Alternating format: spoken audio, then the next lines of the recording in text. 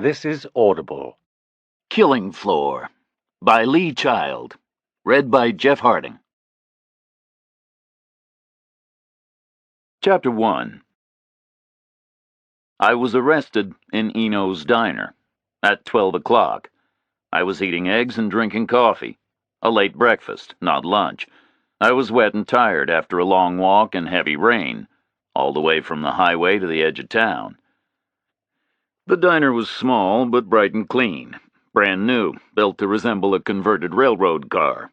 Narrow, with a long lunch counter on one side and a kitchen bumped out back, booths lining the opposite wall, a doorway where the center booth would be. I was in a booth, at a window, reading somebody's abandoned newspaper about the campaign for a president I didn't vote for last time and wasn't going to vote for this time. Outside, the rain had stopped, but the glass was still pebbled with bright drops. I saw the police cruisers pull into the gravel lot. They were moving fast and crunched to a stop. Light bars flashing and popping. Red and blue light in the raindrops on my window. Doors burst open. Policemen jumped out. 2 from each car. Weapons ready. 2 revolvers, 2 shotguns. This was heavy stuff.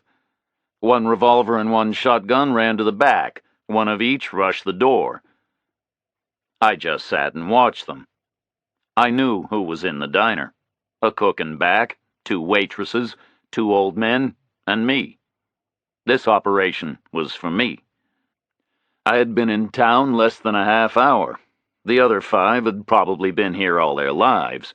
Any problem with any of them, and an embarrassed sergeant would have shuffled in. He would be apologetic. He would mumble to them. He would ask them to come down to the station house. So the heavy weapons in the rush weren't for any of them. They were for me.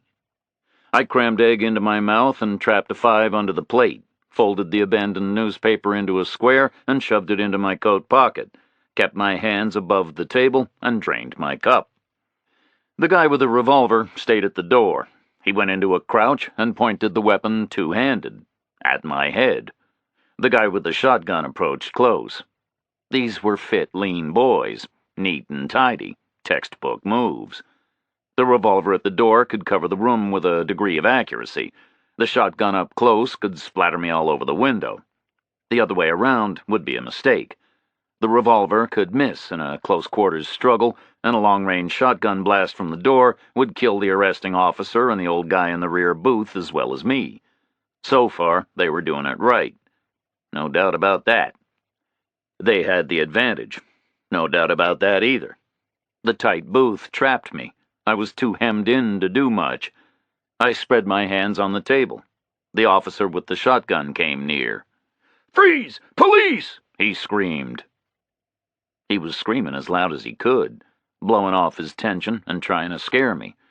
Textbook moves. Plenty of sound and fury to soften the target. I raised my hands. The guy with the revolver started in from the door. The guy with the shotgun came closer. Too close. Their first error. If I had to, I might have lunged for the shotgun barrel and forced it up. A blast into the ceiling, perhaps, and an elbow into the policeman's face, and the shotgun could have been mine. The guy with the revolver had narrowed his angle and couldn't risk hitting his partner. It could have ended badly for them. But I just sat there, hands raised. The guy with the shotgun was still screaming and jumping. "Out here on the floor!" he yelled. I slid slowly out of the booth and extended my wrist to the officer with the revolver. I wasn't going to lie on the floor, not for these country boys, not if they brought along their whole police department with howitzers. The guy with the revolver was a sergeant. He was pretty calm. The shotgun covered me as the sergeant holstered his revolver and unclipped the handcuffs from his belt and clicked them on my wrists. The backup team came in through the kitchen. They walked around the lunch counter, took up position behind me. They patted me down, very thorough. I saw the sergeant acknowledge the shakes of the heads. No weapon. The backup guys each took an elbow. The shotgun still covered me. The sergeant stepped up in front. He was a compact, athletic white man, lean and tanned, my age. The acetate nameplate above his shirt pocket said Baker. He looked up at me. "You are under arrest for murder," he said. You have the right to remain silent. Anything you say may be used as evidence against you. You have the right to representation by an attorney. Should you be unable to afford an attorney, one will be appointed for you by the state of Georgia free of charge. Do you understand these rights?" It was a fine rendition of Miranda. He spoke clearly. He didn't read it from a card. He spoke like he knew what it meant and why it was important. To him and to me. I didn't respond. "Do you understand your rights?" he said again. Again, I didn't respond. Long experience had taught me that absolute silence is the best way.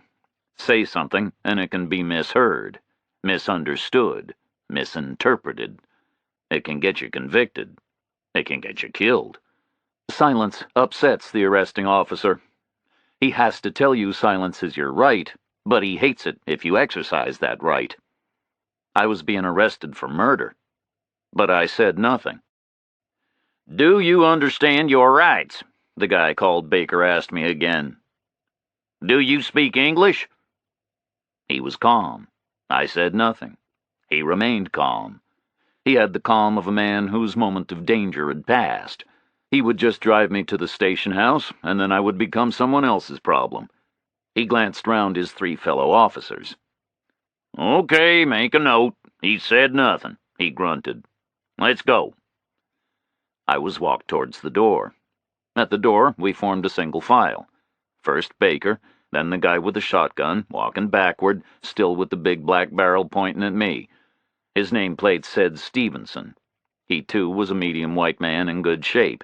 His weapon looked like a drain pipe, pointing at my gut. Behind me were the backup guys. I was pushed through the door with a hand flat on my back. Outside in the gravel lot, the heat was up. It must have rained all night and most of the morning. Now the sun was blasting away, and the ground was steaming. Normally, this would be a dusty, hot place. Today, it was steaming, with that wonderful heady aroma of drenched pavement under a hot noon sun. I stood face up to the sun and inhaled as the officers regrouped. One at each elbow for the short walk to the patrol cars. Stevenson still on the ball with the pump action. At the first car, he skipped backward a step as Baker opened the rear door. My head was pushed down. I was nudged into the car with a neat hip-to-hip contact from the left-hand backup. Good moves. In a town this far from anywhere, surely the result of a lot of training rather than a lot of experience. I was alone in the back of the car. A thick glass partition divided the space. The front doors were still open. Baker and Stevenson got in. Baker drove. Stevenson was twisted around, keeping me under observation. Nobody talked. The backup car followed. The cars were new, quiet and smooth riding, clean and cool inside, no ingrained traces of desperate and pathetic people riding where I was riding. I looked out of the window. Georgia. I saw rich land, heavy, damp, red earth, very long and straight rows of low bushes in the fields. Peanuts, maybe. Belly crops, but valuable to the grower, or to the owner.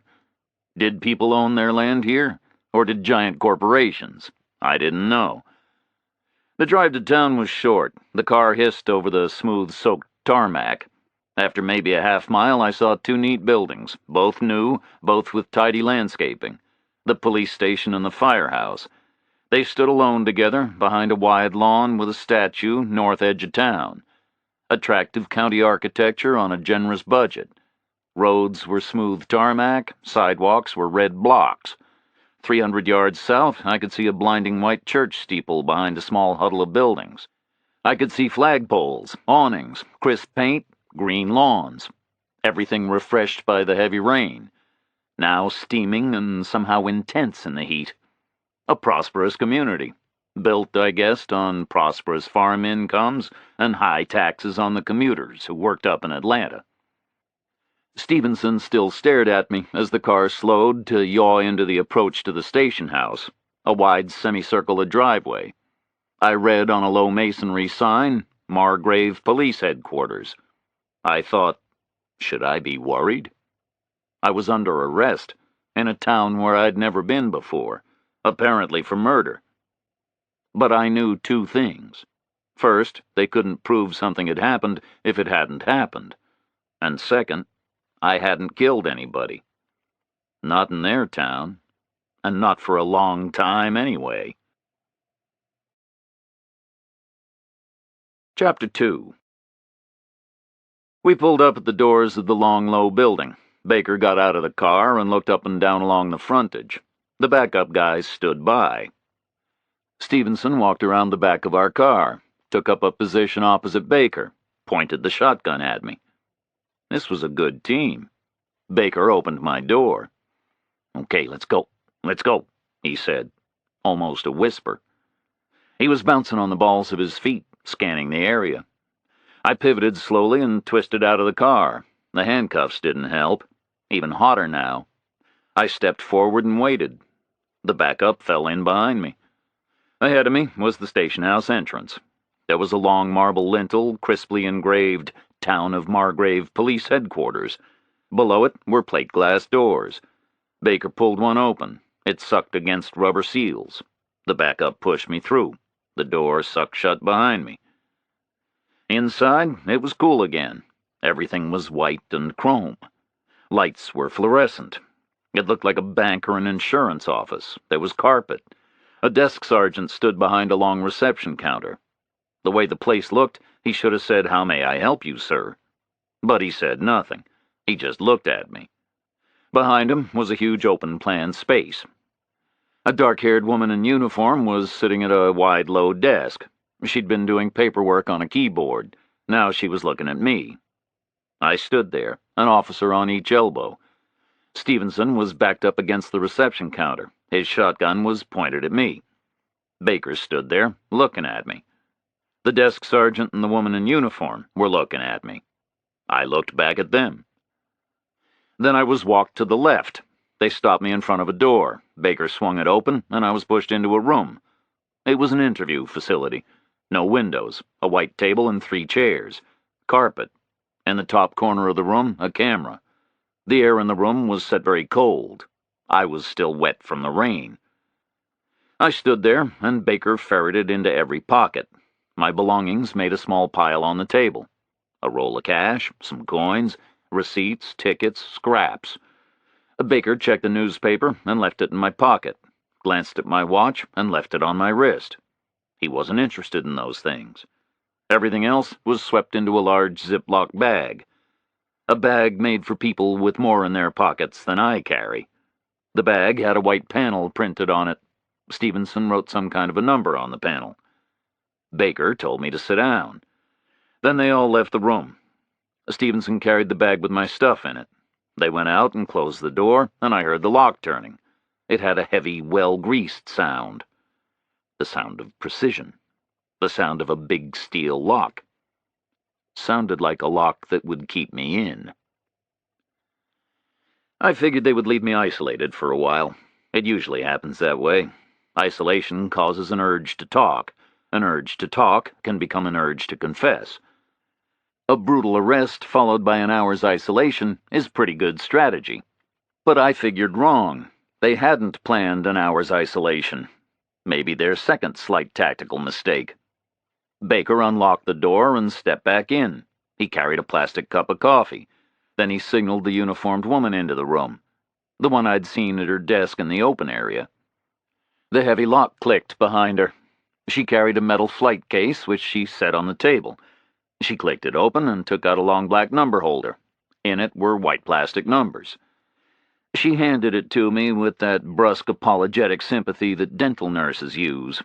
I took it in my cuffed hands, squinted down to make sure it was the right way up, and held it under my chin. The woman took an ugly camera out of the case and sat opposite me. She rested her elbows on the table to brace the camera, sitting forward. Her breasts rested on the edge of the table. This was a good-looking woman. Dark hair, great eyes. I stared at her and smiled. The camera clicked and flashed. Before she could ask, I turned sideways on the chair for the profile, held the long number against my shoulder, and stared at the wall. The camera clicked and flashed again. I turned back and held out the number, two-handed because of the cuffs. She took it from me with that pursed grin which says, yes, it's unpleasant, but it's necessary. like the dental nurse. Then she took out the fingerprint gear, a crisp 10 card already labeled with a number. The thumb spaces are always too small. This one had a reverse side with 2 squares for palm prints. The handcuffs made the process difficult. Baker didn't offer to remove them. The woman inked my hands. Her fingers were smooth and cool. No wedding band. Afterwards, she handed me a wad of tissues. The ink came off very easily. Some kind of new stuff I hadn't seen before. The woman unloaded the camera and put the film with the prints card on the table. She repacked the camera into the flight case. Baker rapped on the door. The lock clicked again. The woman picked up her stuff. Nobody spoke. The woman left the room. Baker stayed in there with me. He shut the door, and it locked with the same greased click. Then he leaned on the door and looked at me. "My chief's coming on down," he said. "You're going to have to talk to him. We got a situation here. Got to be cleared up." I said nothing back to him. Talking to me wasn't going to clear any situation up for anybody. But the guy was acting civilized, respectful, so I set him a test. Held out my hands toward him. An unspoken request to unlock the cuffs. He stood still for a moment, then took out the key and unlocked them. Clipped them back on his belt. Looked at me. I looked back and dropped my arms to my sides. No grateful exhalation. No rueful rubbing of my wrists. I didn't want a relationship with this guy, but I did speak. "Okay," I said. "Let's go meet your chief." It was the first time I'd spoken since ordering breakfast. Now Baker was the one who looked grateful. He rapped twice on the door, and it was unlocked from the outside. He opened it up and signaled me through. Stevenson was waiting with his back to the large open area. The shotgun was gone. The backup crew was gone. Things were calming down. They formed up, one on each side. Baker gripped my elbow lightly. We walked down the side of the open area and came to a door at the back. Stevenson pushed it open, and we walked through into a large office. Lots of rosewood all over it. A fat guy sat at a big rosewood desk. Behind him were a couple of big flags. There was a stars and stripes with a gold fringe on the left, and what I guessed was the Georgia state flag on the right. On the wall between the flags was a clock. It was a big old round thing framed in mahogany. Looked like it had decades of polish on it. I figured it must be the clock from whatever old station house they bulldozed to build this new place. I figured the architect had used it to give a sense of history to the new building. It was showing nearly 12:30. The fat guy at the big desk looked up at me as I was pushed in towards him. I saw him look blank, like he was trying to place me. He looked again, harder. Then he sneered at me and spoke in a wheezing gasp, which would have been a shout if it hadn't been strangled by bad lungs. "Get your ass in that chair and keep your filthy mouth shut," he said. This fat guy was a surprise. He looked like a real asshole, opposite to what I'd seen so far. Baker and his arrest team were the business, professional and efficient. The fingerprint woman had been decent, but this fat police chief was a waste of space. Thin, dirty hair, sweating despite the chilly air, the blotchy red and gray complexion of an unfit, overweight mess, blood pressure sky high, arteries hard as rocks. He didn't look halfway competent. "My name's Morrison," he wheezed, as if I cared. "I am chief of the police department down here in Margrave, and you are a murdering outsider bastard. You've come down here to my town, and you've messed up right there on Mr. Kleiner's private property. So now you're going to make a full confession of my chief of detectives." He stopped and looked up at me, like he was still trying to place me, or like he was waiting for a response. He didn't get one, so he jabbed his fat finger at me. "And then you're going to jail," he said. "And then you're going to the chair. And then I'm going to take a dump on your shitty little pauper's grave." He hauled his bulk out of the chair and looked away from me. "I deal with this myself," he said, "but I'm a busy man." He waddled out from behind his desk. I was standing there between his desk and the door. As he crabbed by, he stopped. His fat nose was about level with the middle button on my coat. He was still looking up at me like he was puzzled by something. "I've seen you before," he said. "Where was it?" He glanced at Baker and then at Stevenson, like he was expecting them to note what he was saying and when he was saying it. "I've seen this guy before," he told them. He slammed the office door, and I was left waiting with the two cops until the chief of detectives swung in. A tall black guy, not old, but graying and balding, just enough to give him a patrician air, brisk and confident, well-dressed in an old-fashioned tweed suit, moleskin vest, shined shoes. This guy looked like a chief should look. He signaled Baker and Stevenson out of the office, closed the door behind them, sat down at the desk, and waved me to the opposite chair.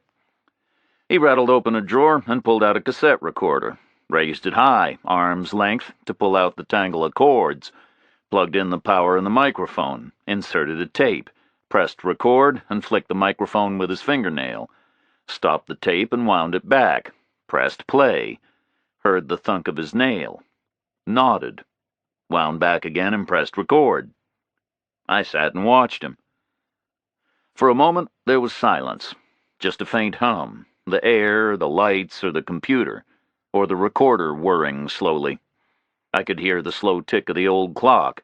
It made a patient sound, like it was prepared to tick on forever, no matter what I chose to do. Then the guy sat right back in his chair and looked hard at me. Did the steepled fingers thing, like tall, elegant people can.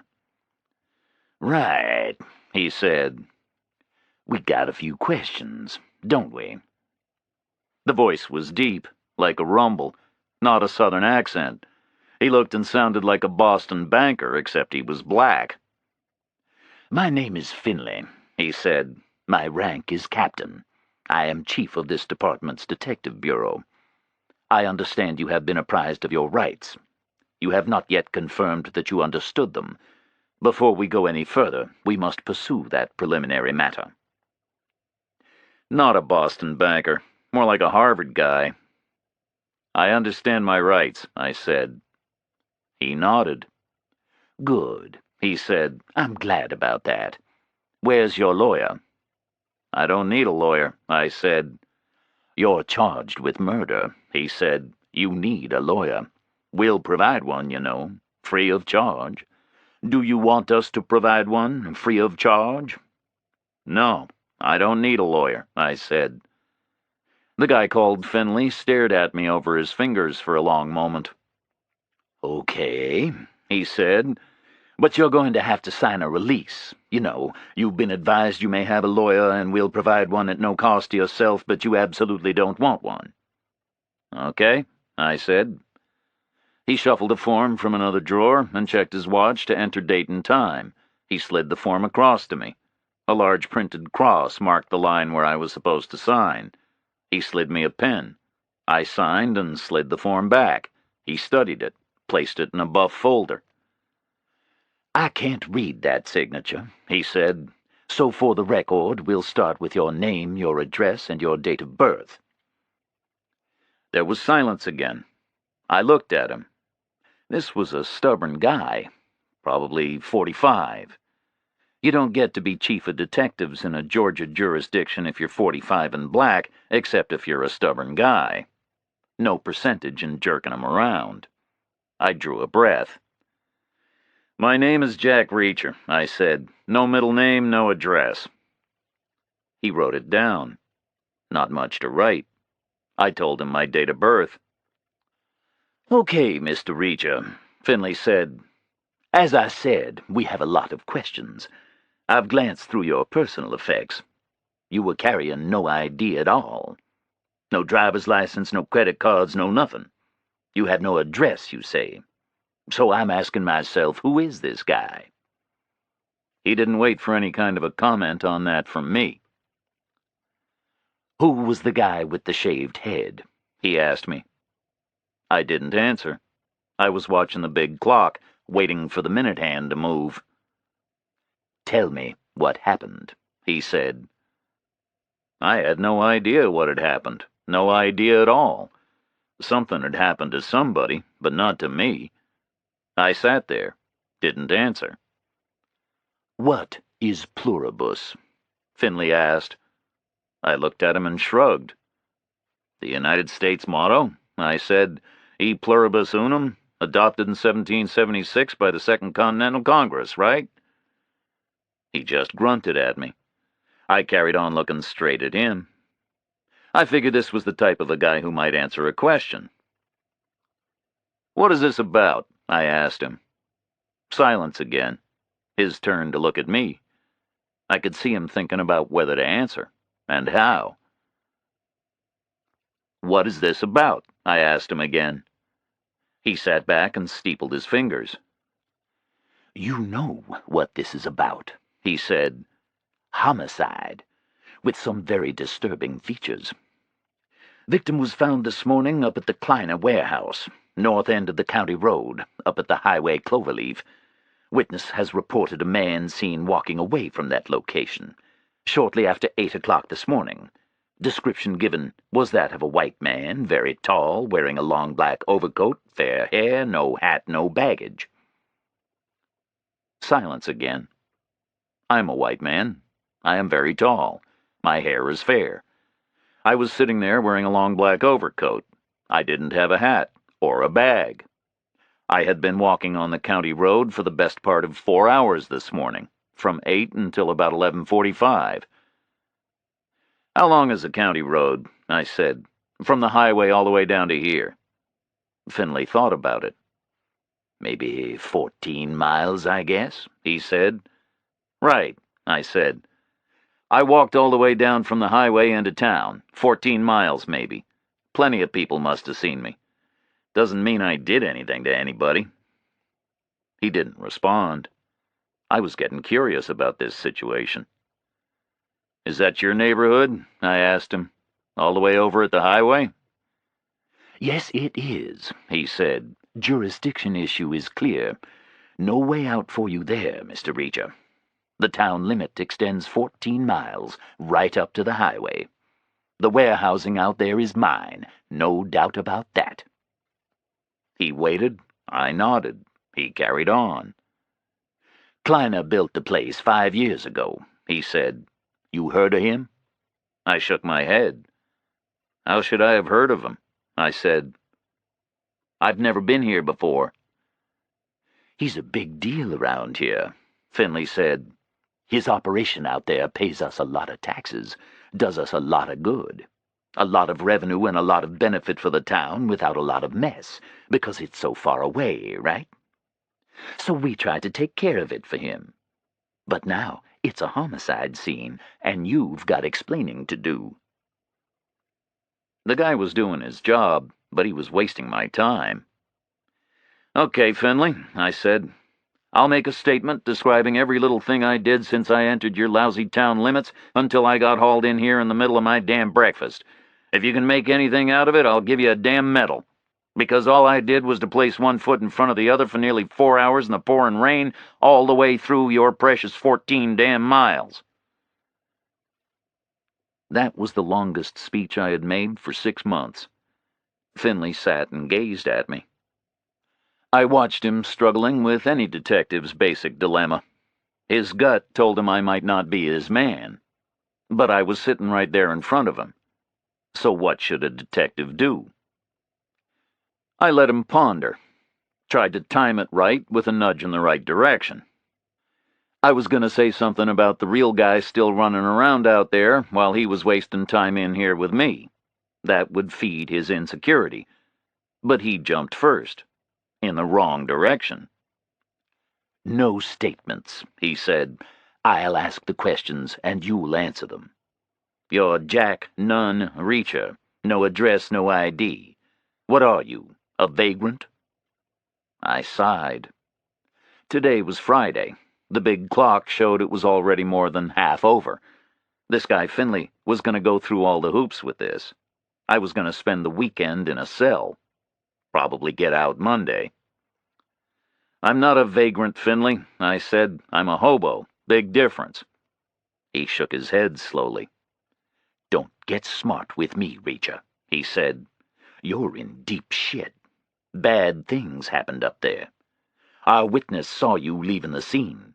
You're a stranger with no ID and no story, so don't get smart with me." He was still just doing his job, but he was still wasting my time. "I wasn't leaving a homicide scene," I said. "I was walking down a damn road. There's a difference, right? People leaving homicide scenes run and hide. They don't walk straight down the road. What's wrong about walking down a road? People walk down roads all the damn time, don't they?" Finley leaned forward and shook his head. "No," he said. "Nobody has walked the length of that road since the invention of the automobile. So why no address? Where are you from? Answer the questions. Let's get this done." "Okay, Finley, let's get it done," I said. "I don't have an address because I don't live anywhere. Maybe one day I'll live somewhere, and then I'll have an address, and I'll send you a picture postcard, and you can put it in your damn address book, since you seem so damn concerned about it." Finley gazed at me and reviewed his options. Elected to go the patient route. Patient, but stubborn, like he couldn't be deflected. "Where are you from?" he asked. "What was your last address?" "What exactly do you mean when you say where am I from?" I asked. His lips were clamped. I was getting him bad-tempered, too. But he stayed patient, laced the patience with an icy sarcasm. "Okay," he said. "You don't understand my question, so let me try to make it quite clear. What I mean is, where were you born, or where have you lived for that majority period of your life which you instinctively regard as predominant in a social or cultural context?" I just looked at him. "I'll give you an example," he said. "I myself was born in Boston, was educated in Boston, and subsequently worked for 20 years in Boston. So I would say, and I think you would agree, that I come from Boston." I was right. A Harvard guy running out of patience. "Okay," I said. "You've asked the questions. I'll answer them. But let me tell you something. I'm not your guy. By Monday, you'll know I'm not your guy. So do yourself a favor. Don't stop looking." Finley was fighting a smile. He nodded gravely. "I appreciate your advice," he said, "and your concern for my career." "You're welcome," I said. "Go on," he said. "Okay," I said. "According to your fancy definition, I don't come from anywhere. I come from a place called military. I was born on a U.S. Army base in West Berlin. My old man was Marine Corps, and my mother was a French civilian he met in Holland. They got married in Korea." Finley nodded, made a note. "I was a military kid," I said. "Show me a list of U.S. bases all around the world, and that's a list of where I lived. I did high school in 24 different countries, and I did 4 years up at West Point." "Go on," Finley said. "I stayed in the Army," I said. "Military police. I served and lived in all those bases all over again. Then, Finley, after 36 years of first being an officer's kid and then being an officer myself, suddenly there's no need for a great big army anymore because the Soviets have gone belly up. So hooray, we get the peace dividend, which for you means your taxes get spent on something else, but for me means I'm a 36-year-old unemployed ex-military policeman getting called a vagrant by smug civilian bastards who wouldn't last 5 minutes in the world I survived." He thought for a moment. Wasn't impressed. "Continue," he said. I shrugged at him. "So right now I'm just enjoying myself," I said. "Maybe eventually I'll find something to do, maybe I won't. Maybe I'll settle somewhere, maybe I won't. But right now I'm not looking to." He nodded, jotted some more notes. "When did you leave the Army?" he asked. 6 months ago, I said. April. "Have you worked at all since then?" he asked. "You're joking," I said. "When was the last time you looked for work?" "April," he mimicked. 6 months ago. I got this job." "Well, good for you, Finley," I said. I couldn't think of anything else to say. Finley gazed at me for a moment. "What have you been living on?" he asked. "What rank did you hold?" "Major," I said. "They give you severance pay when they kick you out. Still got most of it. Trying to make it last, you know?" A long silence. Finley drummed a rhythm with the wrong end of his pen.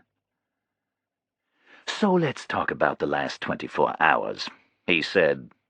I sighed. Now I was heading for trouble. "I came up on the Greyhound bus," I said. "Got off at the county road, 8 o'clock this morning. Walked down into town, reached that diner, ordered breakfast, and I was eating it when your guys came by and hauled me in." "You got business here?" he asked. I shook my head. "I'm out of work," I said. "I haven't got any business anywhere." He wrote that down. "Where did you get on the bus?" he asked me. "In Tampa," I said. "Left at midnight last night." "Tampa in Florida?" he asked. I nodded. He rattled open another drawer, pulled out a Greyhound schedule, riffed it open, and ran a long brown finger down a page. This was a very thorough guy.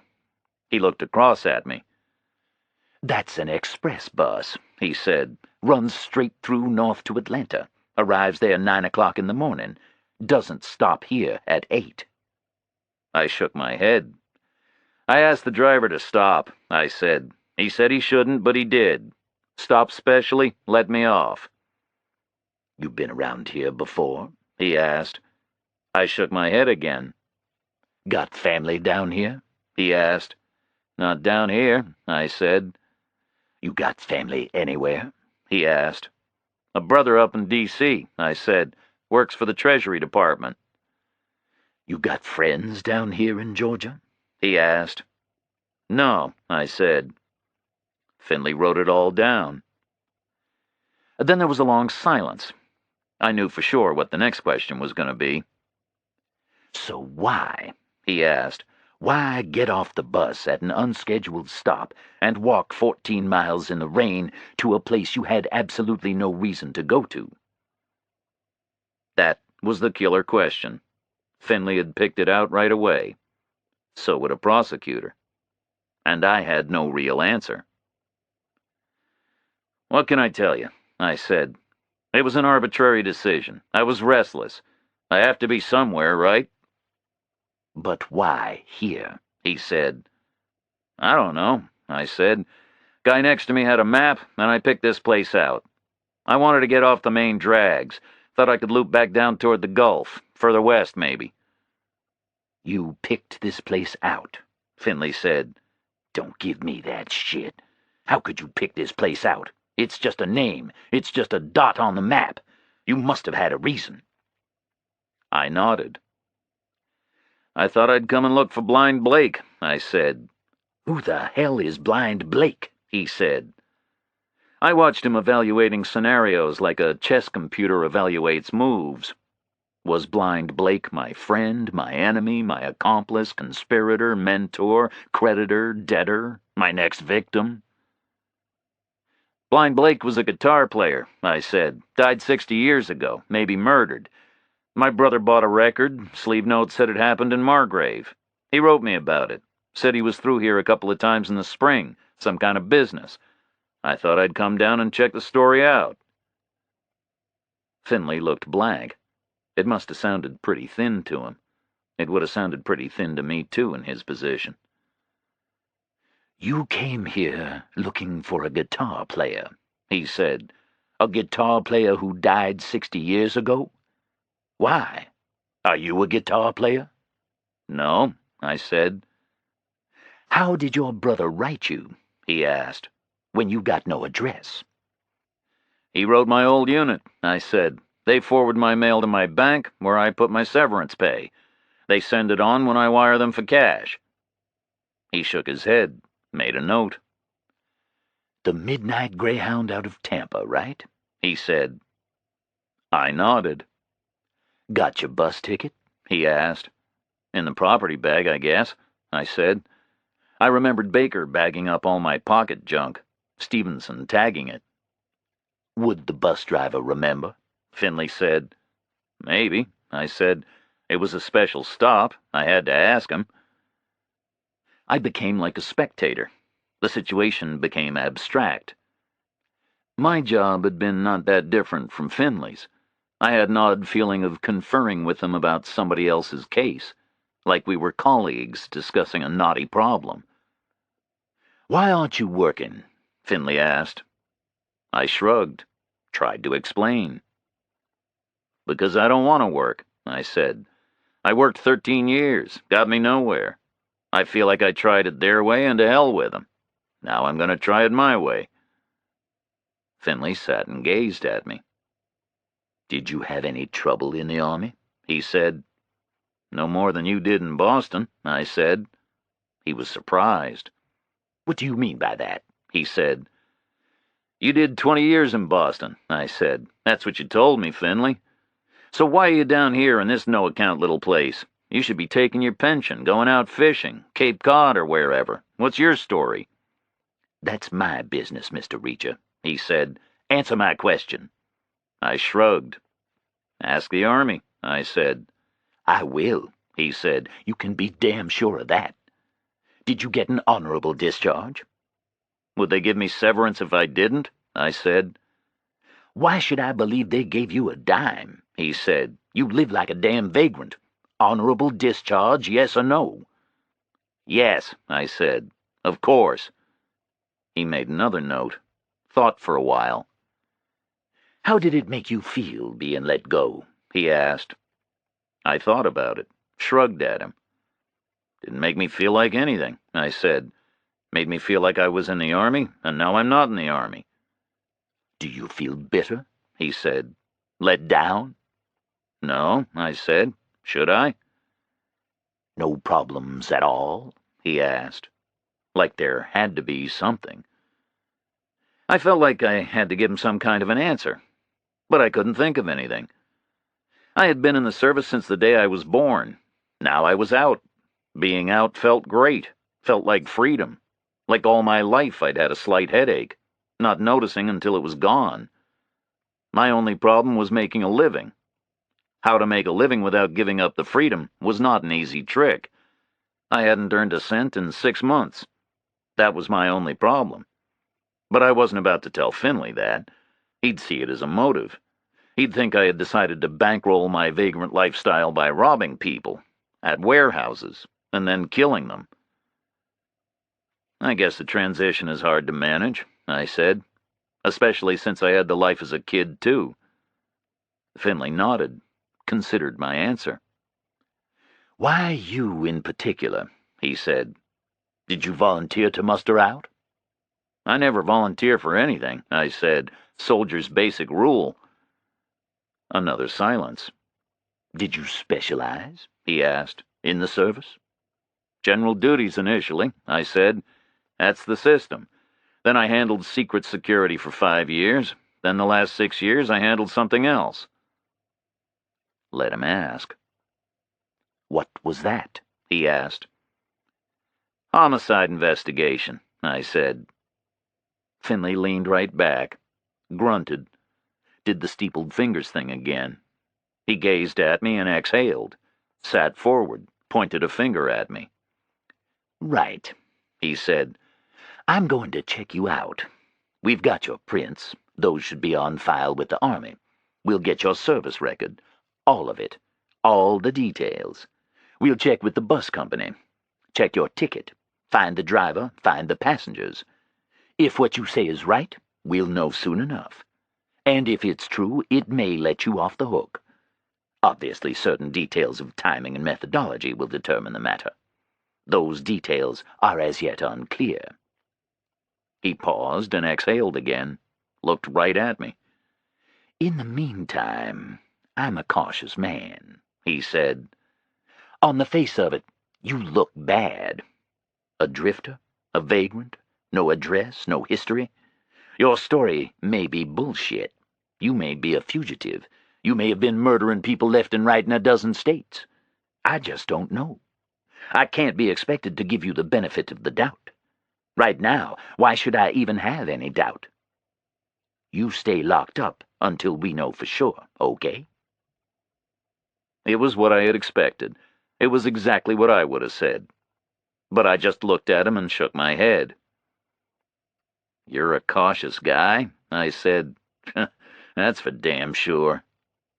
He looked back at me. "If I'm wrong, I'll buy you lunch on Monday," he said, "at Eno's place to make up for today." I shook my head again. "I'm not looking for a buddy down here," I said. Finley just shrugged, clicked off the tape recorder, rewound, took out the tape, wrote on it. He buzzed the intercom on the big rosewood desk, asked Baker to come back in. I waited. It was still cold, but I had finally dried out. The rain had fallen out of the Georgia sky and had soaked into me. Now it had been sucked out again by the dried office air. A dehumidifier had sucked it out and piped it away. Baker knocked and entered. Finley told him to escort me to the cells. Then he nodded to me. It was a nod which said, "If you turn out not to be the guy, remember I was just doing my job." I nodded back. Mine was a nod which said, "While you're covering your ass, there's a killer running about outside." The cell block was really just a wide alcove off the main open-plan squad room. It was divided into 3 separate cells with vertical bars. The front wall was all bars. A gate section hinged into each cell. The metalwork had a fabulous dull glitter. Looked like titanium. Each cell was carpeted, but totally empty. No furniture or bed ledge. Just a high-budget version of the old-fashioned holding pens you used to see. "No overnight accommodation here?" I asked Baker. "No way," he replied. "You'll be moved to the state facility later. Bus comes by at 6. Bus brings you back Monday." He clanged the gate shut and turned his key. I heard bolts socket home all around the rim. Electric.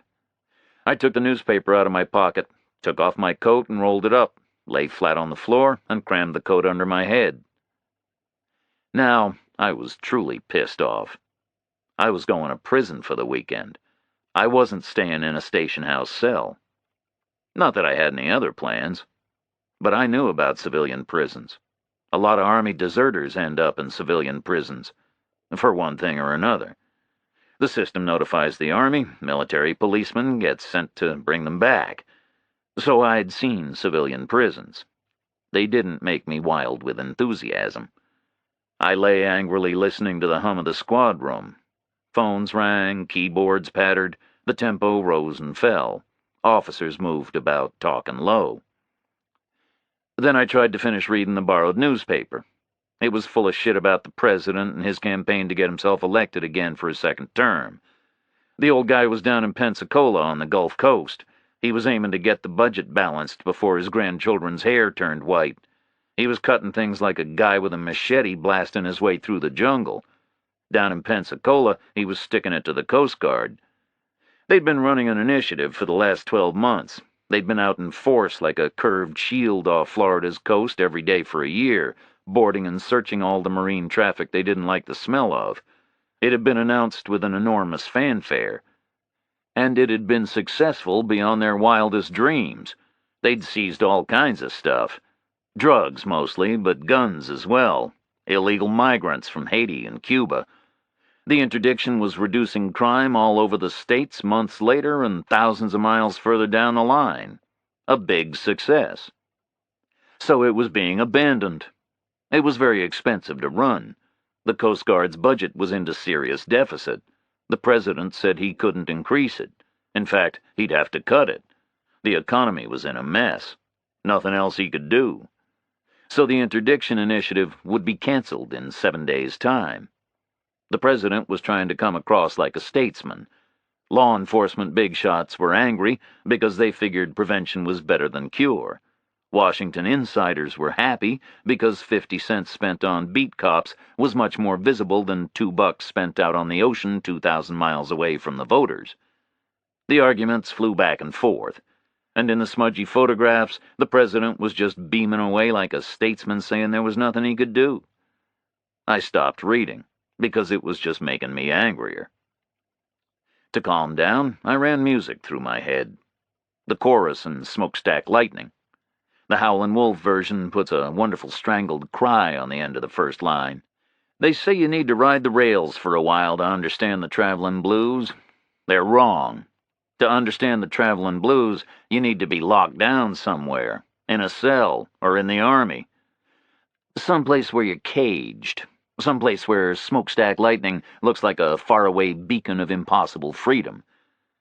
I lay there with my coat as a pillow and listened to the music in my head. At the end of the third chorus, I fell asleep.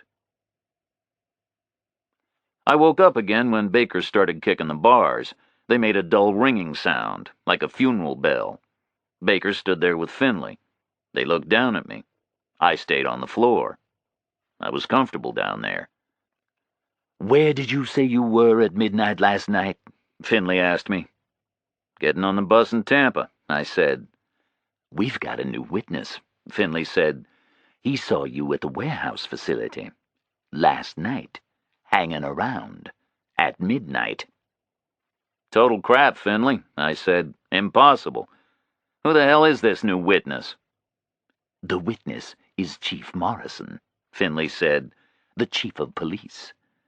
He says he was sure he had seen you before. Now he has remembered where." Chapter 3. They took me back to the Rosewood office in handcuffs. Finley sat at the big desk in front of the flags under the old clock. Baker set a chair at the end of the desk. I sat opposite Finley. He took out the tape machine, dragged out the cords, positioned the microphone between us, tested it with his fingernail, rolled the tape back. Ready. "The last 24 hours, Reacher," he said, "in detail." The two policemen were crackling with repressed excitement. A weak case had suddenly grown strong. The thrill of winning was beginning to grip them. I recognized the signs. "I was in Tampa last night," I said. "Got on the bus at midnight. Witnesses can confirm that. I got off the bus at 8 this morning where the county road meets the highway. If Chief Morrison says he saw me at midnight, he's mistaken. At that time, I was about 400 miles away. I can't add anything more. Check it out." Finley stared at me. Then he nodded to Baker, who opened a buff file. "Victim is unidentified," Baker said. "No ID, no wallet, no distinguishing marks. White male, maybe 40, very tall, shaved head. Body was found up there at 8 this morning on the ground against the perimeter fence close to the main gate. It was partially covered with cardboard. We were able to fingerprint the body. Negative result. No match anywhere in the database." "Who was he, Reacher?" Finley asked. Baker waited for some sort of reaction from me. He didn't get one. I just sat there and listened to the quiet tick of the old clock. The hands crawled around to 2:30. I didn't speak. Baker riffed through the file and selected another sheet. He glanced up again and continued. "Victim received 2 shots to the head," he said. "Probably a small caliber automatic with a silencer. First shot was close range, left temple. Second was a contact shot behind the left ear. Obviously soft-nosed slugs because the exit wounds removed the guy's face. Rain has washed away the powder deposits, but the burn pattern suggests the silencer. Fatal shot must have been the first. No bullets remained in the skull. No shell cases were found." "Where's the gun, Reacher?" Finley said. I looked at him and made a face. Didn't speak. "Victim died between 11:30 and 1 o'clock last night," Baker said. "Body wasn't there at 11:30 when the evening gate man went off duty. He confirms that. It was found when the day man came in to open the gate, about 8 o'clock. He saw you leaving the scene and phoned it in." "Who was he, Reacher?" Finley said again. I ignored him and looked at Baker. "Why before 1 o'clock?" I asked him. "The heavy rain last night began at 1 o'clock, he said. The pavement underneath the body was bone dry. So the body was on the ground before 1 o'clock when the rain started. Medical opinion is he was shot at midnight." I nodded, smiled at them. The time of death was going to let me out. "Tell us what happened next," Finley said quietly. I shrugged at him. "You tell me," I said. "I wasn't there. I was in Tampa at midnight." Baker leaned forward and pulled another sheet out of the file. "What happened next is you got weird," he said. You went crazy. I shook my head at him. I wasn't there at midnight, I said again. I was getting on the bus in Tampa. Nothing too weird about that. The two cops didn't react. They looked pretty grim. Your first shot killed him, Baker said. Then you shot him again, and then you went berserk and kicked the shit out of the body. There are massive post-mortem injuries. You shot him, and then you tried to kick him apart. You kicked that corpse all over the damn place. You were in a frenzy. Then you calmed down and tried to hide the body under the cardboard. I was quiet for a long moment. Post-mortem injuries? I said. Baker nodded. Like a frenzy, he said. The guy looks like he was run over by a truck. Just about every bone is smashed. But the doctor says it happened after the guy was already dead. You're a weird guy, Reacher, that's for damn sure. Who was he? Finley asked for the third time. I just looked at him. Baker was right. It had got weird. Very weird. Homicidal frenzy is bad enough, but post-mortem frenzy is worse. I'd come across it a few times. Didn't want to come across it anymore. But the way they described it to me, it didn't make any sense. How did you meet the guy? Finley asked. I carried on just looking at him. Didn't answer. What does pluribus mean? He asked. I shrugged, kept quiet. Who was he, Reacher? Finley asked again. I wasn't there, I said. I don't know anything. Finley was silent. What's your phone number? He said, suddenly. I looked at him like he was crazy. Finley, what the hell are you talking about? I said. I haven't got a phone. Don't you listen? I don't live anywhere. I mean your mobile phone, he said. What mobile phone? I said. I haven't got a mobile phone. A clang of fear hit me. They figured me for an assassin. A weird, ruthless mercenary with a mobile phone who went from place to place killing people, kicking their dead bodies to pieces, checking in with an underground organization for my next target, always on the move. Finley leaned forward. He slid a piece of paper toward me. It was a torn-off section of computer paper, not old, a greasy gloss of wear on it. The pattern a paper gets from a month in a pocket. On it was printed an underlined heading. It said, Pluribus. Under the heading was a telephone number. I looked at it. Didn't touch it. Didn't want any confusion over fingerprints. Is that your number? Finley asked. I don't have a telephone, I said again. I wasn't here last night. The more you hassle me, the more time you're wasting, Finley. It's a mobile phone number, he said, that we know, operated by an Atlanta airtime supplier. But we can't trace the number until Monday, so we're asking you. You should cooperate, Reacher. I looked at the scrap of paper again. Where was this? I asked him. Finley considered the question, decided to answer it. It was in your victim's shoe, he said, folded up and hidden. I sat in silence for a long time. I was worried. I felt like somebody in a kid's book who falls down a hole, finds himself in a strange world where everything is different and weird, like Alice in Wonderland. Did she fall down a hole, or did she get off a Greyhound in the wrong place? I was in a plush and opulent office. I'd seen worse offices in Swiss banks. I was in the company of 2 policemen, intelligent and professional, probably had more than 30 years' experience between them, a mature and competent department, properly staffed and well-funded. A weak point with the asshole Morrison at the top, but as good an organization as I had seen for a while. But they were all disappearing up a dead end as fast as they could run. They seemed convinced the earth was flat, that the huge Georgia sky was a bowl fitting snugly over the top. I was the only one who knew the earth was round. 2 things, I said. The guy is shot in the head close up with a silenced automatic weapon. First shot drops him. Second shot is insurance. The shell cases are missing. What does that say to you? Professionally. Finley said nothing. His prime suspect was discussing the case with him like a colleague. As the investigator, he shouldn't allow that. He should cut me down. But he wanted to hear me out. I could see him arguing with himself. He was totally still, but his mind was struggling like kittens in a sack. "Go on," he said eventually, gravely, like it was a big deal. "That's an execution, Finley," I said, "not a robbery or a squabble. That's a cold and clinical hit. No evidence left behind. That's a smart guy with a flashlight scrabbling around afterward for 2 small-caliber shell cases." "Go on," Finley said again. "Close-range shot into the left temple," I said. "Could be the victim was in a car. The shooter is talking to him through the window and raises his gun. Bang!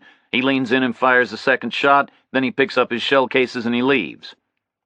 "He leaves," Finley said. "What about the rest of the stuff that went down? You're suggesting a second man?" I shook my head. "There were 3 men," I said. "That's clear, right?" "Why 3?" he said. "Practical minimum of 2, right?" I said. "How did the victim get out there to the warehouses? He drove, right? Too far from anywhere to walk. So where's his car now? The shooter didn't walk there either. So the practical minimum would be a team of 2. They drove up there together, and they drove away separately, one of them in the victim's car." "But," Finley said.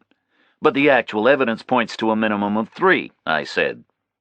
"Think about it psychologically. That's the key to this thing. A guy who uses a silent small-caliber automatic for a neat headshot and an insurance shot is not the type of guy who then suddenly goes berserk and kicks the shit out of a corpse, right? And the type of guy who does get in a frenzy like that doesn't then suddenly calm down and hide the body under some old cardboard. You're looking at 3 completely separate things there, Finley. So there were 3 guys involved." Finley shrugged at me. "2, maybe," he said. "Shooter could have tidied up afterward." "No way," I said. "He wouldn't have waited around. He wouldn't like that kind of frenzy. It would embarrass him, and it would worry him because it adds visibility and danger to the whole thing. And a guy like that, if he had tidied up afterward, he'd have done it right. He wouldn't have left the body where the first guy who came along was going to find it. So you're looking at 3 guys." Finley thought hard. "So?" he said. "So which one am I supposed to be?" I said. "The shooter, the maniac, or the idiot who hid the body?" Finley and Baker looked at each other. Didn't answer me. "So whichever one. What are you saying?" I asked them. "I drive up there with my 2 buddies, and we hit this guy at midnight, and then my 2 buddies drive away, and I choose to stay there? Why would I do that? It's crap, Finley." He didn't reply. He was thinking. "I haven't got 2 buddies," I said, "or a car. So the very best you can do is to say the victim walked there and I walked there. I met him, and I very carefully shot him, like a pro, then recovered my shell cases and took his wallet and emptied his pockets, but forgot to search his shoes. Then I stashed my weapon, silencer, flashlight, mobile phone, the shell cases, the wallet, and all. Then I completely changed my whole personality and kicked the corpse to pieces like a maniac. Then I completely changed my whole personality again and made a useless attempt to hide the body. And then I waited 8 hours in the rain, and then I walked down into town. That's the very best you can do. And it's total crap, Finley. Because why the hell would I wait 8 hours in the rain until daylight to walk away from a homicide?" He looked at me for a long moment. "I don't know why," he said. A guy like Finley doesn't say a thing like that unless he's struggling. He looked deflated. His case was crap, and he knew it. But he had a severe problem with the chief's new evidence. He couldn't walk up to his boss and say, "You're full of shit, Morrison." He couldn't actively pursue an alternative when his boss had handed him a suspect on a plate. He could follow up my alibi, that he could do. Nobody would criticize him for being thorough. Then he could start again on Monday. So he was miserable because 72 hours were going to get wasted, and he could foresee a big problem. He had to tell his boss that actually I could not have been there at midnight. He would have to politely coax a retraction out of the guy. Difficult to do when you're a new subordinate who's been there 6 months, and when the person you're dealing with is a complete asshole. And your boss. Difficulties were all over him, and the guy was miserable as hell about it. He sat there, breathing hard, in trouble. Time to help him out. "The phone number," I said. "You've identified it as a mobile?" "By the code," he said. "Instead of an area code, they have a prefix which accesses the mobile network." "Okay," I said. "But you can't identify who it belongs to because you have no reverse directories for mobiles and their office won't tell you, right?" "They want a warrant," he said. "But you need to know whose number it is, right?" I said. "You know some way of doing that without a warrant?" he asked. "Maybe," I said. "Why don't you just call it up and see who answers?" They hadn't thought of that. There was another silence. They were embarrassed. They didn't want to look at each other. Or me. Silence. Baker bailed out of the situation, left Finley holding the ball. He collected up the files and mimed going outside to work on them. Finley nodded and waved him away. Baker got up and went out, closed the door very quietly indeed. Finley opened his mouth and closed it. He needed to save some face. Badly. "It's a mobile," he said. "If I call it up, I can't tell whose it is or where it is." "Listen, Finley," I said, "I don't care whose it is. All I care is whose it isn't. Understand? It isn't my phone. So you call it up, and John Doe in Atlanta or Jane Doe in Charleston answers it. Then you know it isn't mine." Finley gazed at me, drummed his fingers on the desk, kept quiet. "You know how to do this," I said. "Call the number, some bullshit story about a technical fault or an unpaid bill, some computer thing, get the person to confirm name and address. Do it, Finley. You're supposed to be a damn detective." He leaned forward to where he had left the number, slid the paper back with his long brown fingers, reversed it so he could read it, and picked up the phone, dialed the number, hit the speakerphone button. The ringtone filled the air. Not a sonorous long tone like a home phone, a high, urgent electronic sound. It stopped. The phone was answered. "Paul Hubble," a voice said. "How may I help you?" A southern accent, a confident manner, accustomed to telephones. "Mr. Hubble?" Finley said. He was looking at the desk, writing down the name. "Good afternoon. This is the phone company, mobile division, engineer and manager. We've had a fault reported on your number." "A fault?" the voice said. "Seems okay to me. I didn't report a fault." "Calling out should be okay," Finley said. "It's reaching you that may have been a problem, sir. I've got a signal strength meter connected right now, and actually, sir, it's reading a bit low." "I can hear you okay," the voice said. "Hello?" Finley said. "You're fading a bit, Mr. Hubble." "Hello?" "It would help me to know the exact geographic location of your phone, sir, right now, in relation to our transmitting stations." "I'm right here at home," said the voice. "Okay," Finley said. He picked up his pen again. "Could you just confirm that exact address for me?" "Don't you have my address?" the voice said. Man-to-man jocular stuff. "You seem to manage to send me a bill every month." Finley glanced at me.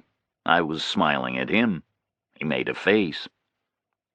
"I'm here in engineering right now, sir," he said. Also jocular. Just two regular guys battling technology. "Customer details are in a different department. I could access that data, but it would take a minute. You know how it is. Also, sir, you've got to keep talking anyway while this meter's connected to give me an exact strength reading, you know? You may as well recite your address, unless you've got a favorite poem or anything." The tinny speakerphone relayed a laugh from the guy called Hubble. "Okay, here goes. Testing, testing," his voice said. "This is Paul Hubble right here at home. That's number 25 Beckman Drive. I say again, 025 Beckman Drive down here in little old Margrave. That's Margrave in the state of Georgia, USA. How am I doing on my signal strength?" Finley didn't respond. He was looking very worried. "Hello?" the voice said. "Are you still there?" "Yes, Mr. Hubble," Finley said. "I'm right here. Can't find any problem at all, sir. Just a false alarm, I guess. Thank you for your help." "Okay," said the guy called Hubble. "You're welcome." The connection broke, and dial tone filled the room. Finley replaced the phone, leaned back and looked up at the ceiling. Spoke to himself. "Shit," he said. "Right here in town. Who the hell is this Paul Hubble? You don't know the guy? I said. He looked at me, a bit rueful, like he'd forgotten I was there. I've only been here 6 months, he said. I don't know everybody. He leaned forward and buzzed the intercom button on the rosewood desk, called Baker back in. Ever heard of some guy called Hubble? Finley asked him. Paul Hubble, lives here in town, 25 Beckman Drive. Paul Hubble, Baker said. Sure, he lives here, like you say. Always has. Family man. Stevenson knows him. Some kind of an in-law or something. They're friendly, I think. Go bowling together. Hubble's a banker. Some kind of a financial guy. You know, a big-shot executive type. Works up in Atlanta. Some big bank up there. I see him around time to time. Finley looked at him. He's the guy on the other end of this number, he said. Hubble? Baker said. Right here in Margrave? Well, that's a hell of a thing. Finley turned back to me. I suppose you're going to say you never heard of this guy, he asked me. Never heard of him, I said. He glared at me briefly, turned back to Baker. You better go on out and bring this Hubble guy in, he said. 25 Beckman Drive. God knows what he's got to do with anything, but we better talk to him. Go easy on him, you know. He's probably a respectable guy. He glared at me again and left the room, banged the heavy door. Baker reached over and stopped the recording machine, walked me out of the office, back to the cell. I went in. He followed and removed the handcuffs, put them back on his belt, stepped back out and closed the gate, operated the lock, the electric bolts snicked home. He walked away. Hey, Baker, I called. He turned and walked back, a level gaze, not friendly. I want something to eat, I said, and coffee. You'll eat up at the state facility, he said. Bus comes by at 6. He walked away. He had to go and fetch the Hubble guy. He would shuffle up to him apologetically, ask him to come down to the station house where Finley would be polite to him. While I stood in a cell, Finley would politely ask Hubble why his phone number had been found in a dead man's shoe. My coat was still balled up on the cell floor. I shook it out and put it on. I was cold again, thrust my hands into the pockets, leaned on the bars, and tried to read through the newspaper again, just to pass the time. But I wasn't taking anything in. I was thinking about somebody who had watched his partner shoot a guy in the head, who had seized the twitching body and kicked it around the floor, who had used enough furious force to smash all the dead inert bones. I was standing there thinking about stuff I'd thought I was through with, stuff I didn't want to think about anymore. So I dropped the paper on the carpet and tried to think about something else. I found that if I leaned up in the front far corner of the cell, I could see the whole of the open plan area. I could see over the reception counter and out through the glass doors. Outside, the afternoon sun looked bright and hot. It looked like a dry and dusty place again. The heavy rain had moved on out. Inside was cool and fluorescent. The desk sergeant sat up on a stool. He worked on his keyboard, probably filing. I could see behind his counter. Underneath were spaces designed not to be seen from the front. Neat compartments contained papers and hardback folders. There were sections with mace sprays, a shotgun, panic buttons. Behind the desk sergeant, the uniformed woman who'd printed me was busy. Keyboard work. The large room was quiet, but it hummed with the energy of investigation. Chapter 4. People spend thousands of dollars on stereos, sometimes tens of thousands. There is a specialist industry right here in the States which builds stereo gear to a standard you wouldn't believe. Tubed amplifiers which cost more than a house. Speakers taller than me. Cables thicker than a garden hose. Some army guys had that stuff. I'd heard it on bases around the world. Wonderful. But they were wasting their money. Because the best stereo in the world is free. Inside your head. It sounds as good as you want it to. As loud as you want it to be. I was leaning up in my corner, running a Bobby Bland number through my head. An old favorite. It was cranked up real loud. Further on up the road. Bobby Bland sings it in G major. That key gives it a strange, sunny, cheerful cast, takes out the spiteful sting from the lyric, makes it a lament, a prediction, a consolation, makes it do what the blues is supposed to do, the relaxed G major misting it almost into sweetness, not vicious. But then I saw the fat police chief walk by, Morrison, on his way past the cells toward the big office and back, just in time for the start of the third verse. I crunched the song down into E flat, a dark and menacing key, the real blues key. I deleted the amiable Bobby Bland. I needed a harder voice, something much more vicious. Musical, but a real cigarettes and whiskey rasp.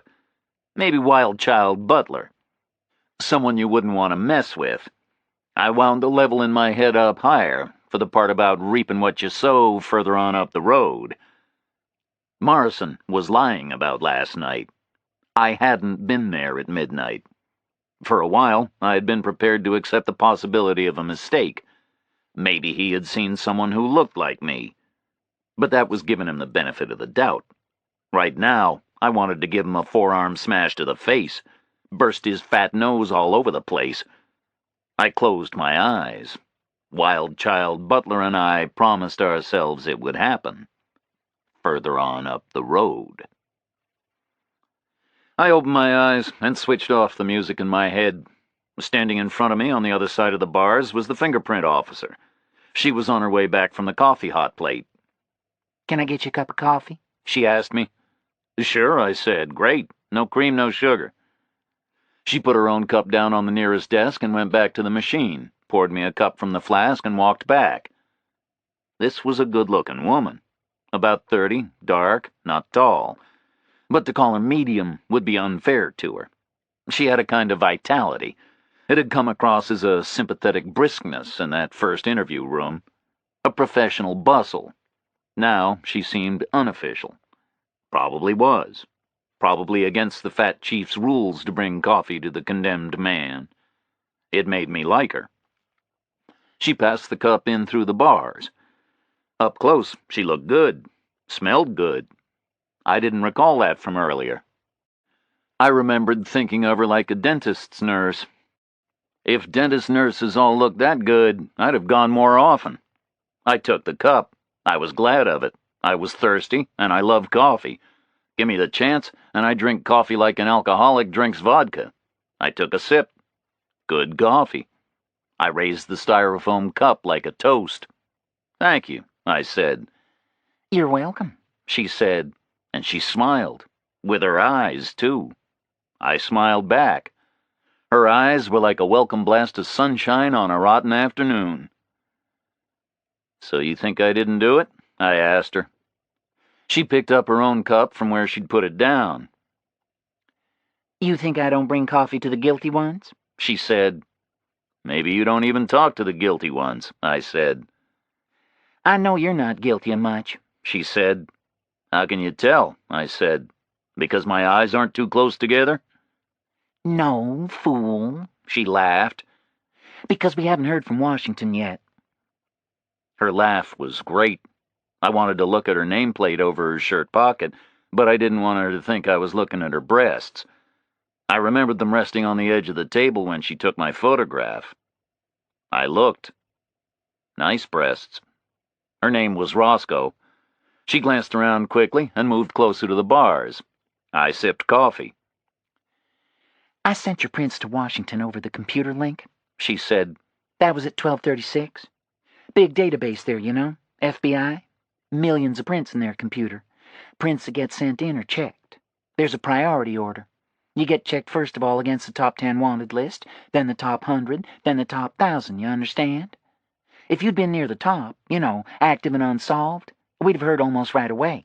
It's automatic. They don't want any big fugitive to slip away, so the system gets right back. But you've been in there almost 3 hours and we haven't heard. So I can tell you're not on record for anything very bad." The desk sergeant was looking over, disapproving. She was going to have to go. I drained the coffee and handed her the cup back through the bars. I'm not on record for anything at all, I said. "No, She said, "You don't match the deviant's profile." "I don't," I said. "I could tell right away," she smiled. "You got nice eyes." She winked and walked away, trashed the cups, and moved over to her workstation. She sat down. All I could see was the back of her head. I moved into my corner and leaned up against the hard bars. I'd been a lonely wanderer for 6 months. I'd learned something. Like Blanche in that old movie, a wanderer depends on the kindness of strangers. Not for anything specific or material, for morale. I gazed at the back of Roscoe's head and smiled. I liked her. Baker had been gone maybe 20 minutes, long enough to get back from Hubbell's place, wherever it was. I figured you could walk there and back in 20 minutes. This was a small town, right? A dot on the map. I figured you could walk anywhere and back in 20 minutes, on your hands. Although the town limits were pretty weird. Depended whether Hubbell lived in town or somewhere else within the outer boundaries. According to my experience, you were in town even when you were 14 miles away. If that 14 miles extended in all directions, then Margrave was about as big as New York City. Baker had said Hubbell was a family man, a banker who worked in Atlanta. That meant a family house somewhere near town, near schools and friends for the kids, near shops and the country club for the wife. An easy drive for him up the county road to the highway. Convenient commute up the highway to the office in the big city. The address sounded like a town address. 25 Beckman Drive. Not too close to Main Street. Probably Beckman Drive ran from the center of town out into the countryside. Hubbell was a financial guy, probably rich, probably had a big white place on a big lot, shade trees, maybe a pool. Call it 4 acres. A square lot covering 4 acres was about 140 yards on a side. Homes on the left and the right of the street put number 25 about 12 lots out from town. About a mile, maybe. Outside the big plate glass doors, the sun was falling away into afternoon. The light was redder. Shadows were longer. I saw Baker's patrol car yaw and bounce into the driveway. No flashing lights. It came slowly around the semicircle and eased to a stop. Bounced once on its springs. Its length filled the view through the plate glass. Baker got out on the far side and walked out of sight as he rounded the car. He reappeared as he approached his passenger's door. He opened it like a chauffeur. He looked all twisted up with conflicting body language, part deferential because this was an Atlanta banker, part friendly because this was his partner's bowling buddy, part official because this was a man whose phone number had been hidden in a corpse's shoe. Paul Hubbell got out of the car. Baker shut the door. Hubbell waited. Baker skipped around him and pulled open the big plate glass door of the station house. It sucked against the rubber seal. Hubbell stepped inside. He was a tall white man. He looked like a page from a magazine, an advertisement, the sort that uses a grainy photograph of money at play. He was in his early 30s, trim but not strong. Sandy hair, tousled, receding just enough to show an intelligent brow. Just enough to say, yes, I was a preppy, but hey, I'm a man now. He wore gold-rimmed round eyeglasses. He had a square jaw, a decent tan, very white teeth. Many of them were on show as he smiled at the desk sergeant. He wore a faded polo shirt with a small logo and washed chino pants, the sort of clothes that look old when you buy 'em for $500. He had a thick white sweater draped over his back. The arms were loosely tied in front. I couldn't see his feet because the reception desk was in the way. I was certain he would be wearing tan boat shoes. I made a substantial bet with myself he was wearing them without socks. This was a man who wallowed in the yuppie dream like a pig in shit. He was in a state of some agitation. He placed his palms on the reception desk and then turned and dropped his hands to his sides. I saw sandy forearms and the flash of a heavy gold watch. I could see his natural approach would be to act like a friendly rich guy, visiting the station house like our campaigning president would visit a factory.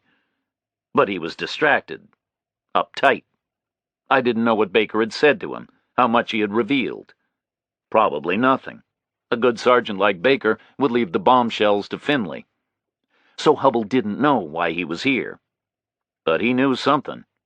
I was a policeman of sorts for 13 years, and I can smell a worried man a mile away. Hubble was a worried man. I stayed leaning up on the bars, motionless. Baker signaled Hubble to walk with him around the far side of the squad room, towards the Rosewood office and back. As Hubble rounded the end of the reception desk, I saw his feet. Tan boat shoes, no socks. The two men walked out of sight into the office. The door closed. The desk sergeant left his post and went outside to park Baker's cruiser. He came back in with Finley at his side. Finley walked straight back toward the Rosewood office where Hubble waited for him, ignored me as he crossed the squad room, opened the office door and went inside. I waited in my corner for Baker to come out. Baker couldn't stay in there, not while his partner's bowling buddy entered the orbit of a homicide investigation. That would not be ethical, not ethical at all. Finley struck me as a guy who would go big on ethics. Any guy with a tweed suit like that and a moleskin vest and a Harvard education would go big on ethics. After a moment, the door opened and Baker came out. He walked into the big open room and headed for his desk. "Hey, Baker," I called. He changed course and walked over to the cells, stood in front of the bars, where Roscoe had stood. "I need to go to the bathroom," I said, "unless I gotta wait until I get up to the big house for that, too." He cracked a grin, grudging, but a grin. He had a gold tooth way back, gave him a rakish air, a bit more human. He shouted something to the desk guy, probably a code for a procedure. He took out his keys and activated the electric lock. The bolts popped back. I wondered briefly how they did it if there was a power outage. Could they unlock these gates without electricity? I hoped so. Probably lots of thunderstorms down here. Lots of power lines crashing down. He pushed the heavy gate inward.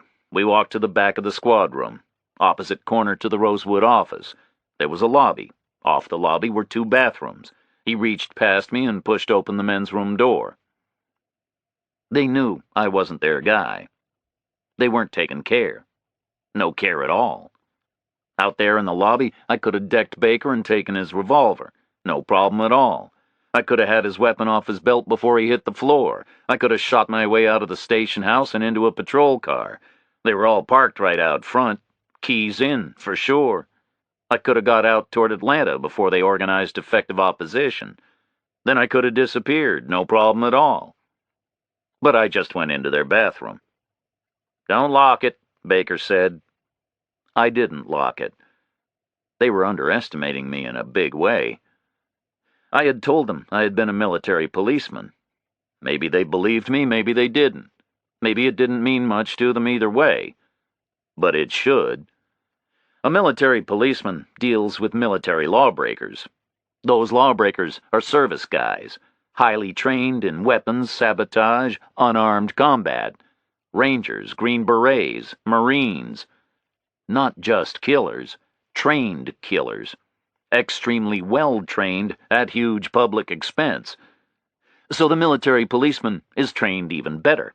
Better with weapons, better unarmed. Baker had to be ignorant of all that. Hadn't thought about it. Otherwise, he would have had a couple of shotguns aimed at me for the trip to the bathroom. If he thought I was their guy.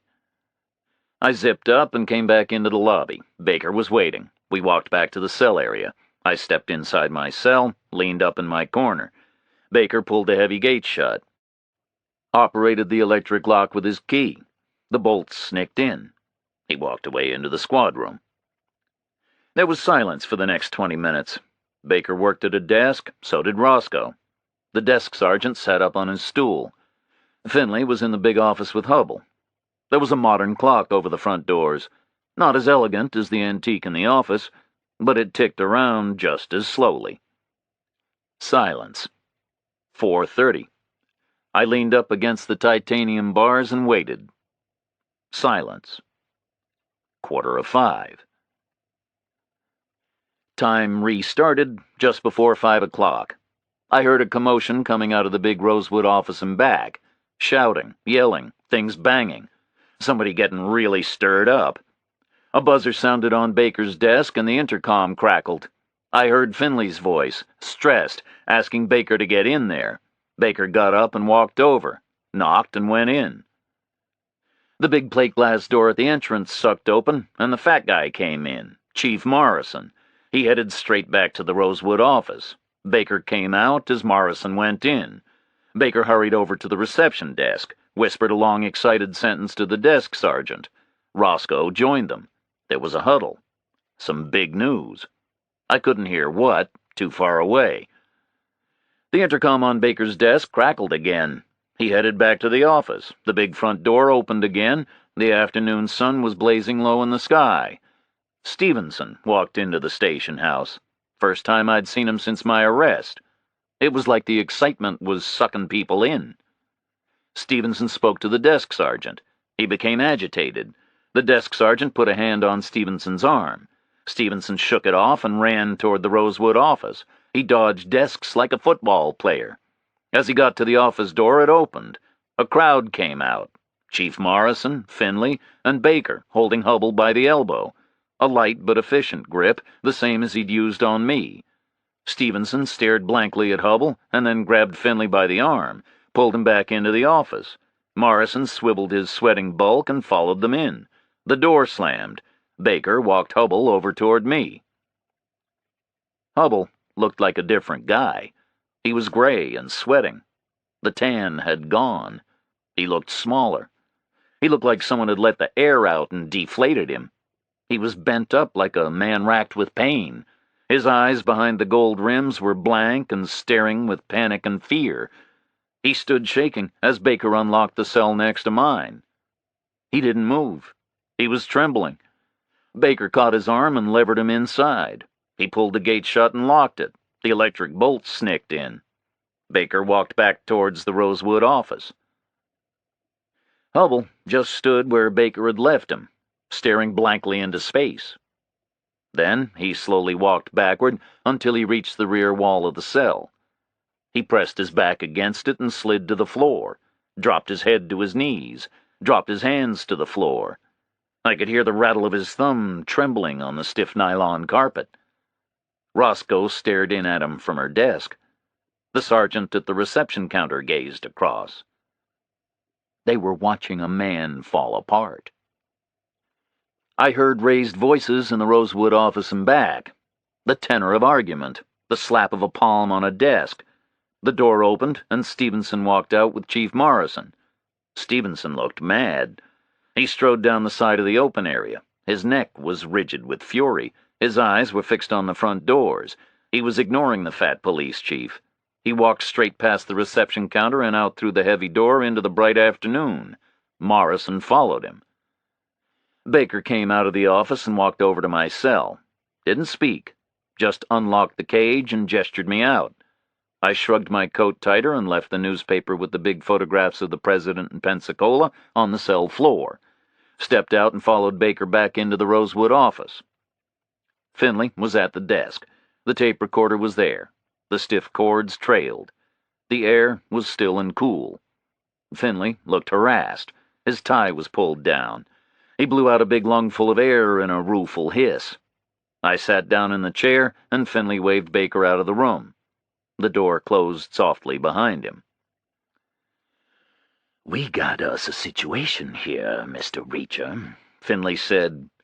"A real situation." He lapsed into a distracted silence.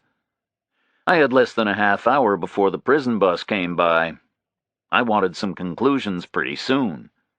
Finley looked up and focused again, started talking, rapidly, the elegant Harvard syntax under pressure.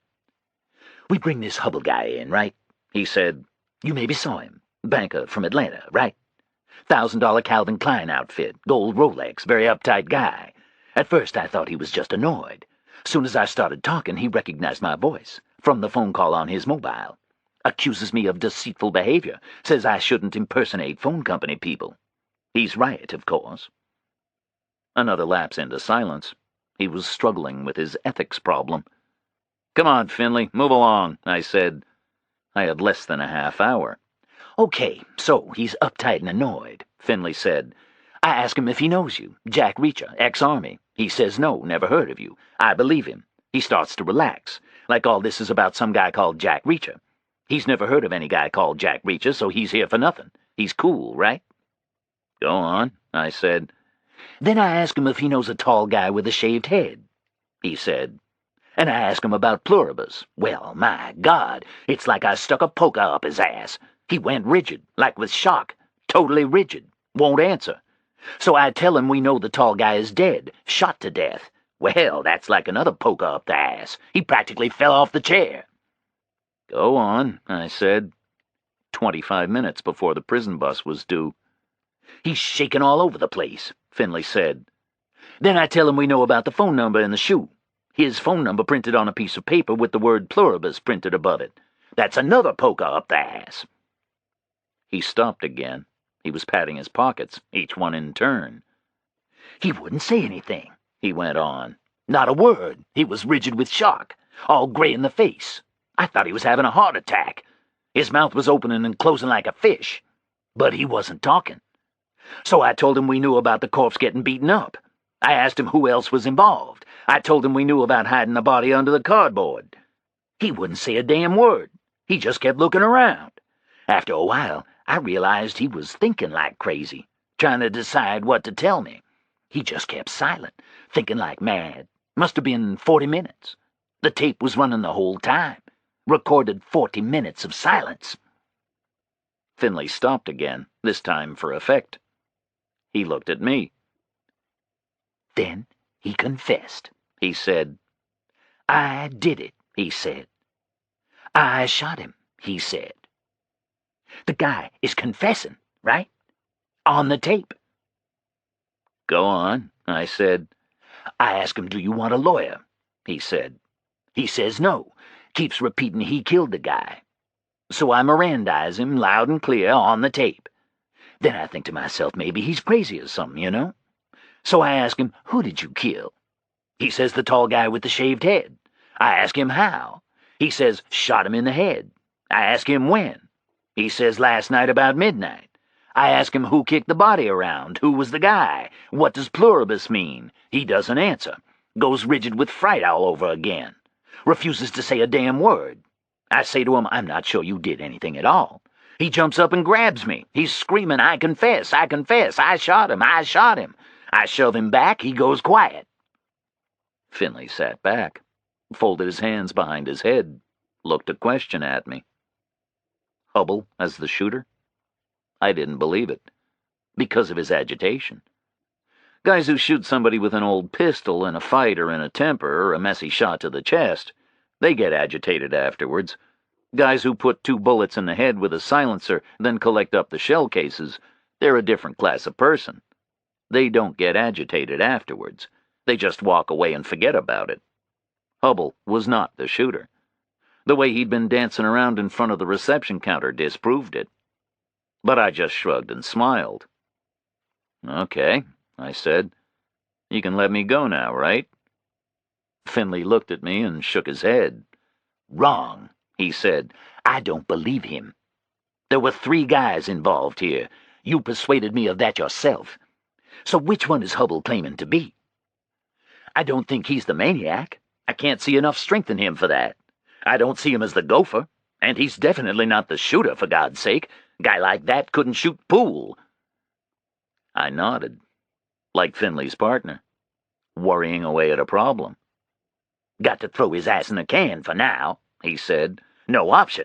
He's confessed. Couple of plausible details. But it definitely won't hold up.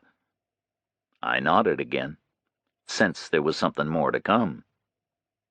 Go on, I said, with resignation.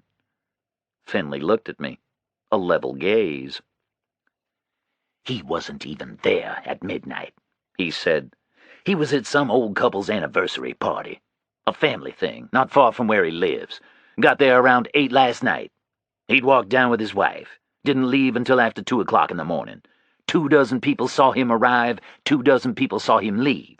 He got a ride home from his sister-in-law's brother-in-law. He got a ride because it was already pouring rain by then.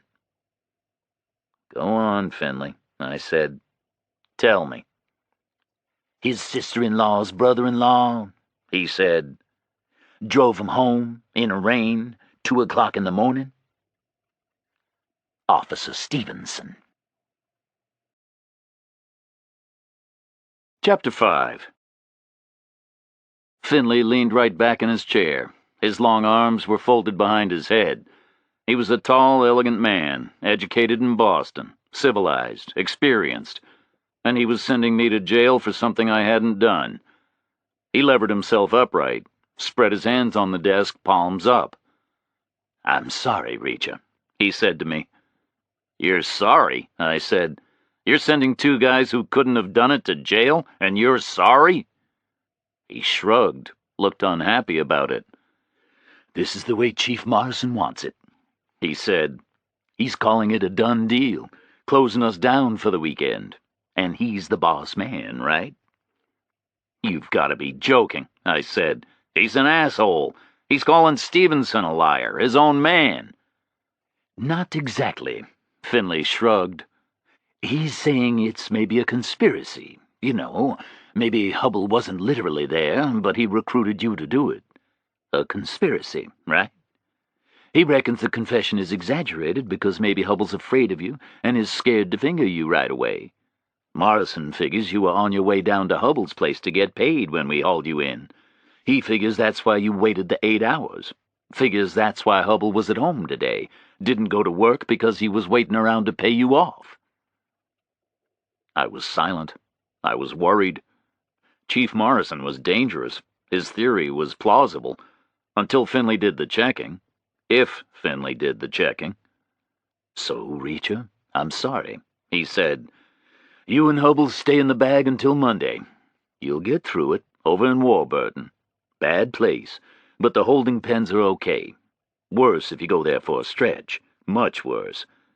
Meantime, I'll work on it before Monday. I'll ask Officer Roscoe to come in Saturday and Sunday. She's the pretty one outside. She's good, the best we got. If what you say is right, you'll be free and clear on Monday, okay?" I stared at him. I was getting mad. "No, Finley, not okay," I said. "You know I didn't do a damn thing. You know it wasn't me. You're just shit scared of that useless fat bastard Morrison. So I'm going to jail because you're just a spineless damn coward." He took it pretty well. His dark face flushed darker. He sat quietly for a long time. I took a deep breath and glared at him. My glare subsided to a gaze as my temper cooled. Back under control. His turn to glare at me. "2 things, Reacher," he said. Precise articulation. "First, if necessary, I'll take care of Chief Morrison on Monday. Second, I am not a coward. You don't know me at all. Nothing about me." I gazed back at him. 6 o'clock. Bus time. "I know more than you think," I said. "I know you're a Harvard postgrad, you're divorced, and you quit smoking in April." Finley looked blank. Baker knocked and entered to say the prison bus had arrived. Finley got up and walked around the desk, told Baker he would bring me out himself. Baker went back to fetch Hubble. "How do you know that stuff?" Finley asked me. He was intrigued. He was losing the game. "Easy," I said. "You're a smart guy, right? Educated in Boston, you told me. But when you were college age, Harvard wasn't taking too many black guys. You're smart, but you're no rocket scientist, so I figure Boston U for the first degree, right?"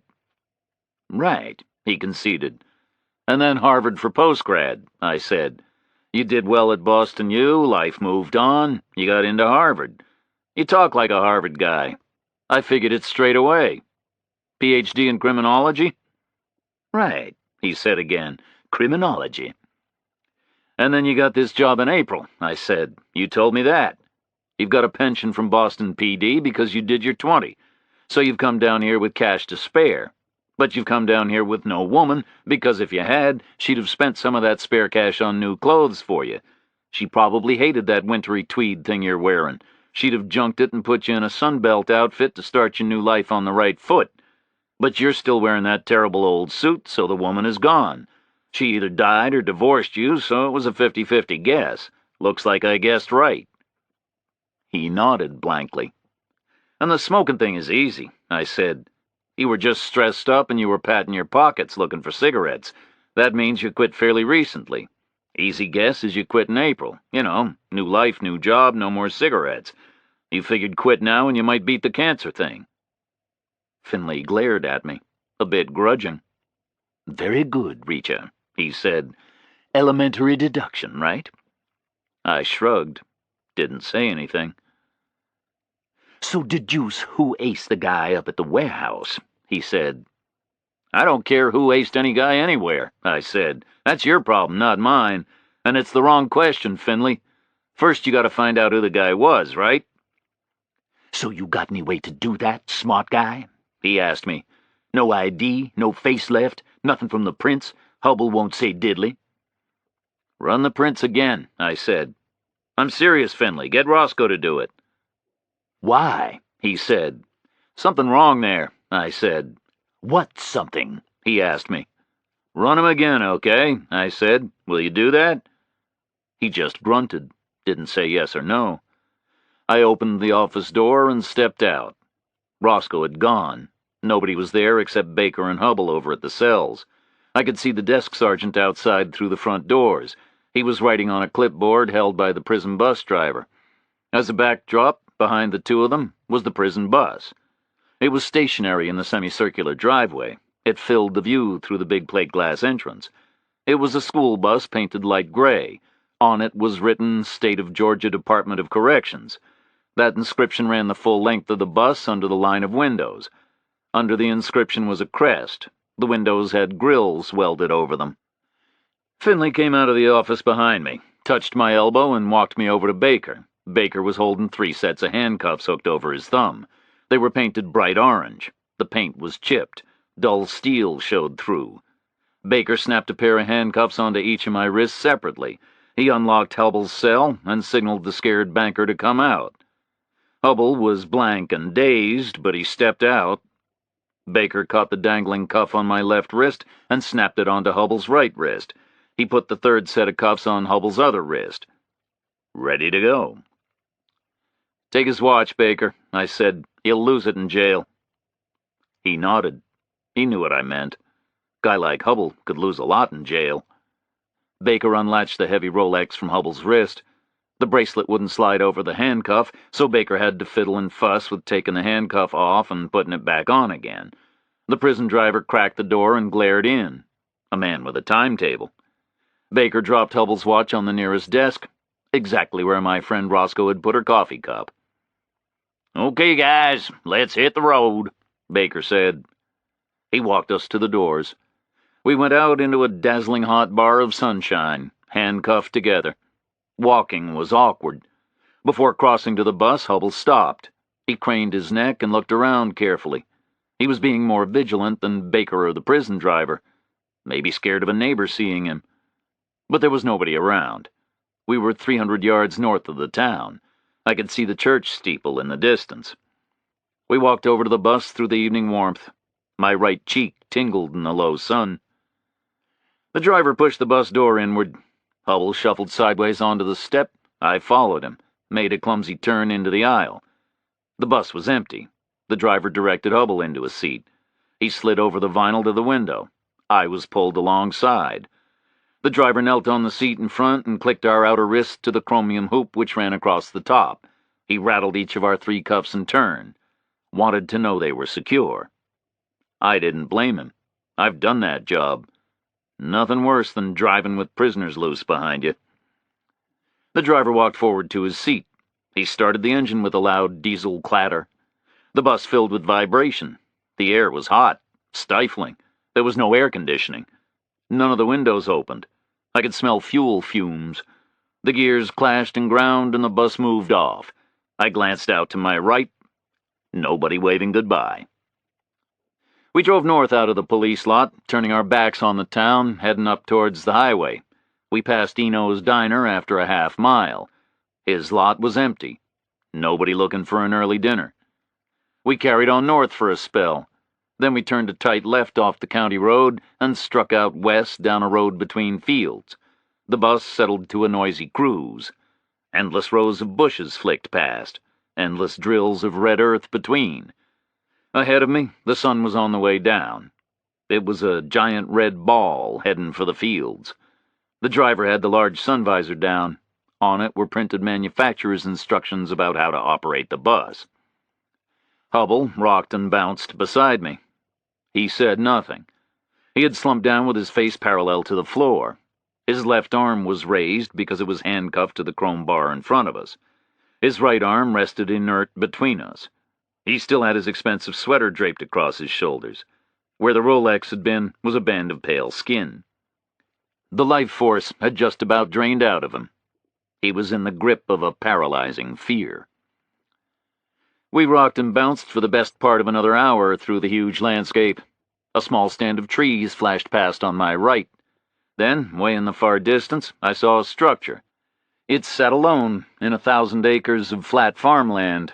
Against the low red sun, it looked like a protrusion from hell. Something forced up through the crust of the earth. It was a complex of buildings. Looked like a chemical factory or a nuclear place. Massive concrete bunkers and glittering metal walkways. Tubing running here and there with steam drifting. All surrounded with fencing punctuated by towers. As we drew closer, I could see arc lights and razor wire. Searchlights and rifles in the towers. Layers of fences separated with plowed red earth. Hubble didn't look up. I didn't nudge him. It wasn't the Magic Kingdom up ahead. The bus slowed as we approached. The outermost fence was about 100 yards out, forming a giant perimeter. It was a substantial fence, possibly 15 feet tall, studded along its entire length with pairs of sodium floodlights. One of each pair was trained inward across the 100-yard breadth of plowed earth. One was trained out over the surrounding farmland. All the floodlights were lit. The whole complex blazed with yellow sodium light. Up close, it was very bright. The yellow light turned the red earth to a ghastly tan. The bus rattled to a halt. The idling engine set up a vibration. What little ventilation there had been ceased. It was stifling. Hubble finally looked up. He peered out through his gold rims. He looked around him and out the window. He groaned. It was a groan of hopeless dejection. He dropped his head. The driver was waiting for a signal from the first gate guard. The guard was speaking into a radio. The driver blipped the engine and crunched into gear. The guard signaled to him using his radio as a baton, waving us through. The bus ground forward into a cage. We passed a long, low sign at the curb. Warburton Correctional Facility, State of Georgia Department of Corrections. Behind us, a gate swung closed. We were sealed in a wire cage. It was roofed with wire. At the far end, a gate swung open. The bus ground through. We drove the 100 yards to the next fence. There was another vehicle cage. The bus went in, waited, and drove on out. We drove right into the heart of the prison. We stopped opposite a concrete bunker, the reception area. The engine noise beat against the concrete surrounding us. Then it shut down, and the vibration and clatter died away to silence. The driver swung out of his seat and walked up the aisle, stooping, pulling himself like a climber on the seat backs. He pulled out his keys and unlocked the cuffs, fixing us to the seat in front. "Okay, boys, let's go," he grinned. "Party time." We hauled ourselves out of our seat and shuffled down the bus. My left arm was pulled back by Hubble. The driver stopped us at the front. He removed all 3 sets of handcuffs and dropped them in a bin next to his cab, hauled on a lever and sprang the door. We got out of the bus. A door opened opposite and a guard stepped out, called us over. He was eating a donut and spoke with his mouth full. A sugar mustache frosted his lip. He was a pretty casual guy. We went through the door into a small concrete chamber. It was filthy. Deal chairs surrounded a painted table. Another guard sat on the table reading from a battered clipboard. "Sit down, okay?" he said. We sat. He stood up. His partner with the donut locked the outer door and joined him. "Here's the deal," said the clipboard guy. "You guys are Reacher and Hubble, in from Margrave, not convicted of any crime, in custody pending investigation, no bail application for either of you. Hear what I say? Not convicted of any crime. That's the important thing. Excuses you from a lot of shit in here, okay? No uniform, no processing, no big deal, you understand? Nice accommodations on the top floor." "Right," said the donut guy. "Thing is, if you were convicts, we'd be poking and prodding and hitting on you, and you'd get the uniform, and we'd shove you on the convict floors with the other animals, and we'd just sit back and watch the fun, right?" "Right," his partner said. "So what we're saying is this. We ain't here to give you a hard time, so don't you boys be giving us a hard time neither, you understand? This damn facility ain't got the manpower. Governor laid off about half the staff, okay? Gotta meet the budget, right? Gotta cut the deficit, right? So we ain't got the men to do the job the way it ought to be done. Trying to do our job with half a crew on every shift, right? So what I'm saying is we shove you in there, and we don't want to see you again until we pull you out on Monday. No hassle, right? We ain't got the manpower for hassle. We ain't got the manpower for hassle on the convict floors, let alone hassle on the holding floor, you understand? Yo, Hubble, you understand?" Hubble looked up at him and nodded blankly. Didn't speak. "Reacher," the clipboard guy said, "you understand?" "Sure," I said. I understood. This guy was understaffed, having problems because of a budget, while his friends collected unemployment. "Tell me about it." "Good," he said. "So the deal is this. The two of us are off duty at 7 o'clock, which is in about 1 minute's time. We ain't staying late for you boys. We don't want to, and the union wouldn't let us anyway. So you get a meal, then you're locked down in here until they got manpower to take you upstairs. No manpower until lights out, maybe 10 o'clock, okay? But then no guards will move prisoners around after lights out anyway, right? Union won't let 'em. So Spivvy'll come get you himself. Assistant warden, top boy tonight. About 10 o'clock, okay? You don't like it, you don't tell me, you tell the governor, okay?" The donut eater went out into the corridor and came back a long moment later with a tray. On it were covered plates, paper cups, and a thermos. He put the tray on the table, and the two of them swung out through the corridor, locked the door from the outside. It went quiet as a tomb in there. We ate. Fish and rice, Friday food, coffee in the thermos. Hubble didn't speak. He left most of the coffee for me. Score 1 for Hubble. I put the debris on the tray and the tray on the floor. Another 3 hours to waste.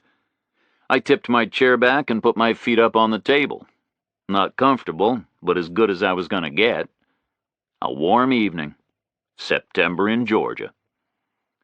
I looked over at Hubble without curiosity. He was still silent. I had never heard him speak except on Finley's speakerphone. He looked back at me. His face was full of dejection and fear. He looked at me like I was a creature from another world. He stared at me like I worried him. Then he looked away. Maybe I wouldn't head back to the Gulf, but it was too late in the year to head north, too cold up there. Maybe skip right down to the islands, Jamaica maybe, good music there, a hut on the beach, live out the winter in a hut on a Jamaica beach, smoke a pound of grass a week, do whatever Jamaica people do, maybe 2 pounds of grass a week with someone to share the hut. Roscoe kept drifting into the picture. Her uniform shirt was fabulously crisp, a crisp, tight blue shirt. I had never seen a shirt look better. On a Jamaica beach in the sun, she wouldn't need a shirt. I didn't think that would prove to be any kind of a major problem. It was her wink that did it to me. She took my coffee cup. She said I had nice eyes, and she winked. Gotta mean something, right? The eyes thing, I've heard that before. An English girl I'd had good times with for a while, she liked my eyes. Said it all the time. They're blue. Equally, people have said they look like icebergs in an Arctic sea. If I concentrate, I can stop them blinking. Gives a stare an intimidating effect. Useful. But Roscoe's wink had been the best part of the day. The only part of the day, really, except Eno's scrambled eggs, which weren't bad. Eggs you can get anywhere. But I'd miss Roscoe. I floated on through the empty evening. Not long after 10, the door from the corridor was unlocked. A uniformed man came in. He carried a clipboard and a shotgun. I looked him over. A son of the South, a heavy, fleshy man, reddened skin, a big hard belly and a wide neck, small eyes, a tight greasy uniform straining to contain him. Probably born right there on the farm they commandeered to build the prison. Assistant Warden Spivey, this shift's top boy. Understaffed and harassed, ushering the short-stay guests around by himself, with a shotgun in his big red farmer's hands. He studied his clipboard. "Which one of you is Hubble?" he asked. He had a high-pitched voice, at odds with his bulk. Hubble raised his hand briefly, like a boy at grade school. Spivvy's little eyes flicked over him, up and down like a snake's eyes. He grunted and signaled with the clipboard. We formed up and moved out. Hubble was blank and acquiescent, like an exhausted trooper. "Turn left and follow the red line," Spivvy said. He waved left with the shotgun. There was a red line painted on the wall at waist height. It was a fire lane guide. I guessed it must lead outside, but we were going in the wrong direction. Into the prison, not out of it. We followed the red line through corridors, upstairs, and around corners. Hubble first, then me, then Spivvy with the shotgun. It was very dark, just dim emergency lighting. Spivvy called a halt on a landing. He overrode an electronic lock with his key, a lock which would spring the fire door when the alarm went. "No talking," he said. "Rules here say absolute silence at all times after lights out. Cell at the end on the right." We stepped in through the outdoor. The foul odor of prison hit me, the night exhalation of countless dispirited men. It was nearly pitch black. A nightlight glowed dimly. I sensed rather than saw rows of cells. I heard the babble of night sounds, breathing and snoring, muttering and whimpering. Spivvy walked us to the end of the row, pointed to an empty cell. We crowded in. Spivvy swung the bars shut behind us. They locked automatically. He walked away. The cell was very dark. I could just about see a bunk bed, a sink, and a john. Not much floor space. I took off my coat and lobbed it onto the top bunk.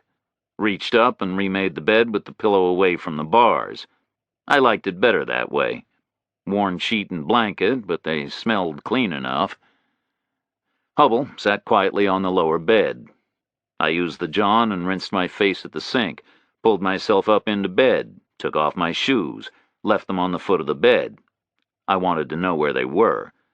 Shoes can get stolen, and these were good shoes, bought many years ago in Oxford, England, a university town near the air base where I was stationed. Big, heavy shoes with hard soles and a thick welt. The bed was too short for me, but most beds are. I lay there in the dark and listened to the restless prison.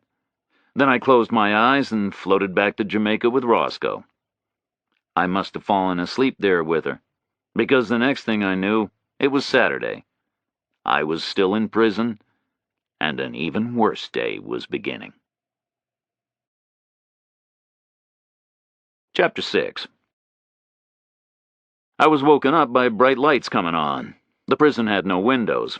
Day and night were created by electricity. At 7 o'clock, the building was suddenly flooded with light. No dawn or soft twilight, just circuit breakers thrown shut at 7. The bright light did not make the cell look any better. The front wall was bars. Half would open outward on a hinge to form the door. The two stacked beds occupied just about half the width and most of the length. On the back wall were a steel sink and a steel toilet pan. The walls were masonry, part poured concrete and part old bricks, all thickly covered with paint. The walls looked massively thick, like a dungeon. Above my head was a low concrete ceiling.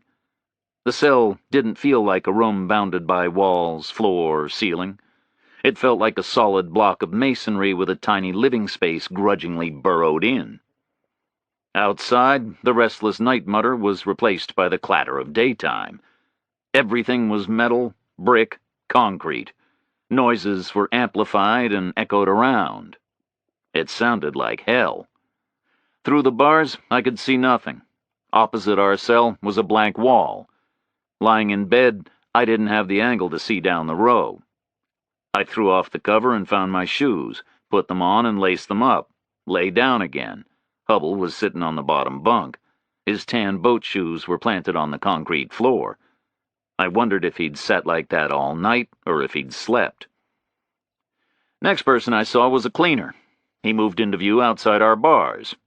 This was a very old guy with a broom, an old black man with a fringe of snow-white hair, bent up with age, fragile like a wizened old bird. His orange prison uniform was washed almost white. He must have been 80. Must have been inside for 60 years. Maybe stole a chicken in the Depression, still paying his debt to society. He stabbed the broom randomly over the corridor. His spine forced his face parallel to the floor. He rolled his head like a swimmer to see from side to side.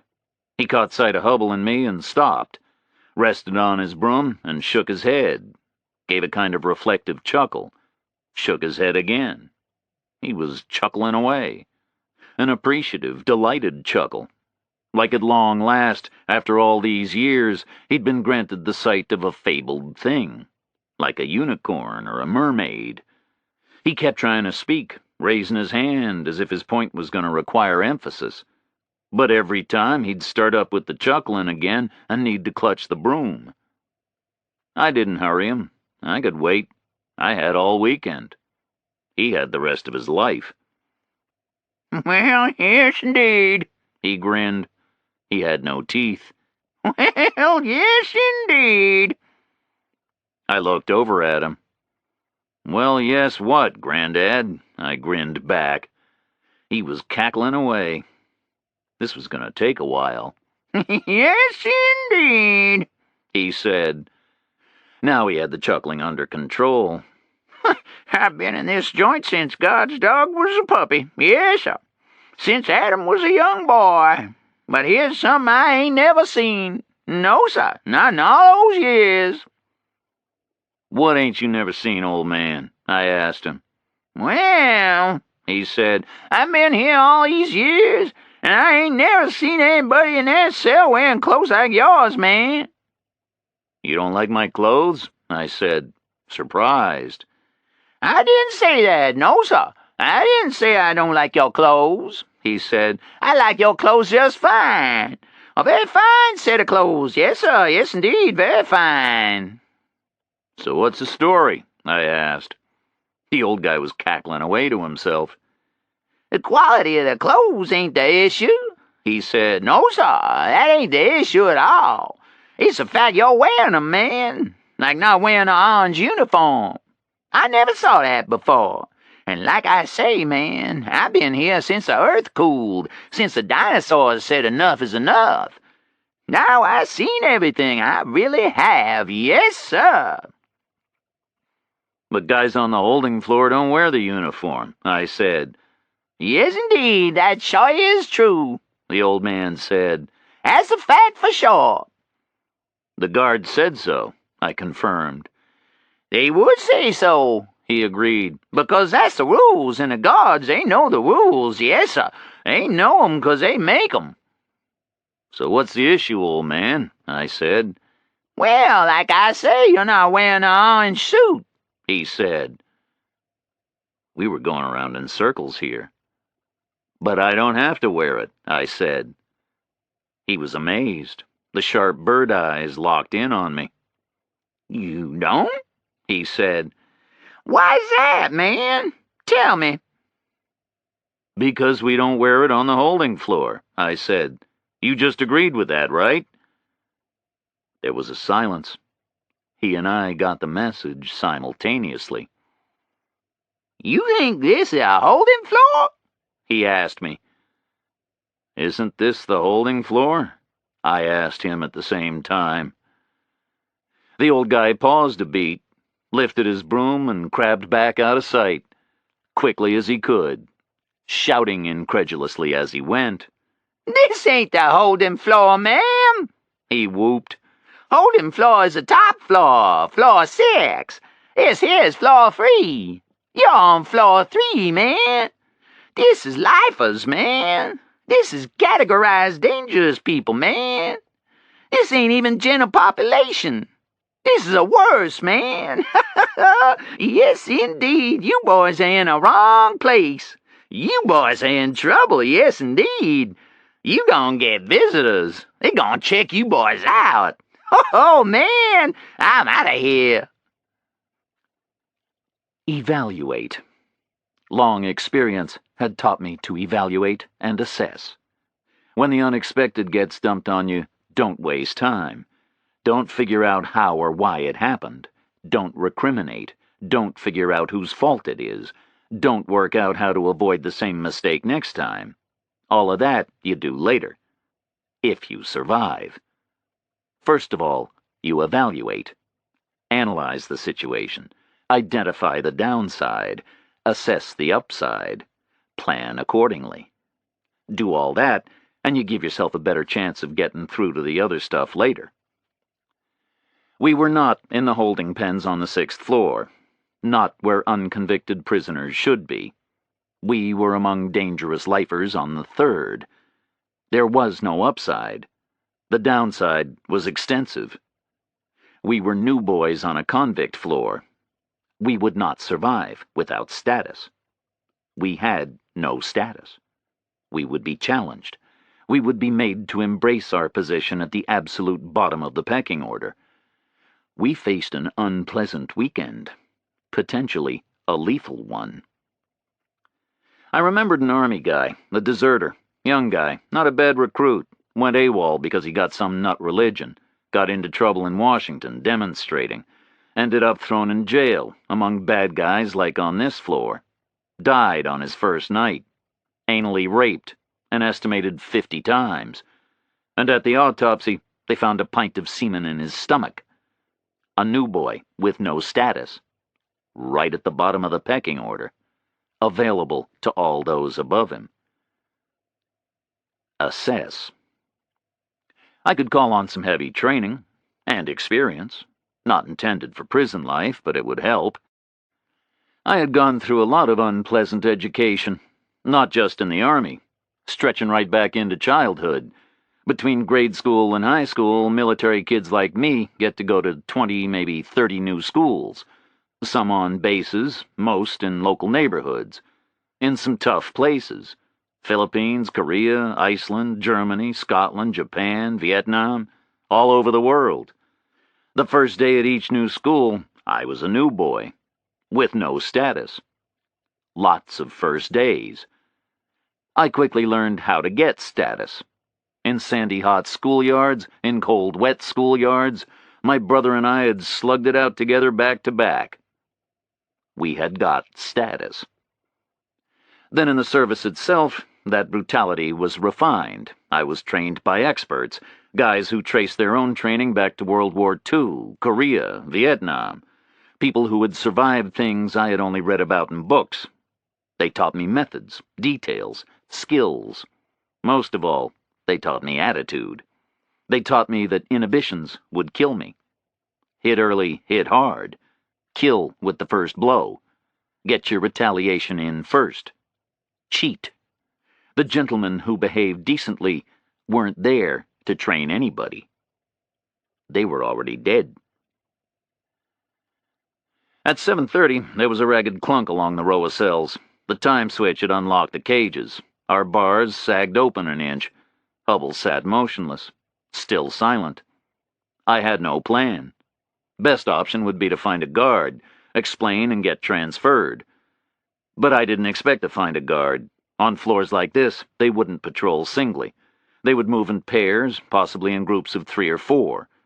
The prison was understaffed. That had been made clear last night. Unlikely to be enough manpower to provide groups of guards on each floor. Probability was I wouldn't see a guard all day.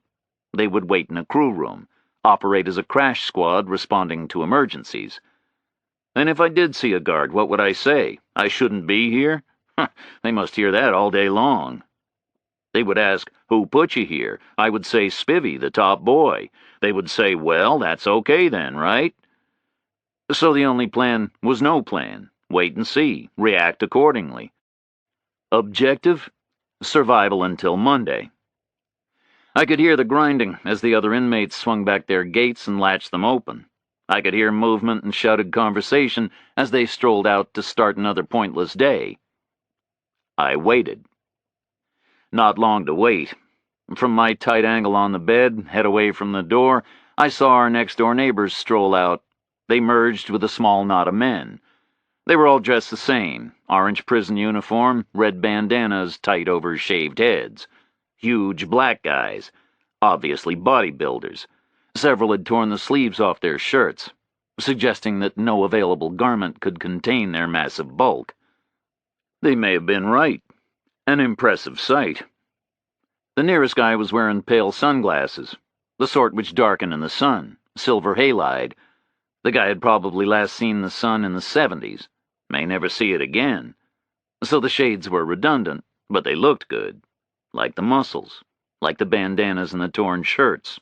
All image. I waited. The guy with the sunglasses spotted us. His look of surprise quickly changed to excitement. He alerted the group's biggest guy by hitting his arm. The big man looked round. He looked blank. Then he grinned. I waited. The knot of men assembled outside our cell. They gazed in. The big guy pulled open our gate. The others passed it from hand to hand through its arc. They latched it open. "Look what they sent us," the big guy said. "You know what they sent us?" "What they sent us?" the sunglasses guy said. "They sent us fresh meat," the big guy answered. "They sure did, man," the sunglasses guy said. "Fresh meat." "Fresh meat for everybody," the big guy said. He grinned. He looked around his gang, and they all grinned back, exchanged low fives. I waited. The big guy stepped half a pace into our cell. He was enormous, maybe an inch or two shorter than me, but probably twice as heavy. He filled the doorway. His dull eyes flicked over me, then Hubble. "Yo, white boy, come here," he said to Hubble. I could sense Hubble's panic. He didn't move. "Come here, white boy," the big guy repeated, quietly. Hubble stood up, took half a pace toward the man at the door. The big guy was glaring with that rage glare that is supposed to chill you with its ferocity. "This is red boy territory, man," the big guy said, explaining the bandanas. "What's Whitey doing in red boy territory?" Hubble said nothing in reply.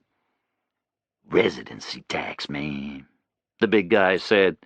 "Like they got in Florida hotels, man. You got to pay the tax. Give me a sweater, white boy." Hubble was rigid with fear. "Give me your sweater, white boy," he said again, quietly. Hubble unwrapped his expensive white sweater and held it out. The big man took it and threw it behind him without looking. "Give me the eyeglasses, white boy," he said. Hubble flicked a despairing glance up at me, took off his gold glasses, held them out. The big man took them and dropped them to the floor, crunched them under his shoe, screwed his foot around. The glasses smashed and splintered. The big man scraped his foot back and flicked the wreckage backwards into the corridor. The other guys all took turns stamping on them. "Good boy," the big guy said. "You paid the tax." Hubble was trembling. "Now come here, white boy," said his tormentor. Hubble shuffled nearer. "Closer, white boy," the big man said. Hubble shuffled nearer until he was a foot away. He was shaking. "On your knees, white boy," said the big guy. Hubble knelt. "Unzip me, Whitey," he said. Hubble did nothing, filled with panic. "Unzip me, white boy," the big guy said again. "With your teeth." Hubble gave a gasp of fear and revulsion and jumped back. He scuttled backwards to the rear of the cell, tried to hide behind the john. He was practically hugging the pan.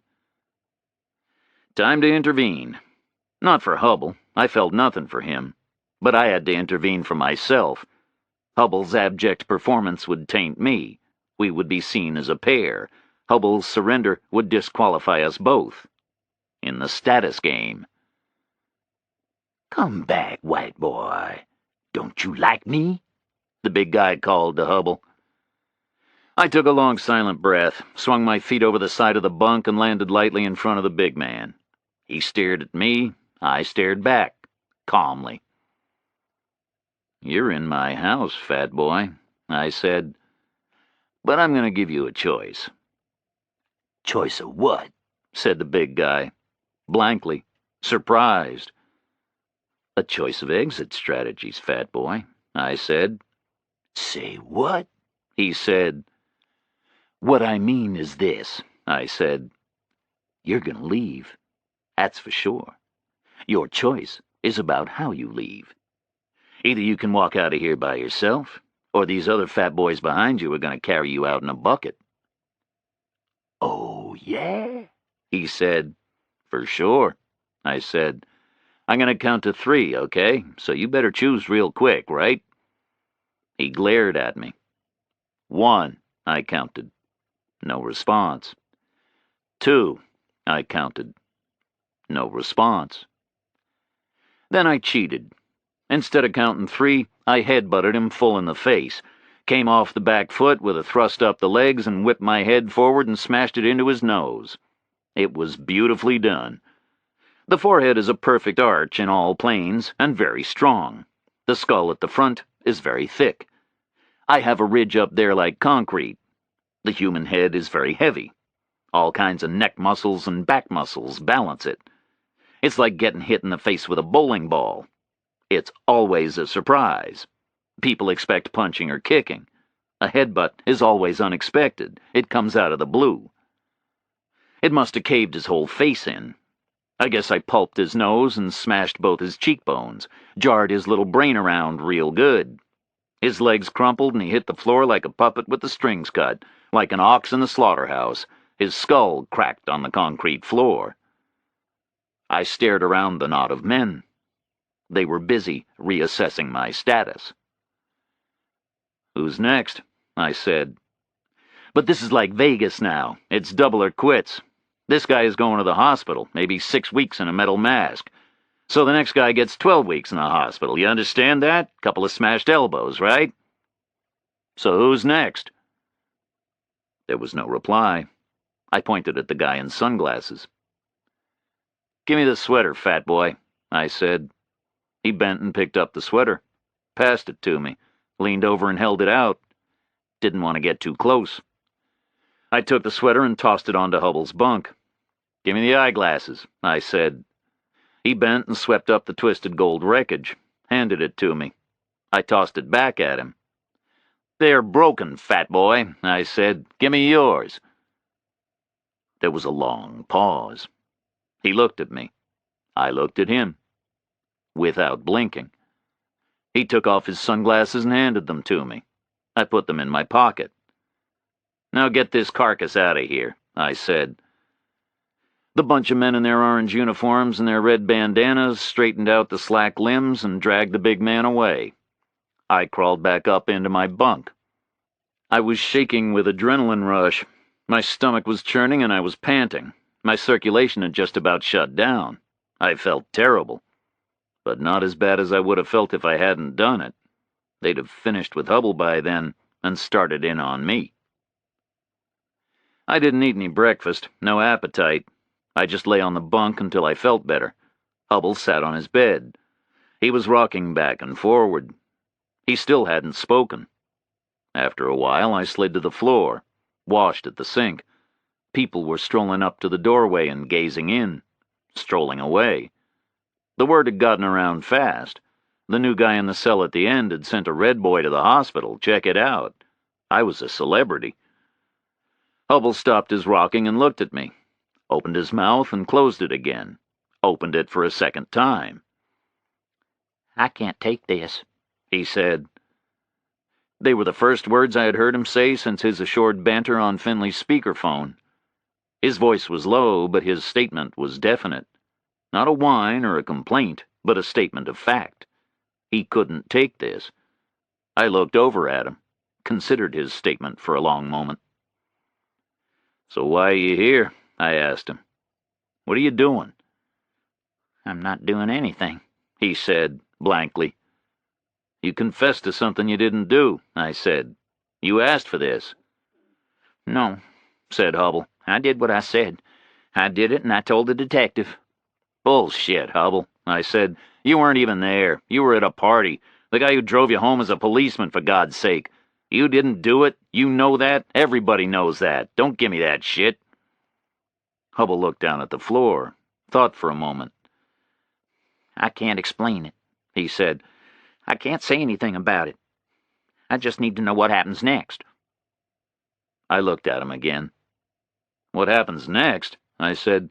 "You stay here until Monday morning, and then you go back to Margrave. Then I guess they'll let you go." Will they? He said, like he was debating with himself. "You weren't even there," I said again. "They know that. They might want to know why you confessed when you didn't do anything, and they'll want to know why the guy had your phone number." What if I can't tell them? He said. "Can't or won't?" I asked him. I can't tell them, he said. I can't tell anybody anything. He looked away and shuddered, very frightened. But I can't stay in here, he said. I can't stand it. Hubble was a financial guy. They give out their phone numbers like confetti, talking to anybody they meet about hedge funds or tax havens, anything to transfer some guy's hard-earned dollars their way. But this phone number was printed on a scrap of torn computer paper, not engraved on a business card, and hidden in a shoe, not stuffed in a wallet, and playing in the background like a rhythm section was the fear coming out of the guy. "Why can't you tell anybody?" I asked him. Because I can't, he said. Wouldn't say anything more. I was suddenly weary. 24 hours ago, I had jumped off a Greyhound at a cloverleaf and walked down a new road, striding out happily through the warm morning rain, avoiding people, avoiding involvement, no baggage, no hassle, freedom. I didn't want it interrupted by Hubble, or by Finley, or by some tall guy who got himself shot in his shaved head. I didn't want any part of it. I just wanted some peace and quiet and to go looking for blind Blake. I wanted to find some 80-year-old who might remember him from some bar. I should be talking to that old guy who swept up around the prison, not Hubble. Yuppie asshole. He was thinking hard. I could see what Finley had meant. I had never seen anybody think so visibly. His mouth was working soundlessly, and he was fiddling with his fingers, like he was checking off positives and negatives, weighing things up. I watched him. I saw him make his decision. He turned and looked over at me. I need some advice, he said. I've got a problem. I laughed at him. "Well, what a surprise," I said. "I'd never have guessed. I thought you were here because you were bored with playing golf on the weekend." I need help, he said. "You've had all the help you're going to get," I said. "Without me, you'd be bent forward over your bed right now with a line of big horny guys forming at the door. And so far you haven't exactly overwhelmed me with gratitude for that." He looked down for a moment, nodded. I'm sorry, he said. I'm very grateful. Believe me, I am. You saved my life. You took care of it. That's why you've got to tell me what to do. I'm being threatened. I let the revelation hang in the air for a moment. "I know that," I said. "That's pretty obvious." Well, not just me, he said. My family as well. He was getting me involved. I looked at him. He started thinking again. His mouth was working. He was pulling on his fingers, eyes flicking left and right. Like over here was a big pile of reasons, and over there was another big pile of reasons. Which pile was bigger? Have you got family? He asked me.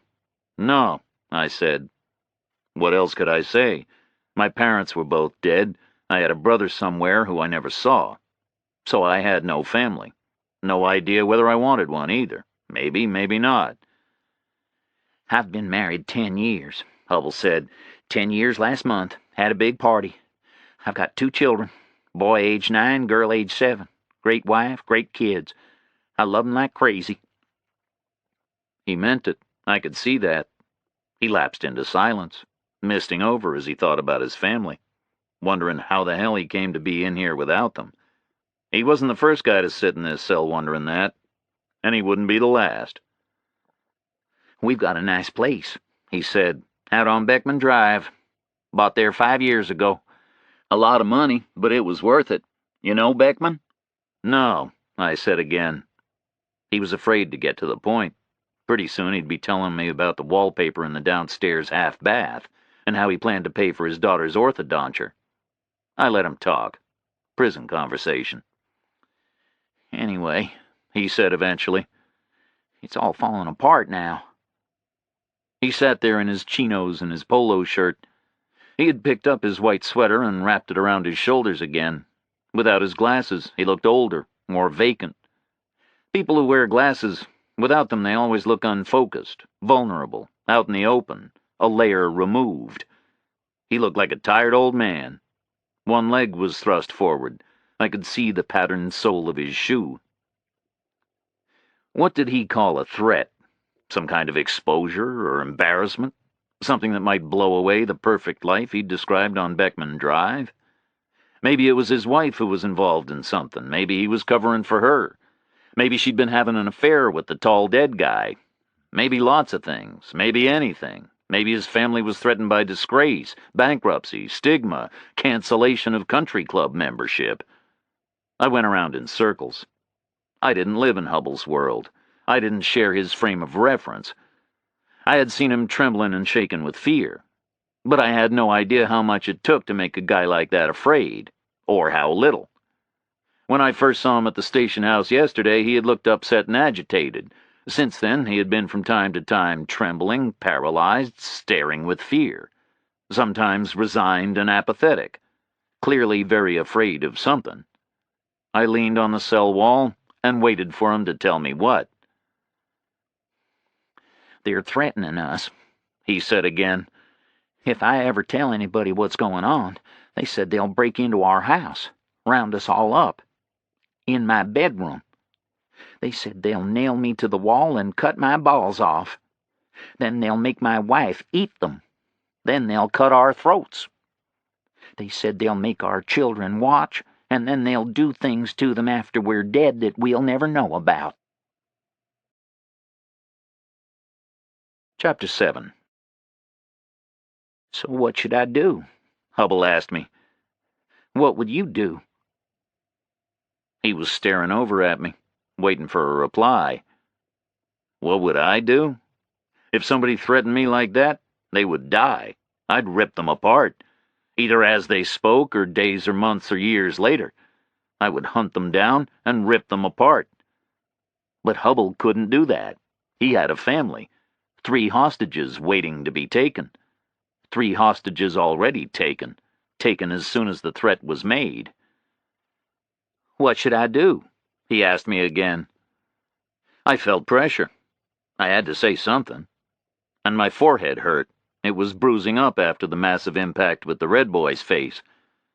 I stepped to the bars and glanced down the row of cells, leaned against the end of the bunk, thought for a moment, came up with the only possible answer.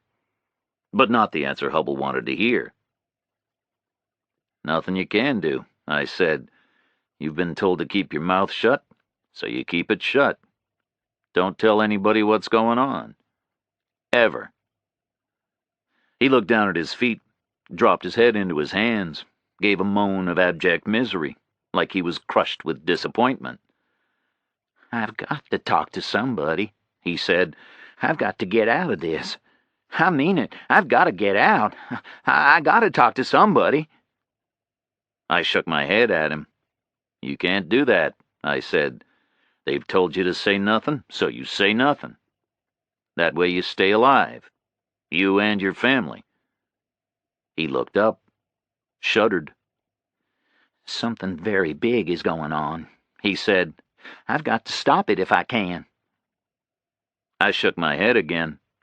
If something very big was going on around people who use threats like that, then he was never going to stop it. He was on board, and he was going to stay on board. I smiled a bleak smile at him and shook my head for the third time. He nodded like he understood, like he finally accepted the situation. He went back to rocking and staring at the wall. His eyes were open, red and naked without the gold rims. He sat silently for a long time. I couldn't understand the confession. He should have kept his mouth shut. He should have denied any involvement with the dead guy. Should have said he had no idea why his phone number was written down in the guy's shoe. Should have said he had no idea what pluribus was. Then he could have just gone home. "Hubble," I said, "why did you confess?" He looked up, waited a long moment before replying. I can't answer that, he said. I'd be telling you more than I should. I already know more than I should, I said. Finley asked about the dead guy and pluribus, and you flipped. So I know there's a link between you and the dead guy and whatever pluribus is. He gazed at me, looking vague. Is Finley that black detective? He said. Yes, I said. Finley, chief of detectives. He's new, Hubble said. Never seen him before. He was always gray. He was there years, since I was a kid. There's only one detective, you know. Don't know why they say chief of detectives when there's only one. There's only 8 people in the whole police department. Chief Morrison, he's been there years. Then the desk man, 4 uniformed men, a woman, and the detective, Gray. Only now it's Finley, the new man. Black guy, the first we've ever had. Gray killed himself, you know. Hung himself from a rafter in his garage. February, I think. I let him ramble on. Prison conversation. It passes the time. That's what it's for. Hubble was good at it. But I still wanted him to answer my question. My forehead hurt, and I wanted to bathe it with cold water. I wanted to walk around for a while. I wanted to eat. I wanted coffee. I waited without listening as Hubble rambled through the municipal history of Margrave. Suddenly he stopped. What were you asking me? He said. Why did you confess to killing the guy? I repeated. He looked around. Then he looked straight at me. There's a link, he said. That's all it's safe to say right now. The detective mentioned the guy and used the word pluribus, which made me jump. I was startled. I couldn't believe he knew the connection. Then I realized he hadn't known there was a connection, but I'd just told him by being startled, you see? I'd given it away. I felt I'd blown it, given away the secret, and I mustn't do that because of the threat. He tailed off and went quiet. An echo of the frightened panic he had felt in Finley's office was back. He looked up again, took a deep breath. I was terrified, he said. But then the detective told me the guy was dead. He'd been shot. I got scared, because if they had killed him, they might kill me, too. I can't really tell you why, but there's a link. Like you worked out. If they got that particular guy, does that mean they're going to get me, too, or doesn't it? I had to think it out. I didn't even know for sure who had killed the guy. But then the detective told me about the violence. Did he tell you about that? I nodded. The injuries? I said. Sounded pretty unpleasant. Right, Hubble said. And it proves it was who I thought it was. So I was really scared. I was thinking, are they looking for me too? Or aren't they? I just didn't know. I was terrified. I thought for ages. It was going around and around in my head. The detective was going crazy. I didn't say anything because I was thinking. Seemed like hours. I was terrified, you know.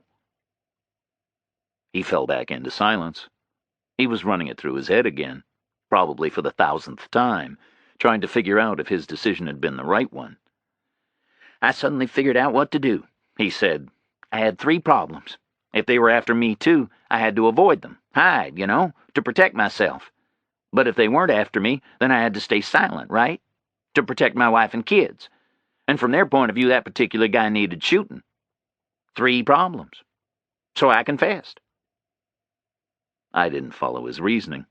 Didn't make much sense the way he was explaining it to me. I looked blankly at him. 3 separate problems, right? He said. I decided to get arrested. Then I was safe if they were after me, because they can't get at me in here, right? They're out there and I'm in here. That's problem number 1 solved. But I also figured, and this is the complicated bit, if they actually were not after me at all, then why don't I get arrested but don't say anything about them? They would think I had got arrested by mistake or whatever, and they see that I'm not talking. They see, okay? It proves I'm safe. It's like a demonstration that I'm dependable. A sort of proof. Trial by ordeal sort of a thing. That's problem number 2 solved. And by saying it was me actually killed the guy, it sort of definitely puts me on their side. It's like a statement of loyalty, right? And I thought they might be grateful I'd pointed the heat in the wrong direction for a while. So that was problem number 3 solved. I stared at him. No wonder he had clammed up and thought like crazy for 40 minutes when he was in with Finley. 3 birds with 1 stone. That's what he'd been aiming for. The part about proving he could be trusted not to spill his guts was okay. Whoever they were, they would notice that. A spell in jail without talking was a rite of passage, a badge of honor. Counted for a lot. Good thinking, Hubble. Unfortunately, the other part was pretty shaky. They couldn't get to him in here? He had to be joking. No better place in the world to ace a guy than prison. You know where he is, you've got all the time you need, lots of people who'll do it for you, lots of opportunity. Cheap, too. On the street, a hit would cost you what, $1,000, $2,000? Plus a risk. Inside, it costs you a carton of cigarettes, plus no risk, because nobody would notice. No, prison was not a safe hiding place. Bad thinking, Hubble. And there was another flaw, too.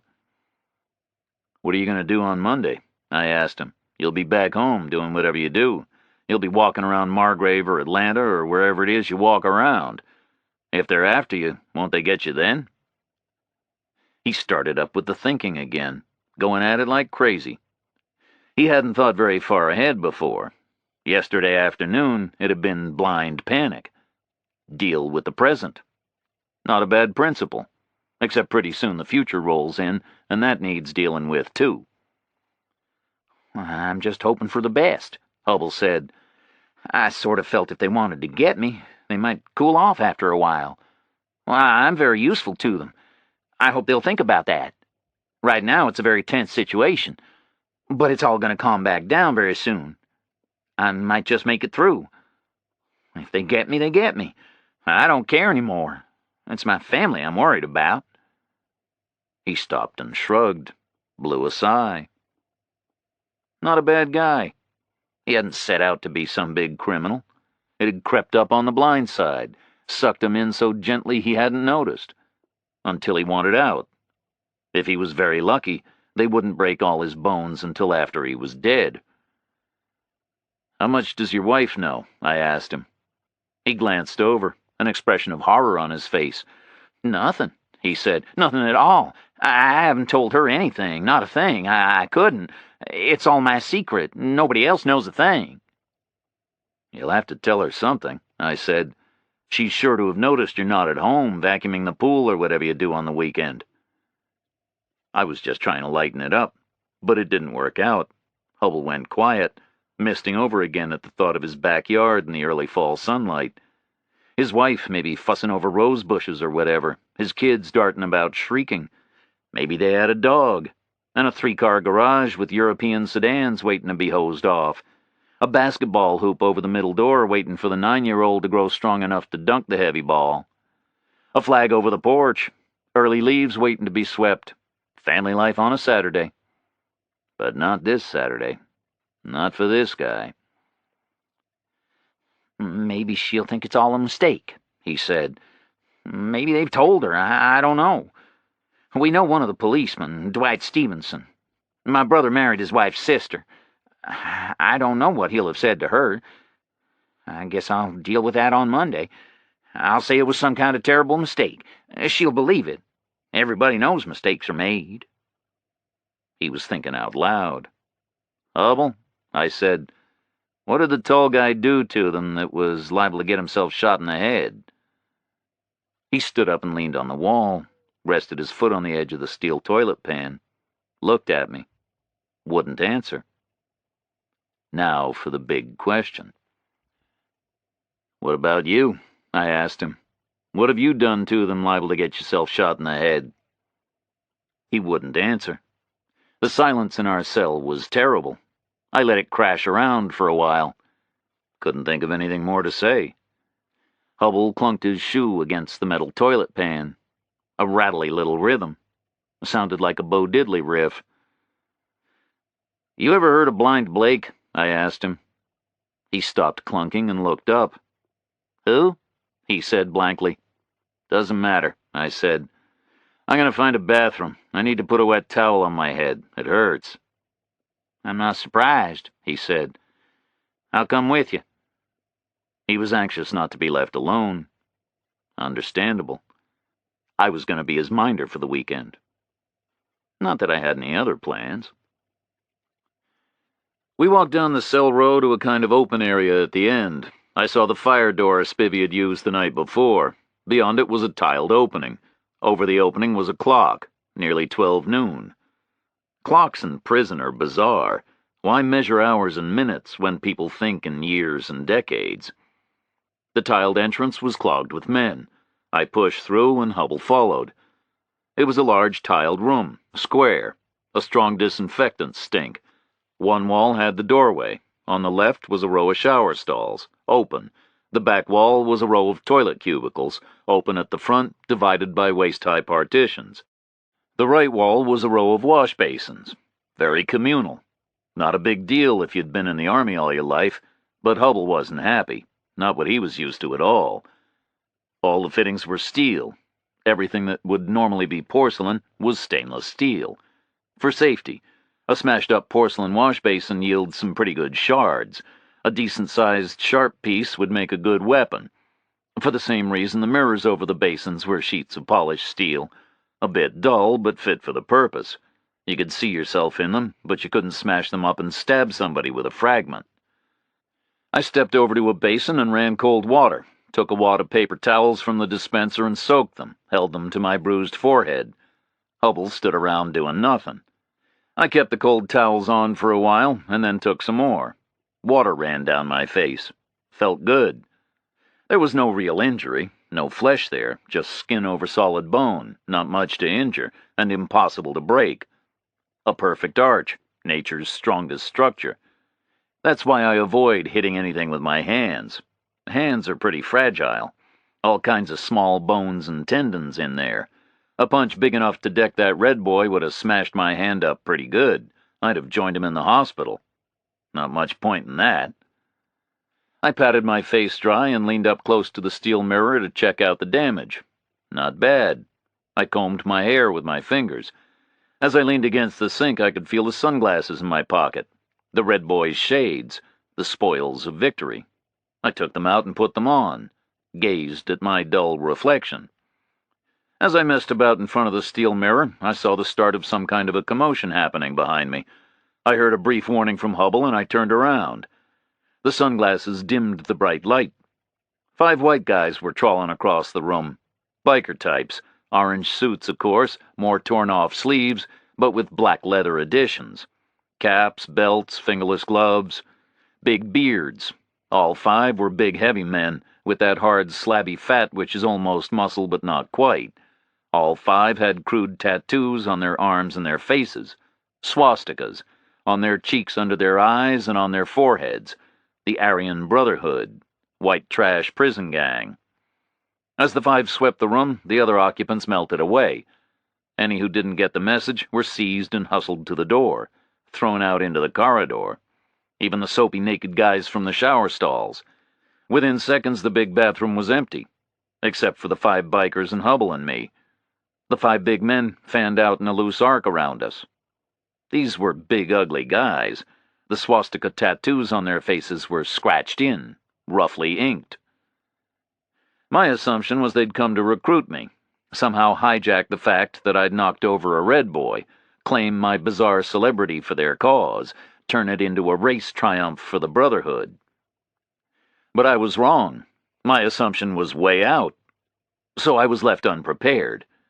The guy in the middle of the 5 was looking back and forth between Hubble and me. His eyes flicked across. They stopped on me. "Okay, he's the one," he said, looking straight at me. Two things happened. The N2 bikers grabbed Hubble and ran him to the door, and the boss man swung a big fist at my face. I saw it late, dodged left, and it caught me on the shoulder.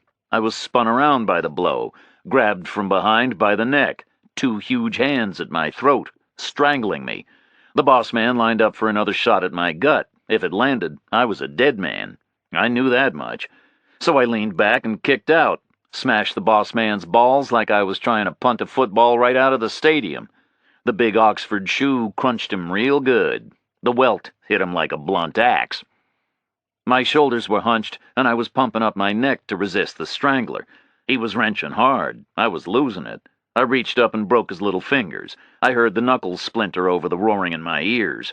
Then I broke his ring fingers. More splintering, like pulling a chicken apart. He let go. The third guy waded in. He was a solid mountain of lard, sheathed with heavy slabs of meat. Like armor, nowhere to hit him. He was pounding me with short jabs to the arm and chest. I was jammed back between two sinks. The mountain of lard pressing up. Nowhere to hit him. Except his eyes. I jammed my thumb into his eye, hooked the tips of my fingers in his ear, and squeezed. My thumbnail popped his eyeball sideways. I pushed my thumb in. His eyeball was nearly out. He was screaming and pulling on my wrist. I held on. The boss man was up on one knee. I kicked hard at his face. Missed. Caught him in the throat instead. Smashed his voice box. He went back down. I went for the big guy's other eye. Missed. I held on with my thumb, like pushing it through a bloody steak. He went down. I spun away from the wall. The guy with the broken fingers ran for the door. The guy with the eye out was flopping about on the floor, screaming. The boss man was choking on his smashed voice box.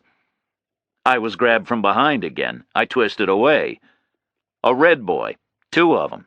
I was dizzy. I was going to lose it now. But they just grabbed me and ran me to the door. Sirens were going off. "Get out of here, man!" screamed the red boys over the sirens. "This is ours. We did this. Understand? Red boys did this. We'll take the fall, man." They hurled me into the crowd outside. I understood. They were going to say they did it. Not because they wanted to protect me from the blame, because they wanted to claim the credit. A race victory. I saw Hubble bouncing around in the crowd. I saw guards. I saw hundreds of men. I saw Spivvy. I grabbed Hubble and we hustled back to the cell. Sirens were blasting. Guards were tumbling out of a door. I could see shotguns and clubs. Boots clattered, shouting and screaming. Sirens. We raced to the cell, fell inside. I was dizzy and panting. I had taken a battering. The sirens were deafening. Couldn't talk. I splashed water on my face. The sunglasses were gone. Must have fallen off. I heard screaming at the door. I turned and saw Spivvy. He was screaming at us to get out. He rushed into the cell. I grabbed my coat from the bunk. Spivvy seized Hubble by the elbow. Then he grabbed me and straight-armed both of us out of there. He was screaming at us to run. Sirens were blasting. He ran us to the emergency door where the guards had rushed out, shoved us through, and ran us upstairs. Up and up. My lungs were giving out. There was a door at the top of the last flight painted with a big figure 6. We crashed through. He hustled us down a row of cells, shoved us into an empty cell, and flung the iron gate shut. It crashed and locked. He ran off. I collapsed on the bed, eyes tight shut. When I opened them again, Hubble was sitting on a bed looking over at me. We were in a big cell, probably twice as wide as the last one. 2 separate beds, one on each side. A sink, a john, a wall of bars. Everything was brighter and cleaner. It was very quiet. The air smelled better. This was the holding floor. This was floor 6. This was where we should have been all the time. "What the hell happened to you in there?" Hubble asked. I just shrugged at him. A meal cart appeared outside our cell. It was dragged by an old white guy. Not a guard, some kind of an orderly. Looked more like an old steward on an ocean liner. He passed a tray through an oblong slot in the bars. Covered plates, paper cups, thermos. We ate the food sitting on our beds. I drank all the coffee. Then I paced the cell. Shook the gate. It was locked. The 6th floor was calm and quiet. A big, clean cell, separate beds, a mirror, towels. I felt much better up here. Hubble piled the meal debris on the tray and shoved it out under the gate into the corridor. He lay down on his bed, put his hands behind his head, stared at the ceiling. Doing time. I did the same. But I was thinking hard. Because they had definitely gone through a selection process. They had looked us both over very carefully and chosen me. Quite definitely chosen me. Then they had tried to strangle me. They would have killed me. Except for one thing. The guy with his hands around my throat had made a mistake. He had me from behind, which was in his favor, and he was big enough and strong enough. But he hadn't balled up his fingers. The best way is to use the thumbs on the back of the neck, but fold up the fingers. Do it with knuckle pressure, not finger pressure. The guy had left his fingers out straight, so I had been able to reach up and snap them off. His mistake had saved my life. No doubt about that.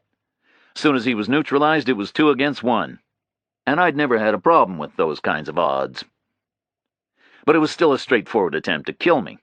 They came in, chose me, tried to kill me. And Spivvy had just happened to be outside the bathroom. He had set it up. He had employed the Aryan Brotherhood to kill me. He had ordered the attack and waited ready to burst in and find me dead. And he had planned it yesterday before 10 in the evening, that was clear. That's why he had left us on the wrong floor, on the 3rd, not the 6th, on a convict floor, not the holding floor. Everybody had known we should have been on the holding floor. The 2 guards last night in the reception bunker, they had been totally clear about it. It had said so on their battered clipboard. But at 10 o'clock, Spivvy had left us on the 3rd floor where he knew he could have me killed. He'd told the Aryans to attack me at 12 o'clock the next day. He'd been waiting outside that bathroom at 12 o'clock ready to burst in, ready to see my body lying on the tiles. But then his plan had fouled up. I wasn't killed. The Aryans were beaten off. The Red Boys had piled in to seize the moment. Mayhem had broken out. A riot was starting. Spivvy was panicking. He hit the alarms and called the crash squads, rushed us off the floor up to the 6th, and left us up here. According to all the paperwork, the 6th floor is where we'd been all the time. A neat fallback. It made me fireproof as far as investigation went. Spivvy had chosen the fallback option, which said we were never there. He had a couple of serious injuries on his hands, probably even a dead guy. I figured the boss man must have choked to death. Spivvy must know I had done it. But he could never say so now, because according to him, I was never there. I lay on the bed and stared at the concrete ceiling. I exhaled gently. The plan was clear. No doubt about Spivvy's plan at all. The fallback was coherent. An aborted plan with a neat fallback position. But why? I didn't understand it. Let's say the strangler had balled up his fingers. They would have got me then. I would have been dead, dumped on the bathroom floor with my big swollen tongue sticking out. Spivvy would have rushed in and found me. Why? What was Spivvy's angle?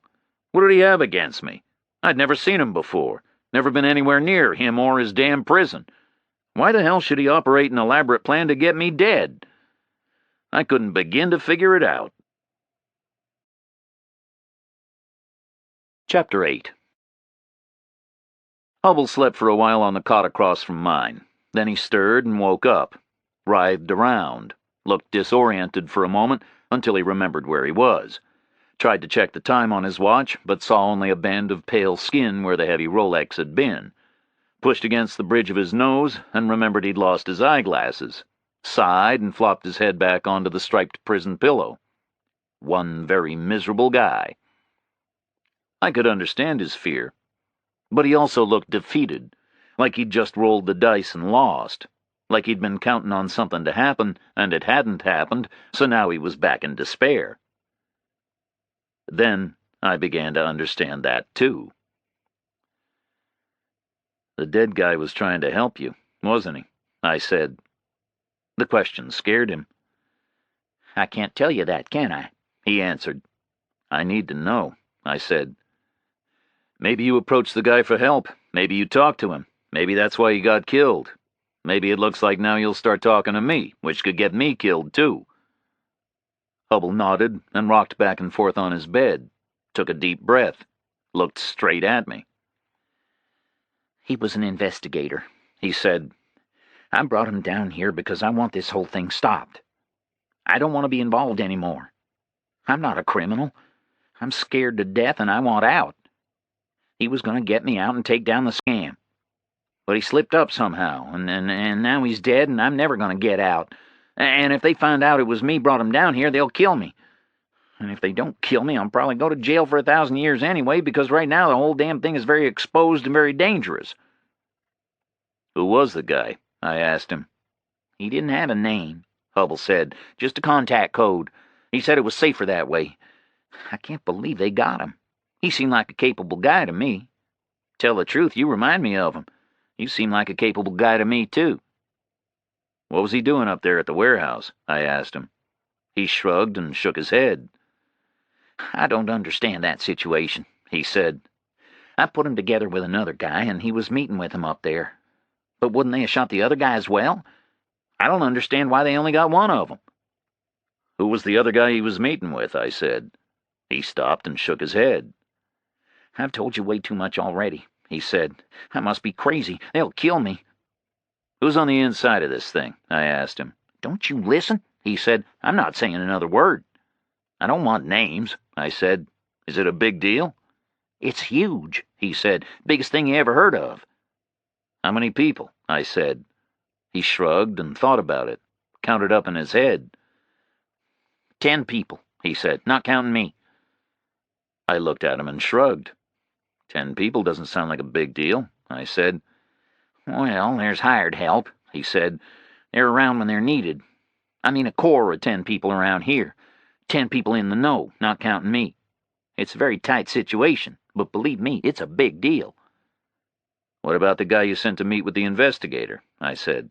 Is he one of the 10 people? Hubble shook his head. I'm not counting him either, he said. So there's you and him and 10 others, I said. Some kind of a big deal. He nodded glumly. Biggest thing you ever heard of, he said again. And right now it's very exposed? I asked him. Why? Because of this investigator poking about? Hubble shook his head again. He was writhing around like my questions were tearing him up. No, he said, for another reason altogether. It's like a window of vulnerability is wide open right now, and exposure. It's been very risky, getting worse all the time. But now it could go either way. If we get through it, nobody'll ever know anything. But if we don't get through it, it'll be the biggest sensation you ever heard of, believe me. Either way, it's going to be a close call. I looked at him. He didn't look to me much like the sort of guy who could cause the biggest sensation I ever heard of. So how long is this exposure going to last? I asked him. It's nearly over, he said. Maybe a week. A week tomorrow is my guess. Next Sunday. Maybe I'll live to see it. So after next Sunday you're not vulnerable anymore, I said. Why not? What's going to happen next Sunday? He shook his head and turned his face away. It was like if he couldn't see me I wasn't there, asking him questions. What does pluribus mean? I asked him. He wouldn't answer. Just kept on shaking his head. His eyes were screwed shut with terror. Is it a code for something? I said. He wasn't hearing me. The conversation was over. I gave it up, and we lapsed back into silence. That suited me well enough. I didn't want to know anything more. I didn't want to know anything at all. Being an outsider and knowing Hubble's business didn't seem to be a very smart combination. It hadn't done the tall guy with the shaved head a whole lot of good. I wasn't interested in sharing the same fate as him. Dead at a warehouse gate, partially hidden under some old cardboard, 2 holes in my head, all my bones smashed. I just wanted to pass the time until Monday and then get the hell out. By next Sunday, I planned to be a very long way away indeed. Okay, Hubble, I said. No more questions. He shrugged and nodded, sat silent for a long time. Then he spoke, quietly, with a lot of resignation in his voice. Thanks, he said. It's better that way. I was rolled over on the narrow cot trying to float away into some kind of limbo. But Hubble was restless. He was tossing and turning and blowing tight sighs. He was coming close to irritating me again. I turned to face him. "I'm sorry," he said. "I'm very uptight. It was doing me good just to talk to somebody. I'd go crazy in here on my own. Can't we talk about something else? What about you? Tell me about yourself. Who are you, Reacher?" I shrugged at him. "I'm nobody," I said. "Just a guy passing through. I'll be gone on Monday." "Nobody's nobody," he said. "We've all got a story. Tell me." So I talked for a while, lying on my bed, running through the last 6 months. He lay on his bed, looking at the concrete ceiling, listening, keeping his mind off his problems. I told him about leaving from the Pentagon. Washington, Baltimore, Philadelphia, New York, Boston, Pittsburgh, Detroit, Chicago. Museums, music, cheap hotels, bars, buses, and trains. Solitude. Traveling through the land of my citizenship like a cheap tourist. Seeing most things for the first time. Looking at the history I'd learned in dusty schoolrooms half a world away. Looking at the big things that had shaped the nation. Battlefields, factories, declarations, revolutions. Looking for the small things. Birthplaces, clubs, roads, legends. The big things and the small things which were supposed to represent home. I'd found some of them. I told Hubble about the long hop through the endless plains and deltas all the way down from Chicago to New Orleans, sliding around the Gulf Coast as far as Tampa, then the Greyhound blasting north toward Atlanta, the crazy decision to bail out near Margrave, the long walk in the rain yesterday morning, following a whim, following some half-remembered note from my brother saying he'd been through some little place where blind Blake might have died over 60 years ago. As I told him about it, I felt pretty stupid. Hubble was scuffling with a nightmare, and I was following a meaningless pilgrimage. But he understood the urge. "I did that once," he said, "on our honeymoon. We went to Europe. We stopped off in New York, and I spent half a day looking for the Dakota building. You know, where John Lennon was shot. Then we spent 3 days in England walking around Liverpool looking for the Cavern Club, where the Beatles started out. Couldn't find it. I guess they knocked it down." He talked on for a while, mostly about traveling. He'd taken plenty of trips with his wife. They'd enjoyed it. Been all over. Europe, Mexico, the Caribbean, all over the States and Canada. Had a great time together. "Don't you get lonely?" he asked me. "Traveling on your own all the time?" I told him no, I enjoyed it. I told him I appreciated the solitude, the anonymity, like I was invisible. "How do you mean, invisible?" he said. He seemed interested. "I travel by road," I said. "Always by road. Walk a bit and ride the buses. Sometimes trains. Always pay cash. That way there's never a paper trail. No credit card transactions, no passenger manifests, nothing. Nobody could trace me. I never tell anybody my name. If I stay in a hotel, I pay cash and give 'em a made-up name." "Why?" he said. "Who the hell's after you?" "Nobody," I said. "It's just a bit of fun. I like anonymity. I feel like I'm beating the system. And right now I'm truly pissed at the system." I saw him fall back to thinking. He thought a long time. I could see him deflate as he struggled with the problems that wouldn't go away. I could see his panic come and go like a tide. "So give me your advice about Finley," he said. "When he asked me about the confession, I'll say I was stressed out because of some business situation. I'll say there was some kind of rivalry, threats against my family. I'll say I don't know anything about the dead guy or anything about the phone number. I'll deny everything.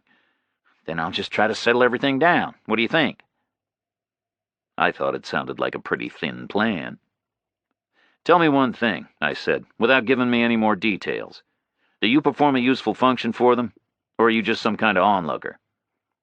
He pulled on his fingers and thought for a moment. "Yes, I perform a useful function for them," he said. "Crucial, even." "And if you weren't there to do it?" I asked him. "Would they have to recruit someone else?" "Yes, they would," he said. "And it would be moderately difficult to do that, given the parameters of the function." He was rating his chances of staying alive like he would rate a credit application up at his office. "Okay," I said. Your plan is as good as you're going to get. Go for it." I didn't see what else he could do. He was a small cog in some kind of a big operation, but a crucial cog.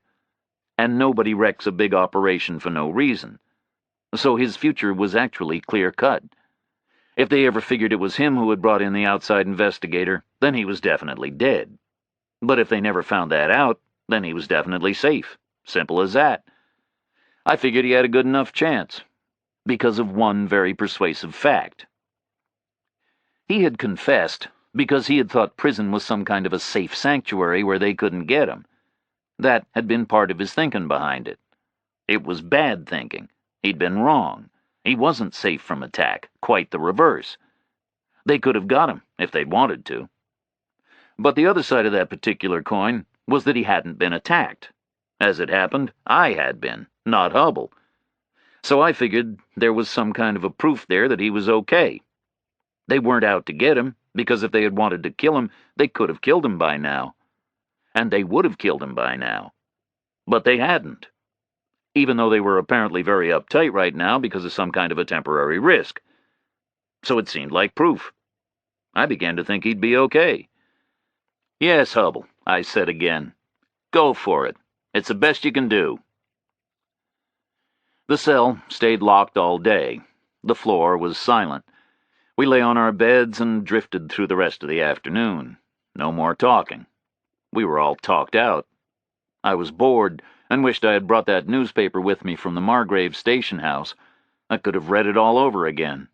All about the president cutting crime prevention so he could get reelected, saving $1 on the Coast Guard today so he could spend $10 on prisons like this one tomorrow. At about 7, the old orderly came by with dinner. We ate. He came back and picked up the tray. We drifted through the empty evening. At 10, the power banged off and we were in darkness. Nightfall. I kept my shoes on and slept lightly, just in case Spivvy had any more plans for me. At 7 in the morning, the lights came back on. Sunday. I woke up tired, but I forced myself to get up. Forced myself to do a bit of stretching to ease off my sore body. Hubble was awake, but silent. He was vaguely watching me exercise, still drifting. Breakfast arrived before 8, the same old guy dragging the meal cart. I ate the breakfast and drank the coffee. As I finished up the flask, the gate lock clunked and sprang the door. I pushed it open and stepped out and bumped into a guard aiming to come in. "It's your lucky day," the guard said. "You're getting out." "I am," I said. "You both are," he said. "Reacher and Hubble, released by order of the Margrave PD. Be ready in 5 minutes, okay?" I stepped back into the cell. Hubble had hauled himself up onto his elbows. He hadn't eaten his breakfast. He looked more worried than ever. "I'm scared," he said. "You'll be okay," I said. "Will I?" he said. "Once I'm out of here, they can get to me." I shook my head. "It would have been easier for him to get you in here," I said. "Believe me, if they were looking to kill you, you'd be dead by now. You're in the clear, Hubble." He nodded to himself and sat up. I picked up my coat and we stood together outside the cell, waiting. The guard was back within 5 minutes. He walked us along a corridor and through 2 sets of locked gates, put us in a back elevator, stepped in and used his key to send it down, stepped out again as the doors began to close. "So long," he said. "Don't come back." The elevator took us down to a lobby, and then we stepped outside into a hot concrete yard. The prison door sucked shut and clicked behind us. I stood face up to the sun and breathed in the outside air. I must have looked like some guy in a corny old movie who gets released from a year in solitary. There were 2 cars parked in the yard. One was a big dark sedan, an English Bentley, maybe 20 years old, but it looked brand new. There was a blonde woman in it, who I guessed was Hubble's wife, because he was on his way over to her like she was the sweetest sight he ever saw. The other car had Officer Roscoe in it. She got out and walked straight over to me. Looked wonderful, out of uniform, dressed in jeans and a soft cotton shirt, leather jacket, calm, intelligent face, soft dark hair, huge eyes. I thought she was nice on Friday. I'd been right. "Hello, Roscoe," I said. "Hello, Reacher," she said and smiled. Her voice was wonderful. Her smile was great. I watched it for as long as it lasted, which was a good long time. Ahead of us, the Hubbles drove off in the Bentley, waving. I waved back and wondered how things would turn out for them. Probably I would never know, unless they got unlucky and I happened to read about it in a newspaper somewhere. Roscoe and I got into her car. Not really hers, she explained, just a department unmarked she was using. A brand new Chevrolet something. Big, smooth, and quiet. She'd kept the motor running and the air on, and inside it was cool. We wafted out of the concrete yard and shunted through the wire vehicle cages. Outside the last cage, Roscoe spun the wheel, and we blasted away down the road. The nose of the car rose up, and the back end squatted down on the soft suspension. I didn't look back. I just sat there feeling good. Getting out of prison is one of life's good feelings. So is not knowing what tomorrow holds. So is cruising silently down a sunny road with a pretty woman at the wheel. "So what happened?" I said after a mile. "Tell me." She told me a pretty straightforward story. They'd started work on my alibi late Friday evening, she and Finley. A dark squad room, a couple of desk lights on, pads of paper, cups of coffee, telephone books, the two of them cradling phones and chewing pencils, low voices, patient inquiries. A scene I'd been in myself 1,000 times. They'd called Tampa and Atlanta, and by midnight they'd gotten hold of a passenger from my bus and the ticket clerk at the Tampa depot. Both of them remembered me. Then they got the bus driver as well. He confirmed he'd stopped at the Margrave Cloverleaf to let me out, 8 o'clock Friday morning. By midnight, my alibi was looking rock solid, just like I'd said it would be. Saturday morning, a long fax was in from the Pentagon about my service record. 13 years of my life reduced to a few curling fax pages.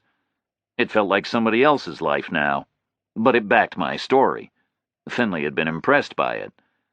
Then my prints came back from the FBI database. They'd been matched by the tireless computer at 2:30 in the morning. U.S. Army, printed on induction, 13 years ago. My alibi was solid, and my background checked out. Finley was satisfied. Roscoe told me. "You are who you say you are. And midnight Thursday, you were over 400 miles away. That was nailed down. He called the medical examiner again just in case he had a new opinion on the time of death, but no, midnight was still about right." I shook my head. Finley was one very cautious guy. "What about the dead guy?" I said. "Did you run his prints again?" She concentrated on passing a farm truck, the first vehicle we'd seen in a quarter hour. Then she looked across and nodded. "Finley told me you wanted me to," she said. "But why?" "They came back too quickly for a negative result," I said. "Too quickly?" she said. "You told me there was a pyramid system, right?" I said. "The top 10, then the top 100, then the top 1,000, all the way down, right?" She nodded again. "So take me as an example," I said. "I'm in the database, but I'm pretty low down in the pyramid. You just said it took 14 hours to get down to me, right?" "Right," she said. "I sent your prints in about 12:30 at lunchtime, and they were matched at 2:30 in the morning." "Okay," I said, 14 hours. So it takes 14 hours to reach nearly to the bottom of the pyramid. It's got to take more than 14 hours to get all the way down to the bottom. That's logical, right?" "Right," she said. "But what happened with this dead guy?" I said. "The body was found at 8 o'clock, so the prints went in when? 8:30 earliest. But Baker was already telling me there was no match on file when they were talking to me at 2:30. I remember the time because I was looking at the clock. That's only 6 hours. If it took 14 hours to find out that I'm in there, how could it take just 6 hours to say the dead guy's not in there?" "God," she said, "you're right. Baker must have screwed up. Finley took the prints and Baker sent them. He must have screwed up the scan. You got to be careful or it doesn't transmit clearly. If the scan's not clear, the database tries to decipher it, then it comes back as unreadable. Baker must have thought that meant a null result. The codes are similar. Anyway, I sent him again. First thing. We'll know soon enough." We drove on east, and Roscoe told me she'd pushed Finley to get me out of Warburton right away yesterday afternoon. Finley had grunted and agreed, but there was a problem. They'd had to wait until today because yesterday afternoon, Warburton had been just about shut down. They had told Finley there'd been some trouble in a bathroom. One convict was dead, one had lost an eye, and a full-scale riot had started, black and white gangs at war. I just sat there next to Roscoe and watched the horizon reeling in. I'd killed one guy and blinded another. Now I'd have to confront my feelings.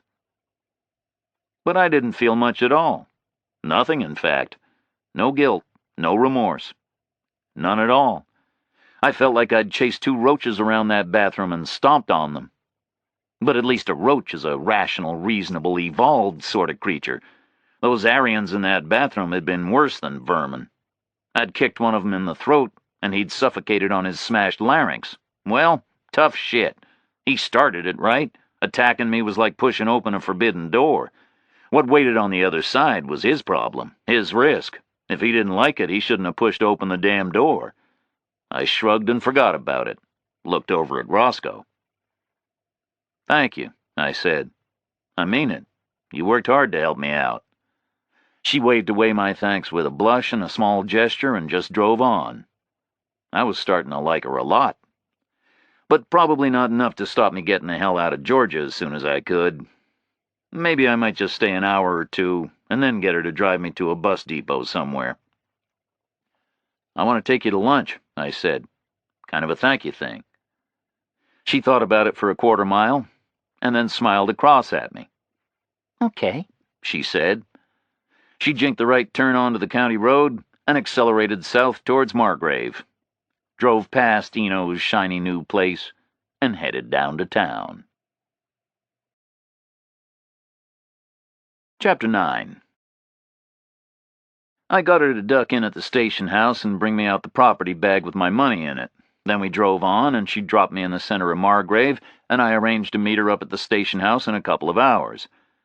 I stood on the sidewalk in the fierce Sunday morning heat and waved her off. I felt a whole lot better. I was back in motion. I was going to check out the Blind Blake story, then take Roscoe to lunch, then get the hell out of Georgia and never come back. So I spent a while wandering around looking at the town, doing the things I should have been doing on Friday afternoon. There wasn't really much to the place. The old county road ran straight through, north to south, and for about 4 blocks it was labeled Main Street. Those 4 blocks had small stores and offices facing each other across the width of the road, separated by little service alleys which ran round to the back of the buildings. I saw a small grocery, a barber shop, an outfitter's, a doctor's office, a lawyer's office, and a dentist's office. In back of the commercial buildings was parkland with white picket fences and ornamental trees. On the street, the stores and offices had awnings over wide sidewalks. There were benches set in the sidewalks, but they were empty. The whole place was deserted. Sunday morning, miles from anywhere. Main Street ran north, straight as a die, past a few hundred yards of more parkland up to the station house and the firehouse, and a half-mile farther on than that was Eno's Diner.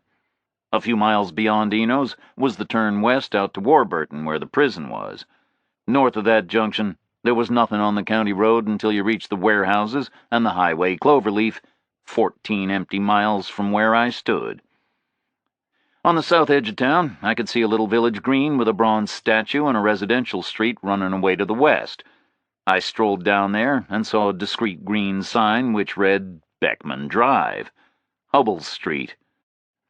I couldn't see any real distance down it because pretty much straight away it looped left and right around a wide grass square with a big white wooden church set on it. The church was ringed by cherry trees, and the lawn was circled by cars with clean, quiet paint parked in neat lines. I could just about make out the growl of the organ and the sound of the people singing.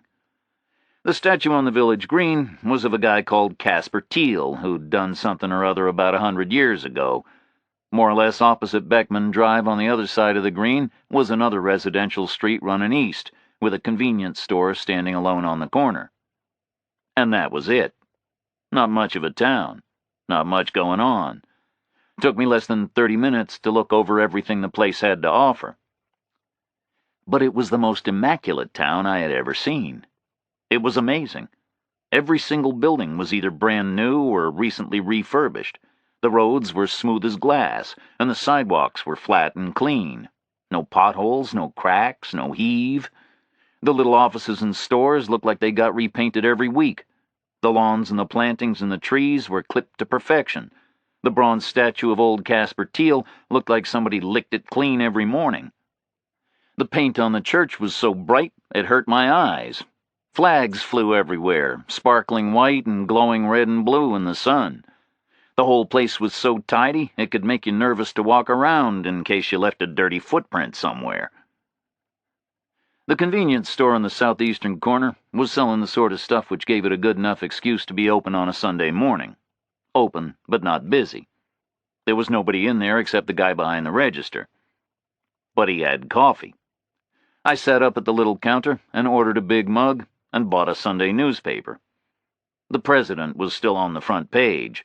Now he was in California. He was explaining to defense contractors why their gravy train was grinding to a halt after 50 glorious years. The aftershock from his Pensacola announcement about the Coast Guard was still rumbling on. Their boats were returning to their harbors on Saturday night. They wouldn't go out again without new funding. The paper's editorial guys were all stirred up about it. I stopped reading and glanced up when I heard the door open. A woman came in. She took a stool at the opposite end of the counter. She was older than me, maybe 40. Dark hair, very slender, expensively dressed in black. She had very pale skin, so pale it was almost luminous. She moved with a kind of nervous tension. I could see tendons like slim ropes in her wrists. I could see some kind of an appalling strain in her face. The counter guy slid over to her, and she ordered coffee in a voice so quiet I could barely hear it, even though she was pretty close by and it was a silent room. She didn't stay long. She got through half her coffee, watching the window all the time. Then a big black pickup truck pulled up outside, and she shivered. It was a brand new truck, and obviously it had never hauled anything worth hauling. I caught a glimpse of the driver as he leaned over inside to spring the door. He was a tough-looking guy, pretty tall, broad shoulders and a thick neck, black hair all over long knotted arms, maybe 30 years old. The pale woman slid off her stool like a ghost and stood up. Swallowed once. As she opened the shop door, I heard the burble of a big motor idling.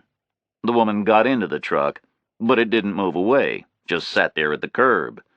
I swiveled on my stool to face the counter guy. "Who's that?" I asked him. The guy looked at me like I was from another planet. "That's Mrs. Kleiner," he said. "You don't know the Kleiners?" "I heard about 'em," I said. "I'm a stranger in town. Kleiner owns the warehouses up near the highway, right?" "Right," he said, "and a whole lot more besides. Big deal around here, Mr. Kleiner." "He is?" I said. "Sure," the guy said. "You heard about the foundation?" I shook my head, finished my coffee, and pushed the mug over for a refill. "Kleiner set up the Kleiner Foundation," the guy said. "Benefits the town in a lot of ways. Came here 5 years ago, been like Christmas ever since." I nodded. "Is Mrs. Kleiner okay?" I asked him. He shook his head as he filled my mug. "She's a sick woman," he said. "Very sick. Very pale, right? Sort of wan. Yeah, very sick woman. Could be tuberculosis. I've seen tuberculosis do that to folks. Oh, she used to be a fine-looking woman, but now she looks like something grown in a closet, right? A very sick woman, that's for damn sure." "Who's the guy in the truck?" I said. "Stepson," he said. "Kleiner's kid by his first wife. Mrs. Kleiner's his second. I've heard she don't get along so good with the kid." He gave me the sort of nod that terminates casual conversations, moved away to wipe off some kind of a chromium machine behind the other end of the counter. The black pickup was still waiting outside. I agreed with the guy that the woman looked like something grown in a closet. She looked like some kind of a rare orchid starved of light and sustenance. But I didn't agree with him that she looked sick. I didn't think she had tuberculosis. I thought she was suffering from something else. Something I'd seen once or twice before. I thought she was suffering from sheer terror. Terror of what? I didn't know. Terror of what? I didn't want to know. Not my problem. I stood up and dropped a 5 on the counter. The guy made change all in coins. He had no dollar bills. The pickup was still there, stationary at the curb. The driver was leaning up, chest against the wheel, looking sideways across his stepmother, staring in straight at me. There was a mirror opposite me behind the counter. I looked exactly like a guy who'd been on an all-night bus and then spent 2 days in jail. I figured I needed to get cleaned up before I took Roscoe to lunch. The counter guy saw me figuring. "Try the barber shop," he said. "On a Sunday?" I said. The guy shrugged. "They're always in there," he said. "Never exactly closed. Never exactly open either." I nodded and pushed out through the door. I saw a small crowd of people coming out of the church and chatting on the lawns and getting into their cars. The rest of the town was still deserted, but the black pickup was still at the curb, right outside the convenience store. The driver was still staring at me. I walked north in the sun, and the pickup moved slowly alongside, keeping pace. The guy was still hunched forward, staring sideways. I stretched out a couple of steps, and the truck sped up to keep station. Then I stopped dead, and he overshot. I stood there. The guy evidently decided backing up wasn't on his agenda. He floored it and took off with a roar. I shrugged and carried on. Reached the barber shop, ducked under the striped awning and tried the door. Unlocked. I went in. Like everything else in Margrave, the barber shop looked wonderful. It gleamed with ancient chairs and fittings lovingly polished and maintained. It had the kind of barber shop gear everybody tore out 30 years ago. Now everybody wants it back. They pay a fortune for it because it recreates the way people want America to look, the way they think it used to look. It's certainly the way I thought it used to look. I would sit in some schoolyard in Manila or Munich and imagine green lawns and trees and flags and a gleaming chrome barber shop like this one. It was run by 2 old black guys. They were just hanging out there, not really open for business, not really closed. But they indicated they would serve me. Like they were there and I was there, so why not? And I guess I looked like an urgent case. I asked them for the works: a shave, a haircut, a hot towel, and a shoe shine. There were framed newspaper front pages here and there on the walls, big headlines. Roosevelt dies, VJ Day, JFK assassinated, Martin Luther King murdered. There was an old mahogany table radio thumping warmly away. The new Sunday paper was crisply folded on a bench in the window. The old guys mixed up soapy lather in a bowl, stropped a straight razor, rinsed a shaving brush. They shrouded me with towels and got to work. One guy shaved me with the old straight razor. The other guy stood around not doing much of anything. I figured maybe he came into play later. The busy guy started chatting away, like barbers do. Told me the history of his business. The 2 of them had been buddies since childhood. Always lived here in Margrave since way back. Started out as barbers way before World War II. Apprenticed in Atlanta. Opened a shop together as young men. Moved it to this location when the old neighborhood was razed. He told me the history of the county from a barber's perspective. Listed the personalities who'd been in and out of these old chairs. Told me about all kinds of people. "So tell me about the Kleiners," I said. He was a chatty guy, but that question shut him up. He stopped work and thought about it. "Can't help you with that inquiry, that's for sure," he said. "That's a subject we prefer not to discuss in here. Best if you ask me about somebody else altogether." I shrugged under the shroud of towels. "Okay," I said. "You ever heard of Blind Blake?" "Him I heard of, that's for sure," the old man said. "That's a guy we can discuss no problem at all." "Great," I said. "So what can you tell me?" "Oh, he was here time to time, way back," he said. "Born in Jacksonville, Florida, they say, just over the state line. Used to kind of trek on up from there, you know, through here, through Atlanta, all the way up north to Chicago, and then trek all the way back down again. Back through Atlanta, back through here, back home. Very different then, you know. No highway, no automobiles, at least not for a poor black man and his friends. All walking or riding on the freight cars." "You ever hear him play?" I asked him. He stopped work again and looked at me. Man, I'm 74 years old, he said. This was back when I was just a little boy. We're talking about Blind Blake here. Guys like that played in bars. Never was in no bars when I was a little boy, you understand. I would have got my behind whooped real good if I had been. Oh, you should talk to my partner here. He's a whole lot older than I am. He may have heard him play, only he may not remember it because he don't remember much. Not even what he ate for breakfast. Am I right? Hey, my old friend, what you eat for breakfast? The other old guy creaked over and leaned up on the next sink to mine. He was a gnarled old fellow, the color of the mahogany radio. I don't know what I ate for breakfast, he said. Don't even know if I ate any breakfast at all. But listen up. I may be an old guy, but the truth is old guys remember stuff real well. Not recent things, you understand, but old things. You got to imagine your memory is like an old bucket, you know? Once it's filled up with old stuff, there ain't no way to get new stuff in. No way at all, you understand? So I don't remember any new stuff because my old bucket is all filled up with old stuff that happened way back. You understand what I'm saying here? Sure, I understand, I said. So, way back, did you ever hear him play? Who? He said. I looked at both of them in turn. I wasn't sure whether this was some kind of a rehearsed routine. Blind Blake, I said. Did you ever hear him play? No, I never heard him play, the old guy said. But my sister did. Got me a sister more than about 90 years older thereabouts, may she be spared. Still alive.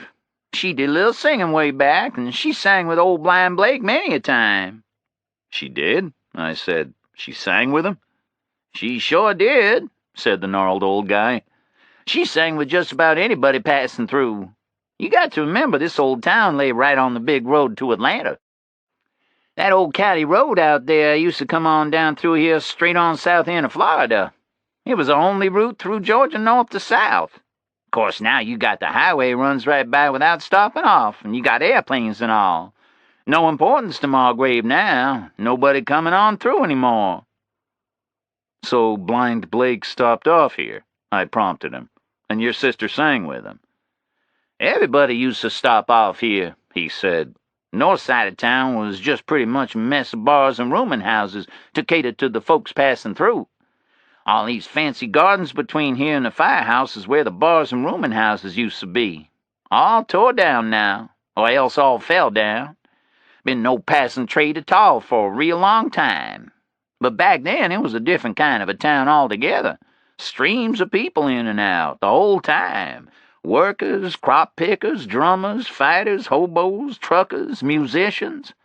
All kinds of those guys used to stop off and play, and my old sister'd be right in there singing with 'em all. And she remembers Blind Blake? I asked him. She sure does, the old man said. Used to think he was the greatest thing alive. Says he used to play real sporty indeed. What happened to him? I said. Do you know? The old guy thought hard, trawled back through his fading memories. He shook his grizzled head a couple of times. Then he took a wet towel from a hot box and put it over my face, started cutting my hair, ended up shaking his head with some kind of finality. Can't rightly say, he said. He came back and forth on a road time to time. I remember that pretty well. 3-4 years later, he was gone. I was up in Atlanta for a spell. Wasn't here to know. Heard tell somebody killed him. Maybe right here in Margrave, maybe not. Some kind of big trouble. Got him killed stone dead. I sat listening to their old radio for a while. Then I gave him a 20 off my roll of bills and hurried out onto Main Street, strode out north. It was nearly noon and the sun was baking. Hot for September. Nobody else was out walking. The black road blasted heat at me. Blind Blake had walked this road, maybe in the noon heat. Back when those old barbers had been boys, this had been the artery reaching north to Atlanta, Chicago. Jobs, hope, money. Noon heat wouldn't have stopped anybody getting where they were going. But now, the road was just a smooth blacktop byway going nowhere at all. It took me a few minutes in the heat to get up to the station house. I walked across its springy lawn, past another bronze statue, and pulled open the heavy glass entrance door, stepped into the chill inside. Roscoe was waiting for me, leaning on the reception counter. Behind her in the squad room, I could see Stevenson talking urgently into a telephone. Roscoe was pale and looking very worried. "We found another body," she said. "Where?" I asked her. "Up at the warehouse again," she said. "The other side of the road this time, underneath the clover leaf where it's raised up." "Who found it?" I said. "Finley," she said. "He was up there this morning, poking around, looking for something to help us with the first one. Some help, right? All he finds is another one." "Do you know who this one is?" I asked her. She shook her head. "Unidentified," she said. "Same as the first one." "Where's Finley now?" I asked her. "Gone to get Hubble," she said. "He thinks Hubble may know something about it." I nodded. "How long was this one up there?" I said. 2 or 3 days, maybe," she said. "Finley says it could have been a double homicide on Thursday night." I nodded again. Hubble did know something about it. This was the guy he had sent to meet with the tall investigator with the shaved head. He couldn't figure out how the guy had gotten away with it. But the guy hadn't gotten away with it. I heard a car in the lot outside, and then the big glass door sucked open. Finley stuck his head in. "Morgue, Roscoe," he said. "You too, Reacher." We followed him back outside into the heat. We all got into Roscoe's unmarked sedan, left Finley's car where he'd parked it. Roscoe drove. I sat in the back. Finley sat in the front passenger seat, twisted around so he could talk to the both of us at once. Roscoe nosed out of the police lot and headed south. "I can't find Hubble," Finley said, looking at me. "There's nobody up at his place. Did he say anything to you about going anywhere?" "No," I said, "not a word. We hardly spoke all weekend." Finley grunted at me. "I need to find out what he knows about all this," he said. "This is serious shit, and he knows something about it, that's for damn sure. What did he tell you about it, Reacher?" I didn't answer. I wasn't entirely sure whose side I was on yet. Finley's, probably. But if Finley started blundering around in whatever Hubble was mixed up in, Hubble and his family were going to end up dead. No doubt about that. So I figured I should just stay impartial and then get the hell out of there as fast as possible. I didn't want to get involved. "He'd try his mobile number?" I asked him. Finley grunted and shook his head. "Switched off," he said. "Some automatic voice came on and told me." "Did he come by and pick up his watch?" I asked him. "His what?" he said. "His watch," I said. "He left a $10,000 Rolex with Baker on Friday, when Baker was huffing us for the ride out to Warburton. Did he come pick it up?" "No," Finley said. "Nobody said so." "Okay," I said. "So he's got some urgent business somewhere. Not even an asshole like Hubble's gonna forget about a $10,000 watch, right?" "What urgent business?" Finley said. "What did he tell you about it?" "He didn't tell me diddly," I said. "Like I told you, we hardly spoke." Finley glared at me from the front seat. "Don't mess with me, Reacher," he said. "Until I get hold of Hubble, I'm going to keep hold of you and sweat your ass for what he told you. And don't make out he kept his mouth shut all weekend, because guys like that never do. I know that, and you know that. So don't mess with me, okay?" I just shrugged at him. He wasn't about to arrest me again. Maybe I could get a bus from wherever the morgue was. I'd have to pass on lunch with Roscoe. Pity. "So what's the story on this one?" I asked him. "Pretty much the same as the last one," Finley said. "Looks like it happened at the same time. Shot to death, probably the same weapon. This one didn't get kicked around afterwards, but it was probably part of the same incident." "You don't know who it is?" I said. "His name is Sherman," he said. "Apart from that, no idea." "Tell me about it," I said. I was asking out of habit. Finley thought for a moment. I saw him decide to answer, like we were partners. "Unidentified white male," he said. "Same deal as the first one. No ID, no wallet, no distinguishing marks. But this one had a gold wristwatch engraved on the back, 'To Sherman, love Judy.' He was maybe 30 or 35, hard to tell, because he'd been lying there for 3 nights, and he was well gnawed by the small animals, you know. His lips are gone and his eyes, but his right hand was okay because it was folded up under his body, so I got some decent prints. We ran them an hour ago, and something may come of that if we're lucky. Gunshot wounds? I asked him. Finley nodded. Looks like the same gun, he said. Small caliber soft-nosed shells. Looks like maybe the first shot only wounded him and he was able to run. He got hit a couple more times but made it to cover under the highway. He fell down and bled to death. He didn't get kicked around because they couldn't find him. That's how it looks to me. I thought about it. I'd walked right by there at 8 o'clock on Friday morning, right between the 2 bodies. And you figure he was called Sherman, I said. His name was on his watch, Finley said. Might not have been his watch, I said. The guy could have stolen it, could have inherited it, bought it from a pawn shop, found it in the street. Finley just grunted again. We must have been more than 10 miles south of Margrave. Roscoe was keeping up a fast pace down the old county road. Then she slowed and slid down a left fork, which led straight to the distant horizon. Where the hell are we going? I said. County Hospital, Finley said, down in Yellow Springs, next but one town to the south, not long now. We drove on. Yellow Springs became a smudge in the heat haze on the horizon. Just inside the town limit was the county hospital, standing more or less on its own, put there back when diseases were infectious and sick people were isolated. It was a big hospital, a warren of wide, low buildings sprawled over a couple of acres. Roscoe slowed and swung into the entrance lane. We wallowed over speed bumps and threaded our way around to a spread of buildings clustered on their own and back. The mortuary was a long shed with a big roll-up door standing open. We stopped well clear of the door and left the car in the yard. We looked at each other and went in. A medical guy met us and led us into an office. He sat behind a metal desk and waved Finley and Roscoe to some stools. I leaned on a counter between a computer terminal and a fax machine. This was not a big-budget facility. It had been cheaply equipped some years ago. Everything was worn and chipped and untidy. Very different from the station house up at Margrave. The guy at the desk looked tired. Not old, not young. Maybe Finley's sort of age. White coat. He looked like the type of guy whose judgment you wouldn't worry about too much. He didn't introduce himself. Just took it for granted we all knew who he was and what he was for. "What can I tell you folks?" he said. He looked at all 3 of us in turn. Waited. We looked back. "Was it the same incident?" Finley asked.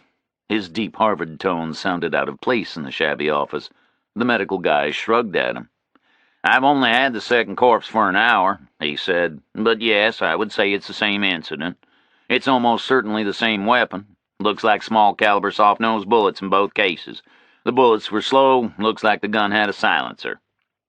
"Small caliber," I said. "How small?" The doctor swiveled his tired gaze my way. "I'm not a firearms expert," he said, "but I'd vote for a .22. Looks that small to me. I'd say we're looking at soft-nosed .22-gauge shells. Take the first guy's head, for example. 2 small splintery entry wounds and 2 big messy exit wounds, characteristic of a small soft-nosed bullet." I nodded. That's what a soft-nosed bullet does. It goes in and flattens out as it does so, becomes a blob of lead about the size of a quarter, tumbling through whatever tissue it meets, rips a great big exit hole for itself.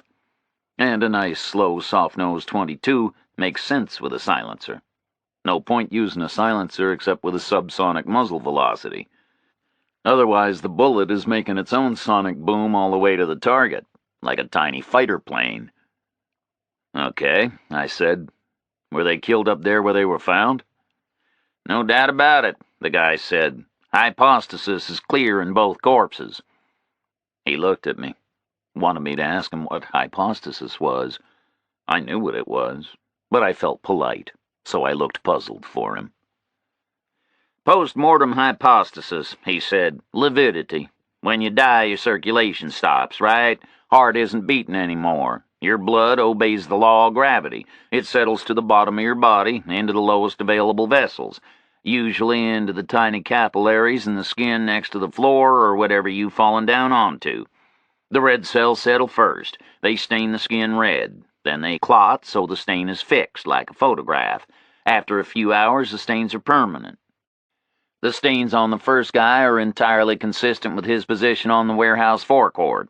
He was shot, he fell down dead, he was kicked around in some sort of mad frenzy for a few minutes, then he lay there for around 8 hours, no doubt about it.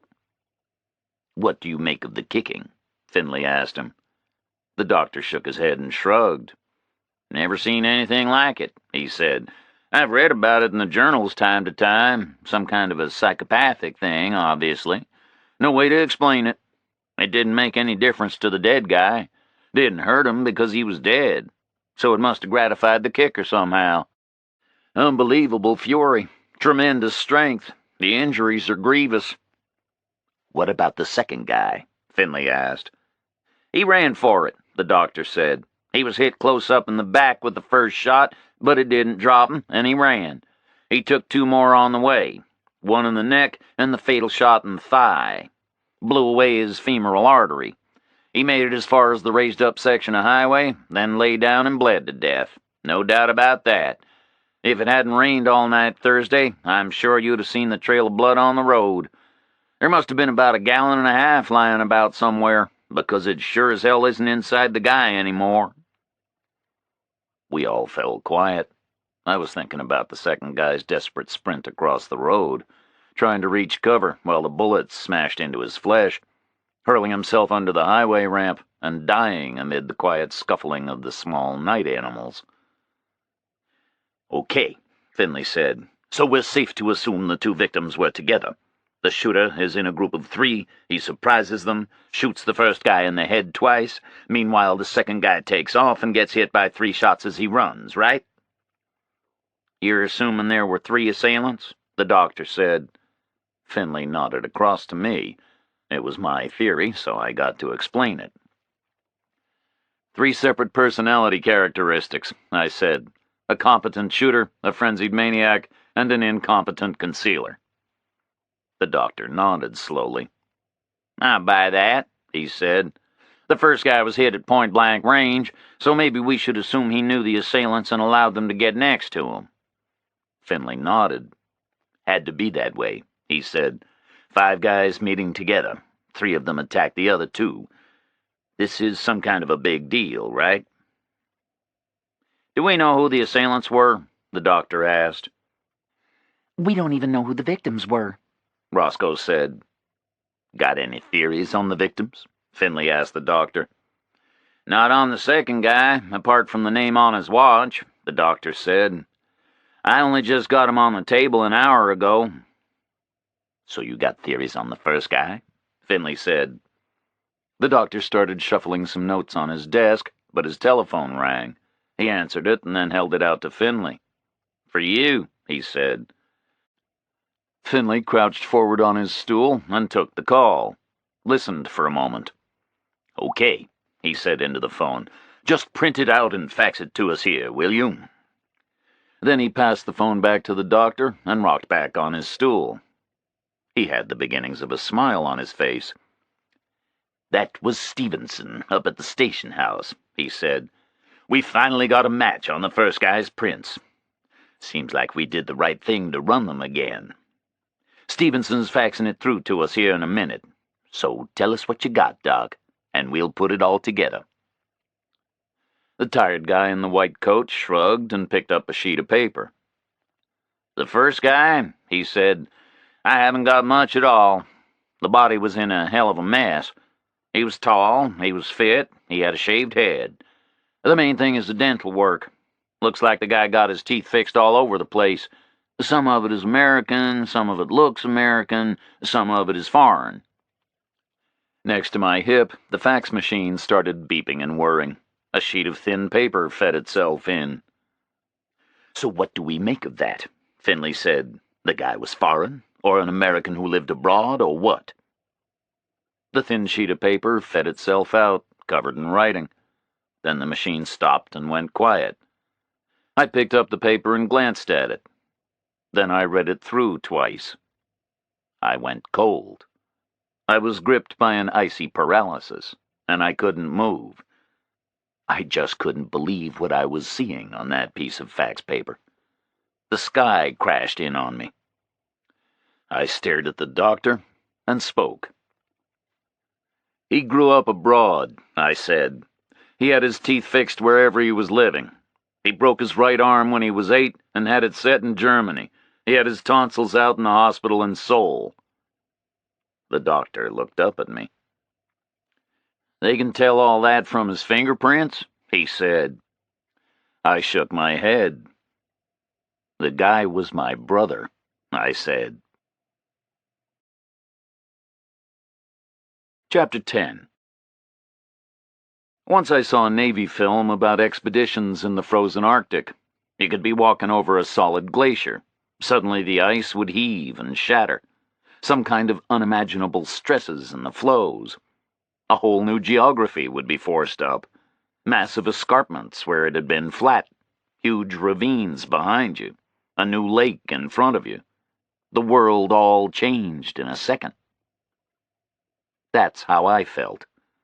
I sat there rigid with shock on the counter between the fax machine and the computer terminal and felt like an Arctic guy whose whole world changes in a single step. They walked me through to the cold store and back to make a formal identification of his body.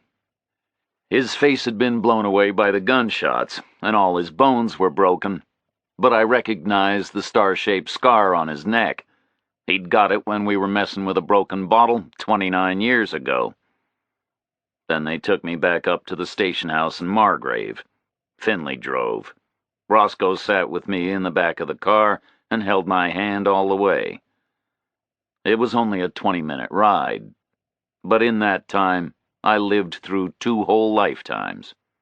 His and mine. My brother Joe, 2 years older than me.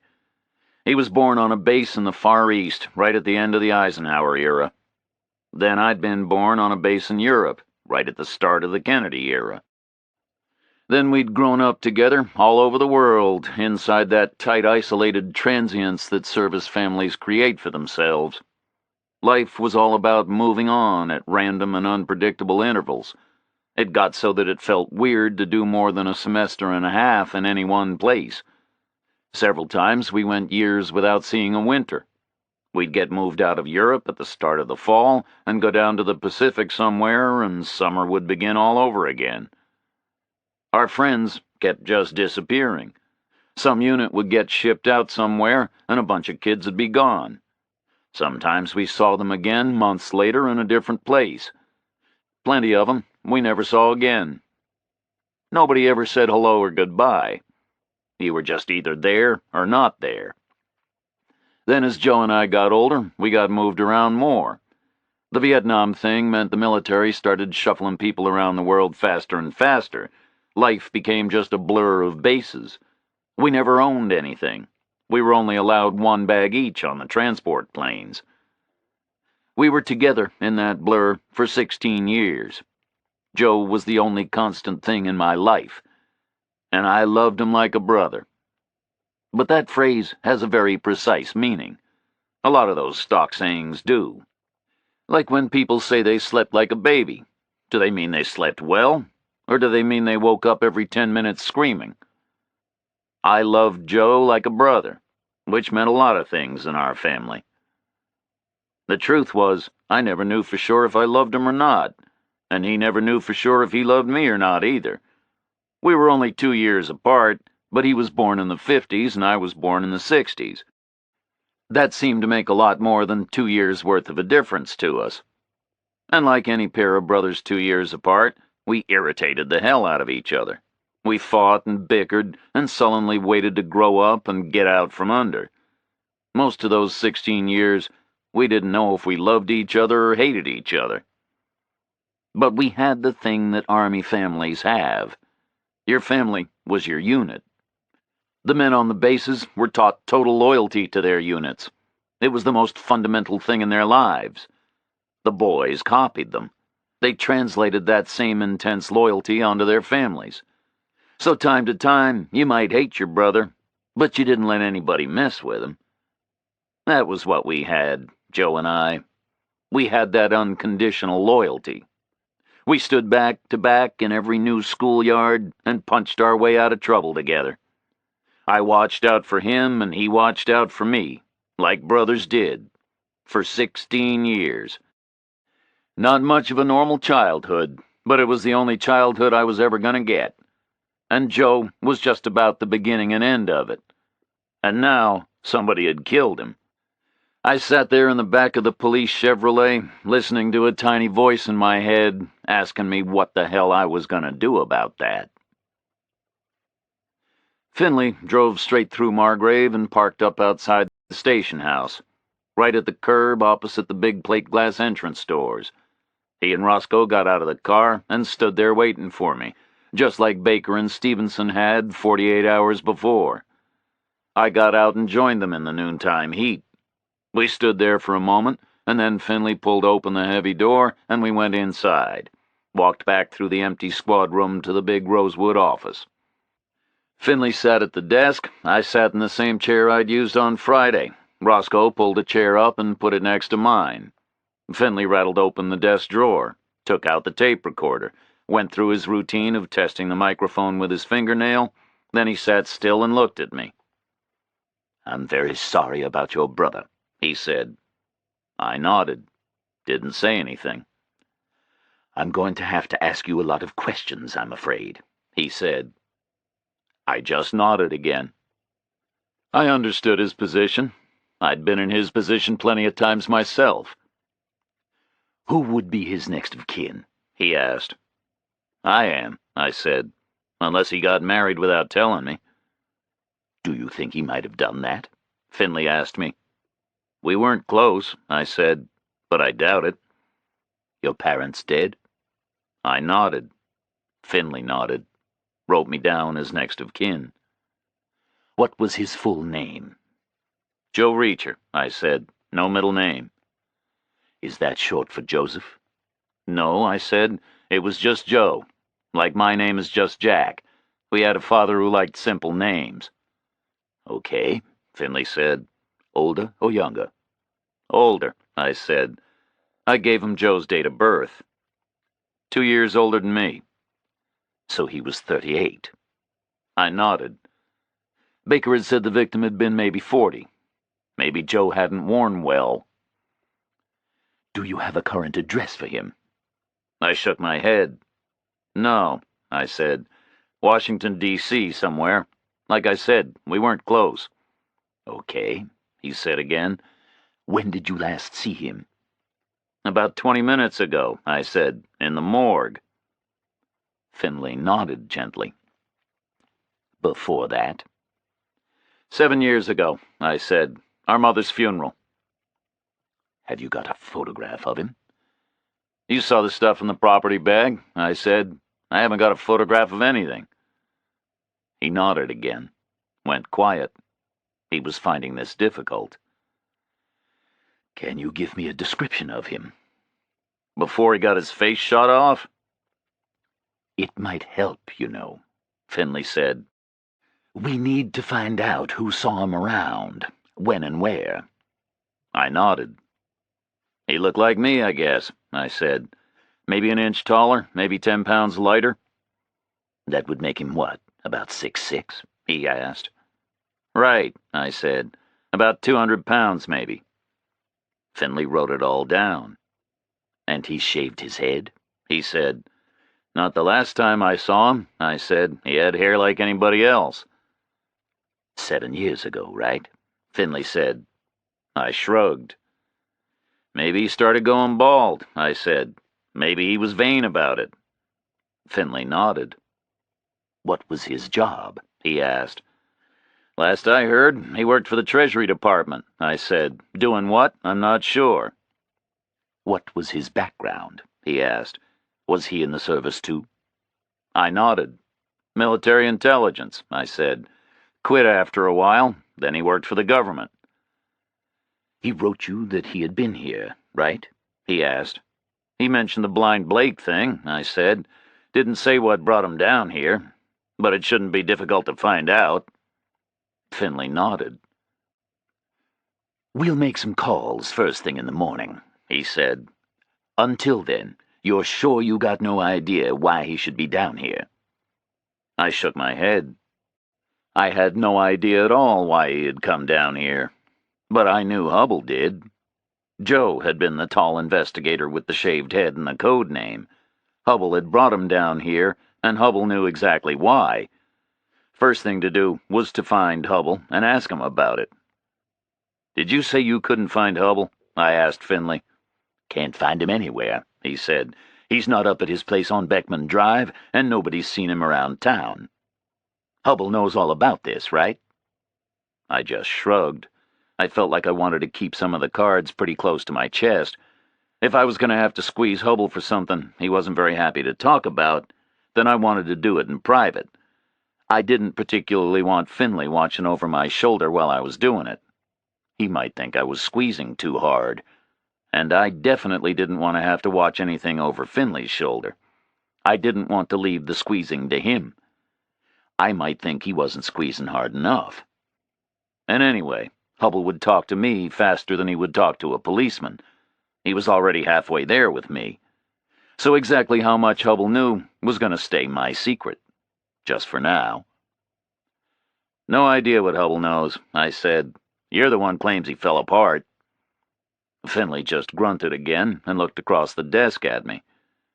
I could see him settling into a new train of thought. I was pretty sure what it was. I'd been waiting for it to surface. There's a rule of thumb about homicide. It comes from a lot of statistics and a lot of experience. The rule of thumb says, when you get a dead guy, first you take a good look at his family. Because a hell of a lot of homicide gets done by relatives. Husbands, wives, sons, and brothers. That was the theory. Finley would have seen it in action 100 times in his 20 years up in Boston. Now I could see him trying it out in his head down in Margrave. I needed to run interference on it. I didn't want him thinking about it. I didn't want to waste any more of my time in a cell. I figured I might need that time for something else. "You're happy with my alibi, right?" I said. He saw where I was going, like we were colleagues on a naughty case. He flashed me a brief grin. "It held up," he said. "You were in Tampa when this was going down." "Okay," I said. "And is Chief Morrison comfortable with that?" "He doesn't know about it," Finley said. "He's not answering his phone." "I don't want any more convenient mistakes," I said. "The fat moron said he saw me up there. I want him to know that won't fly anymore." Finley nodded, picked up the phone on his desk, and dialed a number. I heard the faint purr of the ringtone from the earpiece. It rang for a long time and cut off when Finley put the phone back down. "Not at home," he said. "Sunday, right?" Then he pulled the phone book out of a drawer, opened it to H, looked up Hubble's number on Beckman Drive, dialed it, and got the same result. A lot of ringtone and nobody home. Then he tried the mobile number. An electronic voice started to tell him the phone was switched off. He hung up before it finished. "I'm going to bring Hubble in when I find him," Finley said. "He knows stuff he should be telling us. Until then, not a lot I can do, right?" I shrugged. He was right. It was a pretty cold trail. The only spark that Finley knew about was the panic Hubble had shown on Friday. "What are you going to do, Reacher?" he asked me. "I'm going to think about that," I said. Finley looked straight at me. Not unfriendly, but very serious, like he was trying to communicate an order and an appeal with a single stern eye-to-eye gaze. "Let me deal with this, okay?" he said. "You're going to feel pretty bad, and you're going to want to see justice done. But I don't want any independent action going on here, okay? This is police business. You're a civilian. Let me deal with it, okay?" I shrugged and nodded, stood up and looked at them both. "I'm going for a walk," I said. I left the two of them there and strolled through the squad room, pushed out through the glass doors into the hot afternoon, wandered through the parking lot and crossed the wide lawn in front, over as far as the bronze statue. It was another tribute to Casper Teal, whoever the hell he had been. Same guy as on the village green on the southern edge of town. I leaned up against his warm metal flank and thought. The United States is a giant country, millions of square miles, best part of 300 million people. I hadn't seen Joe for 7 years, and he hadn't seen me. But we'd ended up in exactly the same tiny spot, 8 hours apart. I'd walked within 50 yards of where his body had been lying. That was one hell of a big coincidence. It was almost unbelievable. So Finley was doing me a big favor by treating it like a coincidence. He should be trying to tear my alibi apart. Maybe he already was. Maybe he was already on the phone to Tampa checking again. But he wouldn't find anything, because it was a coincidence. No point going over and over it. I was only in Margrave because of a crazy last-minute whim. If I'd taken a minute longer looking at the guy's map, the bus would have been past the Cloverleaf, and I'd have forgotten all about Margrave. I'd have gone on up to Atlanta and never known anything about Joe. It might have taken another 7 years before the news caught up with me. So there was no point getting all stirred up about the coincidence. The only thing I had to do was to decide what the hell I was going to do about it. I was about 4 years old before I caught on to the loyalty thing.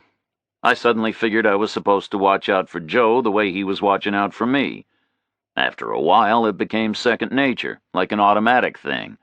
It was always in my head to scout around and check he was okay. Plenty of times I would run out into some new schoolyard and see a bunch of kids trying it on with the tall, skinny newcomer. I'd trot over there and haul them off and bust a few heads. Then I'd go back to my own buddies and play ball or whatever we were doing. Duty done, like a routine. It was a routine which lasted 12 years, from when I was 4 right up to the time Joe finally left home. 12 years of that routine must have left faint tracks in my mind, because forever afterwards I always carried a faint echo of the question, "Where's Joe?" Once he was grown up and away, it didn't much matter where he was.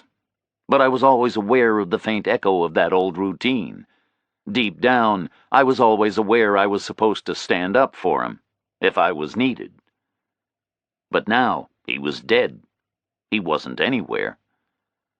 I leaned up against the statue in front of the station house and listened to the tiny voice inside my head saying, "You're supposed to do something about that." The station house door sucked open. I squinted through the heat and saw Roscoe step out. The sun was behind her, and it lit her hair like a halo. She scanned around and saw me leaning on the statue in the middle of the lawn, started over toward me. I pushed off the warm bronze. "You okay?" she asked me. "I'm fine," I said. "You sure?" she said. "I'm not falling apart," I said. "Maybe I should be, but I'm not. I just feel numb, to be honest." It was true. I wasn't feeling much of anything. Maybe it was some kind of a weird reaction, but that was how I felt. No point in denying it. "Okay," Roscoe said. "Can I give you a ride somewhere?" Maybe Finley had sent her out to keep track of me, but I wasn't about to put up a whole lot of objections to that. She was standing there in the sun looking great. I realized I liked her more every time I looked at her. "Want to show me where Hubble lives?" I asked her. I could see her thinking about it. "Shouldn't we leave that to Finley?" she said. "I just want to see if he's back home yet," I said. "I'm not going to eat him. If he's there, we'll call Finley right away, okay?" "Okay," she said. She shrugged and smiled. "Let's go." We walked together back over the lawn and got into her police Chevy. She started it up and pulled out of the lot, turned left and rolled south through the perfect little town. It was a gorgeous September day. The bright sun turned it into a fantasy. The brick sidewalks were glowing and the white paint was blinding. The whole place was quiet and basking in the Sunday heat. Deserted.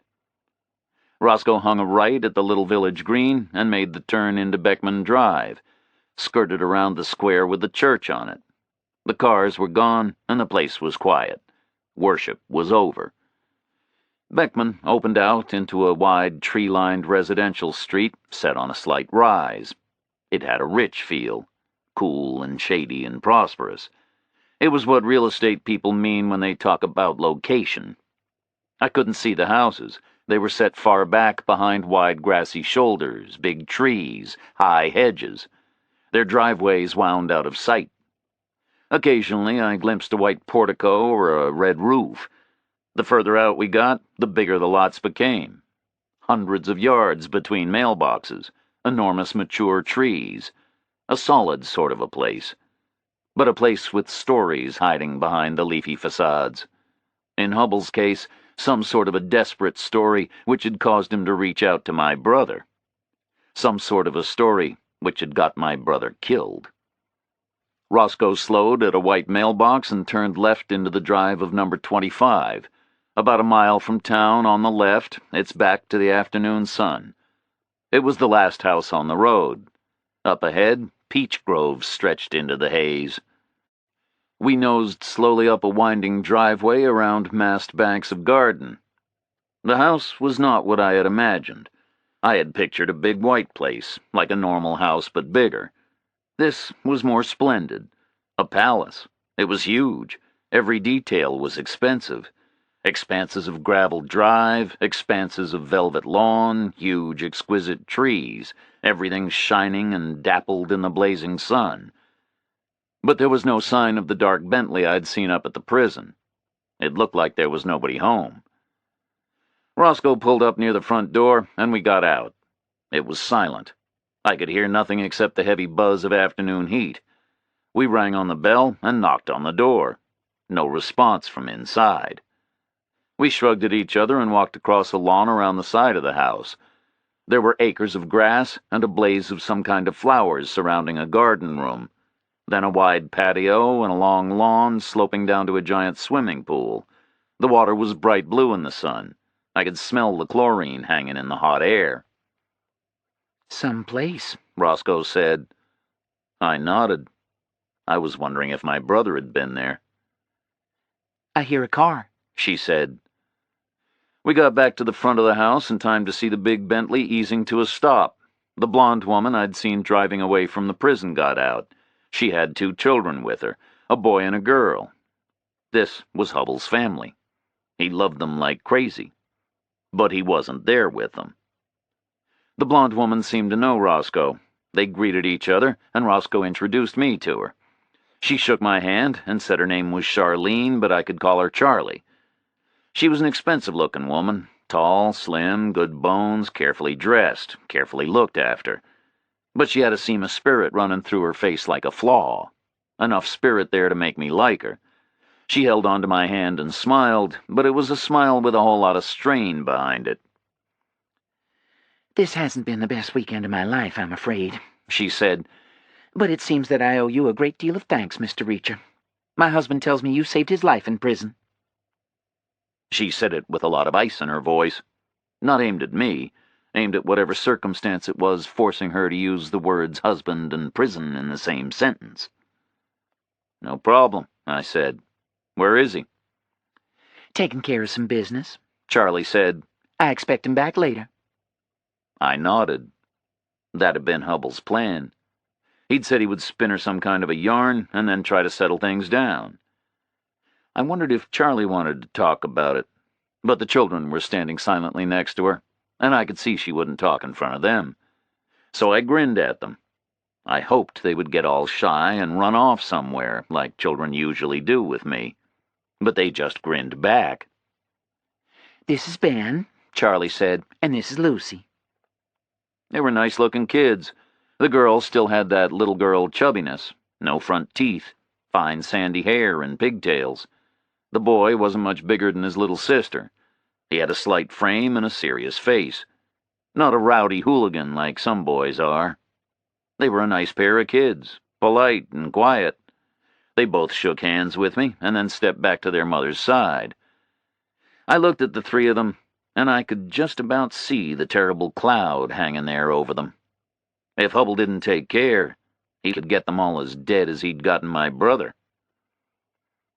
"Will you come in for some iced tea?" Charlie asked us. She stood there, her head cocked like she was waiting for an answer.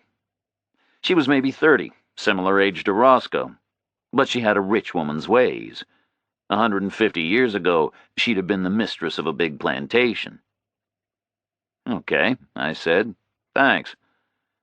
The kids ran off to play somewhere, and Charlie ushered us in through the front door. I didn't really want to drink any iced tea, but I did want to stick around in case Hubble got back. I wanted to catch him on my own for 5 minutes. I wanted to ask him some pretty urgent questions before Finley started in with the Miranda warnings. It was a fabulous house, huge, beautifully furnished, light and fresh, cool creams and sunny yellows, flowers. Charlie led us through to the garden room we'd seen from the outside. It was like something from a magazine. Roscoe went off with her to help fix the tea, left me alone in the room. It made me uneasy. I wasn't accustomed to houses. 36 years old, and I'd never lived in a house. Lots of service accommodations and a terrible bare dormitory on the Hudson when I was up at the Point. That's where I'd lived. I sat down like an ugly alien on a flowered cushion on a cane sofa and waited, uneasy, numb, in that dead zone between action and reaction. The two women came back with the tea. Charlie was carrying a silver tray. She was a handsome woman, but she was nothing next to Roscoe. Roscoe had a spark in her eyes so electric it made Charlie just about invisible. Then something happened. Roscoe sat down next to me on the cane sofa. As she sat, she pushed my leg to one side. It was a casual thing, but it was very intimate and familiar. A numbed nerve end suddenly clicked in and screamed at me, "She likes you, too. She likes you, too." It was the way she touched my leg. I went back and looked at things in that new light. Her manner as she took the fingerprints and the photographs, bringing me the coffee, her smile and her wink, her laugh, working Friday night and Saturday so she could get me out of Warburton, driving all the way over there to pick me up, holding my hand after I'd seen my brother's broken body, giving me a ride over here. She liked me, too. All of a sudden, I was glad I had jumped off that damn bus, glad I made that crazy last-minute decision. I suddenly relaxed, felt better. The tiny voice in my head quieted down. Right then, there was nothing for me to do. I'd speak to Hubble when I saw him. Until then, I would sit on a sofa with a good-looking, friendly, dark-haired woman in a soft cotton shirt. The trouble would start soon enough. It always does. Charlie Hubble sat down opposite us and started pouring the iced tea from the pitcher. The smell of lemon and spices drifted over. She caught my eye and smiled the same strained smile she'd used before. "Normally at this point, I'd ask how you were enjoying your visit with us here in Margrave," she said, looking at me, strained, smiling. I couldn't think of a reply to that. I just shrugged. It was clear Charlie didn't know anything. She thought her husband had been arrested because of some kind of a mistake, not because he was grabbed up in some kind of trouble which had just got 2 people murdered, one of which was the brother of the stranger she was busy smiling at. Roscoe rescued the conversation, and the two of them started passing the time of day. I just sat there and drank the tea and waited for Hubble. He didn't show up. Then the conversation died, and we had to get out of there. Charlie was fidgeting like she had things to do. Roscoe put her hand on my arm. Her touch burned me like electricity. "Let's go," she said. "I'll give you a ride back to town." I felt bad I wasn't staying to wait for Hubble. It made me feel disloyal to Joe. But I just wanted to be on my own with Roscoe. I was burning up with it. Maybe some kind of repressed grief was intensifying it. I wanted to leave Joe's problems until tomorrow. I told myself I had no choice anyway. Hubble hadn't shown up, nothing else I could do. So we got back in the Chevy together and nosed down the winding driveway, cruised down Beckman. The buildings thickened up at the bottom of the mile. We jinked around the church. The little village green with the statue of old Casper Teal was ahead. "Reacher," Roscoe said, "you'll be around for a while, right?" Until we get this thing about your brother straightened out? I guess I will, I said. Where are you going to stay? She asked. I don't know, I said. She pulled over to the curb near the lawn, nudged the selector into park. She had a tender look on her face. I want you to come home with me, she said. I felt like I was out of my mind, but I was burning up with it, so I pulled her to me and we kissed. That fabulous first kiss. The new and unfamiliar mouth and hair and taste and smell. She kissed hard and long and held on tight. We came up for air a couple of times before she took off again for her place. She blasted a quarter-mile down the street, which opened up opposite Beckman Drive. I saw a blur of greenery in the sun as she swooped into her driveway. The tires chirped as she stopped. We more or less tumbled out and ran to the door. She used her key and we went in. The door swung shut, and before it clicked, she was back in my arms. We kissed and stumbled through to her living room. She was a foot shorter than me, and her feet were off the ground. We tore each other's clothes off like they were on fire. She was gorgeous, firm and strong, and a shape like a dream, skin like silk. She pulled me to the floor through bars of hot sunlight from the window. It was frantic. We were rolling, and nothing could have stopped us. It was like the end of the world. We shuddered to a stop and lay gasping. We were bathed in sweat, totally spent. We lay there, clasped and caressing. Then she got off me and pulled me up. We kissed again as we staggered through to her bedroom. She pulled back the covers on the bed and we collapsed in, held each other and fell into a deep afterglow stupor. I was wrecked. I felt like all my bones and sinews were rubber. I lay in the unfamiliar bed and drifted away to a place far beyond relaxation. I was floating. Roscoe's warm heft was snuggled beside me. I was breathing through her hair. Our hands were lazily caressing unfamiliar contours. She asked me if I wanted to go find a motel, or to stay there with her. I laughed and told her the only way to get rid of me now would be to go fetch a shotgun from the station house and chase me away. I told her even that might not work. She giggled and pressed even closer. I wouldn't fetch a shotgun, she whispered. I'd fetch some handcuffs. I'd chain you to the bed and keep you here forever. We dozed through the afternoon. I called the Hubble place at 7 in the evening. He still wasn't back. I left Roscoe's number with Charlie and told her to have Hubble call me as soon as he got in. Then we drifted on through the rest of the evening. Fell fast asleep at midnight. Hubble never called. Monday morning, I was vaguely aware of Roscoe getting up for work. I heard the shower, and I know she kissed me tenderly, and then the house was hot and quiet and still. I slept on until after 9. The phone didn't ring. That was okay. I needed some quiet thinking time. I had decisions to make. I stretched out in Roscoe's warm bed and started answering the question the tiny voice in my head was asking me again. What was I going to do about Joe? My answer came very easily. I knew it would. I knew it had been waiting there since I first stood next to Joe's broken body in the morgue. It was a very simple answer. I was going to stand up for him. I was going to finish his business, whatever it was. Whatever it took. I didn't foresee any major difficulties. Hubble was the only link I had, but Hubble was the only link I needed.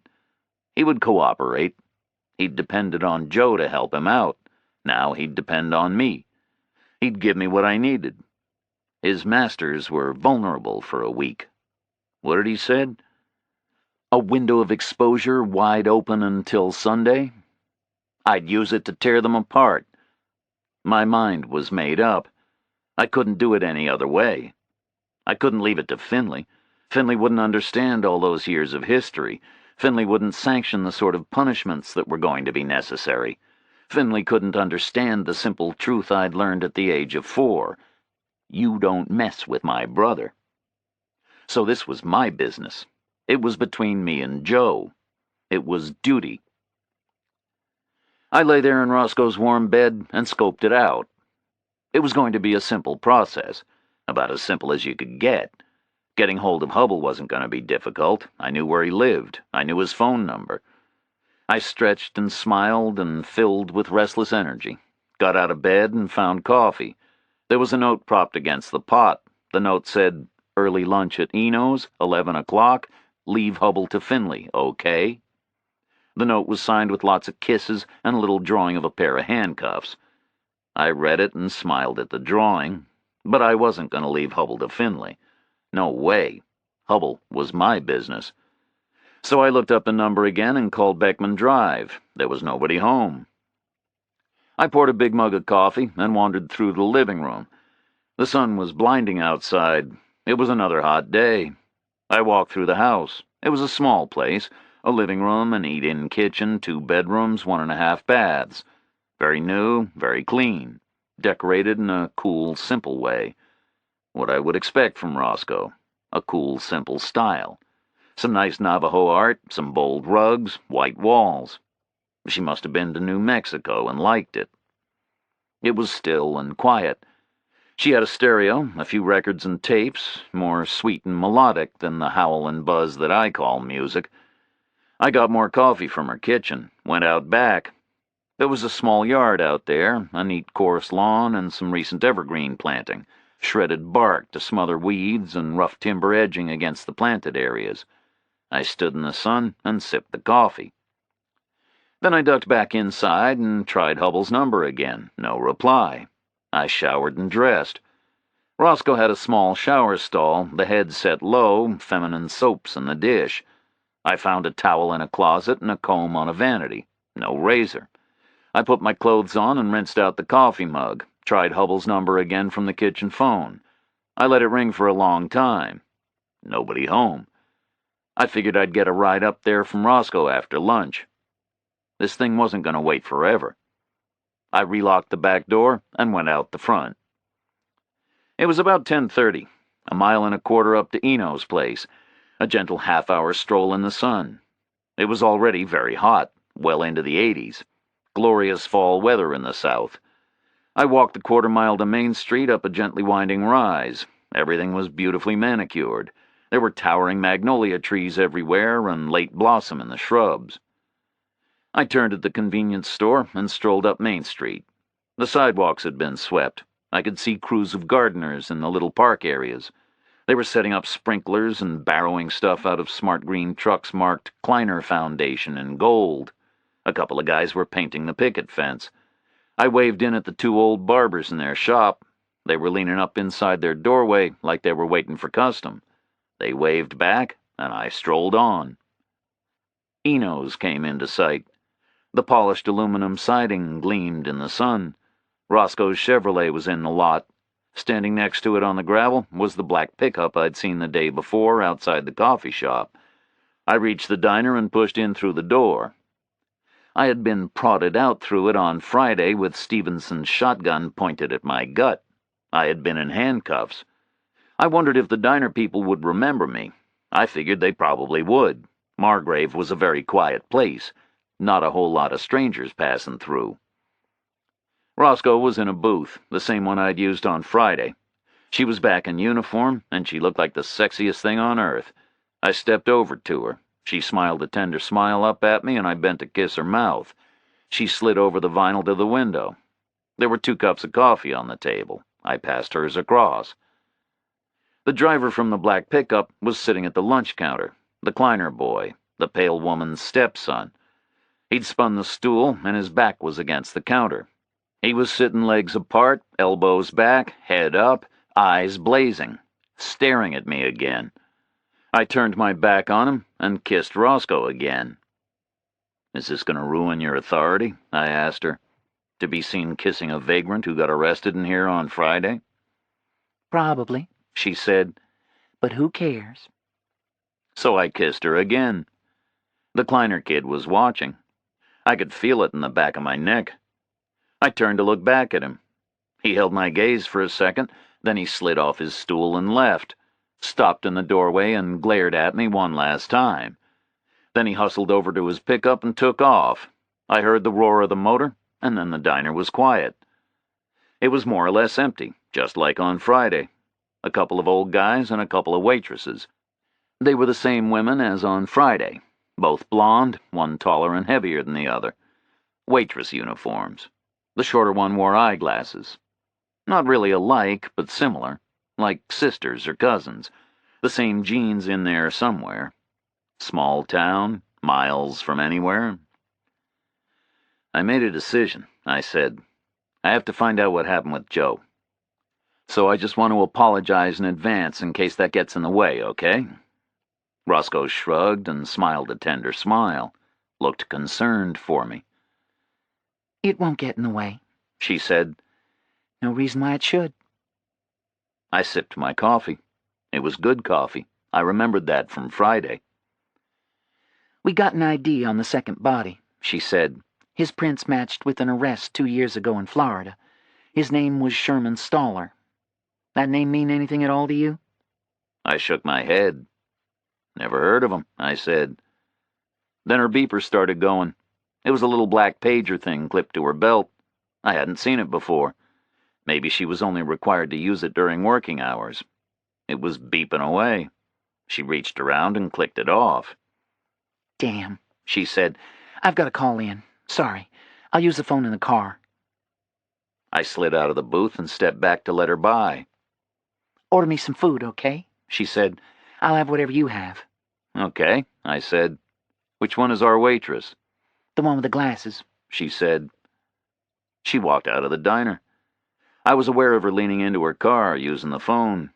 Then she was gesturing to me from the parking lot, miming urgency, miming that she had to get back, miming that I should stay put. She jumped into the car and took off south. I waved vaguely after her, not really looking, because I was staring at the waitresses instead. I had almost stopped breathing. I needed Hubble, and Roscoe had just told me Hubble was dead. Chapter 11. I stared blankly over at the two blonde waitresses. One was perhaps 3 inches taller than the other, perhaps 15 pounds heavier, a couple of years older. The smaller woman looked petite in comparison, better looking. She had longer, lighter hair, nicer eyes behind the glasses. As a pair, the waitresses were similar in a superficial kind of a way, but not alike. There were a million differences between them. No way were they hard to distinguish one from the other. I'd asked Roscoe which was our waitress, and how had she answered? She hadn't said the smaller one, or the one with the long hair, or the blonder one, or the slimmer one, or the prettier one, or the younger one. She'd said the one with glasses. One was wearing glasses, the other wasn't. Ours was the one with glasses. Wearing glasses was the major difference between them. It overrode all the other differences. The other differences were matters of degree. Taller, heavier, longer, shorter, smaller, prettier, darker, younger. The glasses were not a matter of degree. One woman wore them, the other didn't. An absolute difference, no confusion. Our waitress was the one with glasses. That's what Spivvy had seen on Friday night. Spivvy had come into the reception bunker a little after 10 o'clock, with a shotgun and a clipboard in his big red farmer's hands. He had asked which one of us was Hubble. I remembered his high voice in the stillness of the bunker. There was no reason for his question. Why the hell should Spivvy care which one of us was which? He didn't need to know. But he'd asked. Hubble had raised his hand. Spivvy had looked him over with his little snake eyes. He had seen that Hubble was smaller, shorter, lighter, sandier, balder, younger than me. But what was the major difference he had hung on to? Hubble wore glasses. I didn't. The little gold rims. An absolute difference. Spivvy had said to himself that night, Hubble's the one with glasses.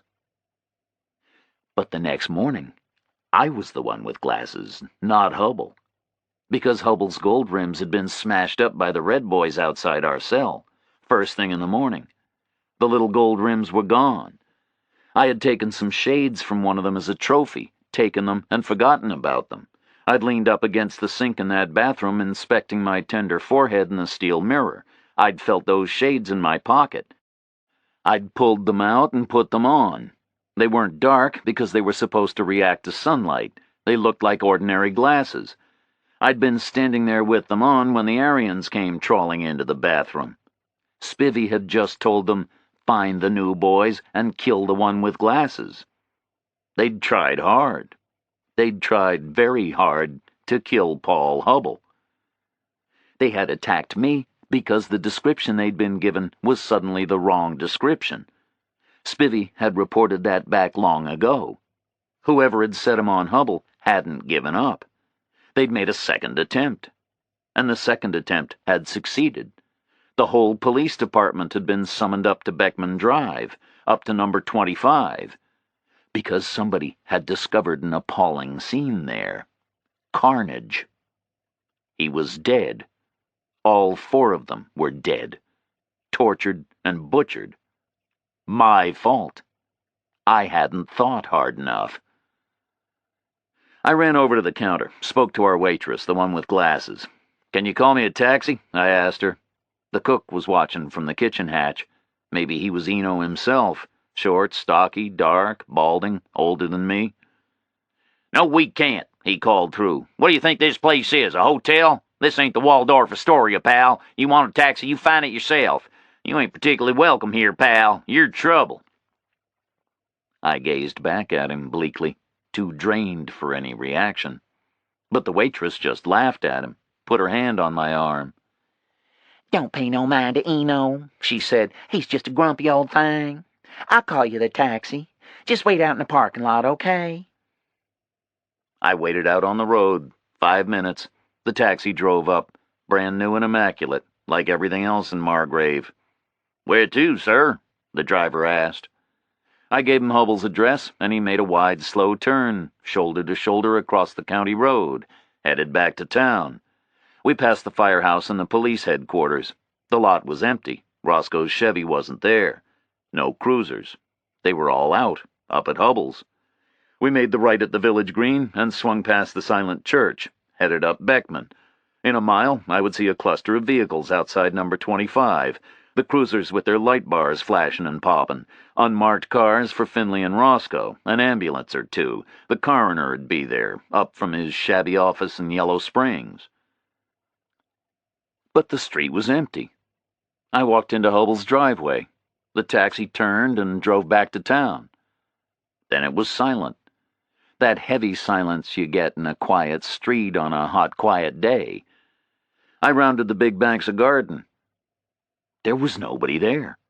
No police cars, no ambulances, no shouting, no clattering gurneys, no gasps of horror, no police photographers, no tape sealing off the access. The big, dark Bentley was parked up on the gravel. I walked past it on my way to the house.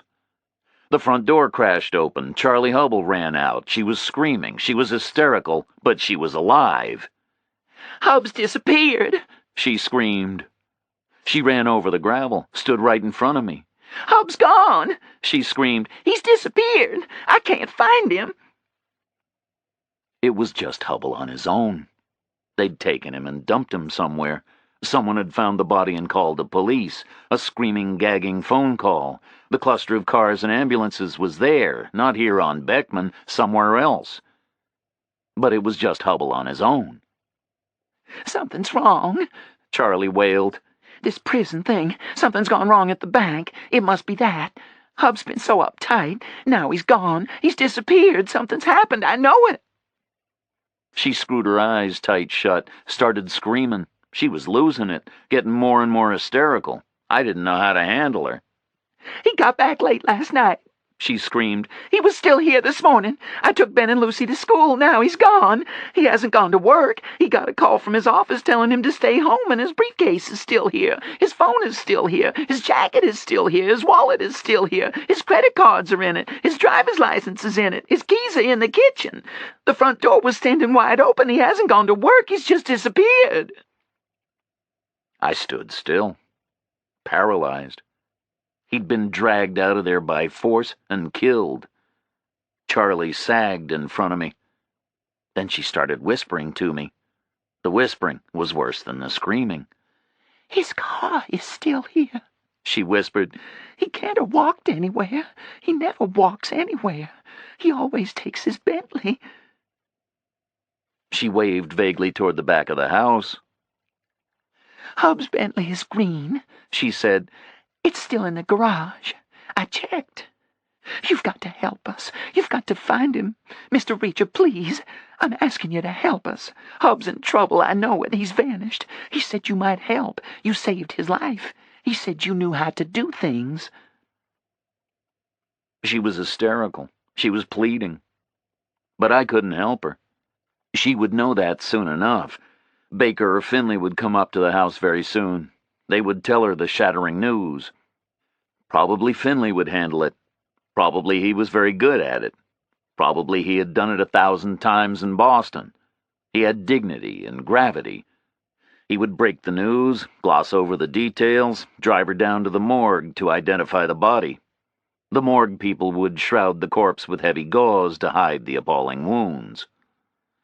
"Will you help us?" Charlie asked me. I decided not to wait with her. I decided to go down to the station house, find out details like where and when and how. But I'd come back with Finley. This was my fault, so I should come back. "You stay here," I said. "You'll have to lend me your car, okay?" She rooted in her bag and pulled out a big bunch of keys, handed them to me. The car key had a big letter B embossed on it. She nodded vaguely and stayed where she was.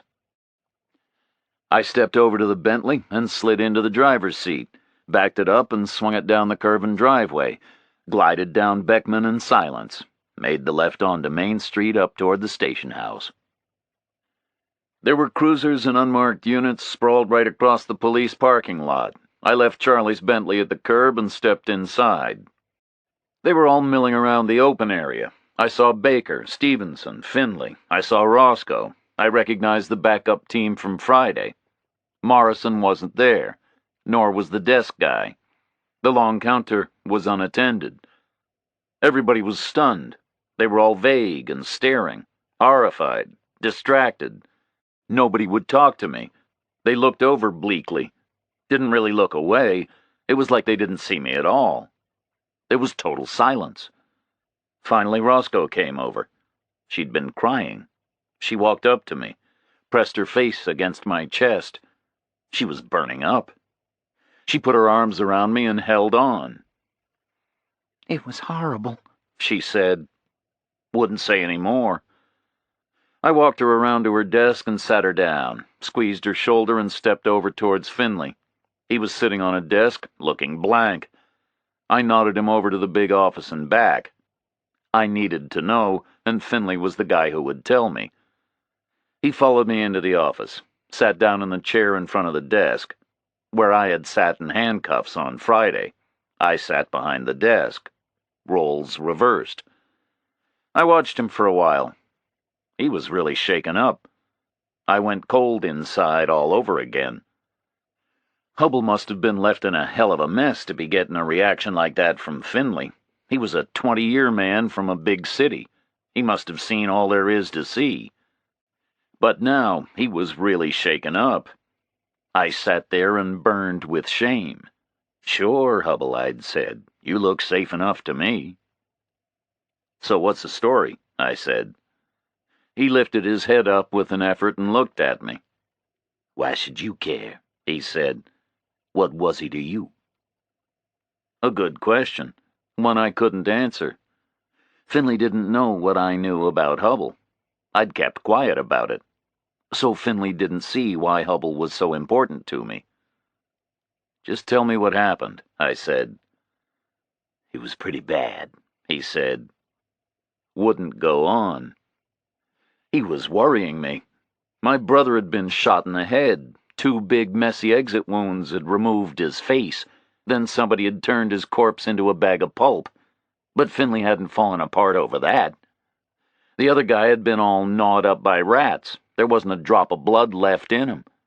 But Finley hadn't fallen apart over that either. Hubble was a local guy, which made it a bit worse, I could see that.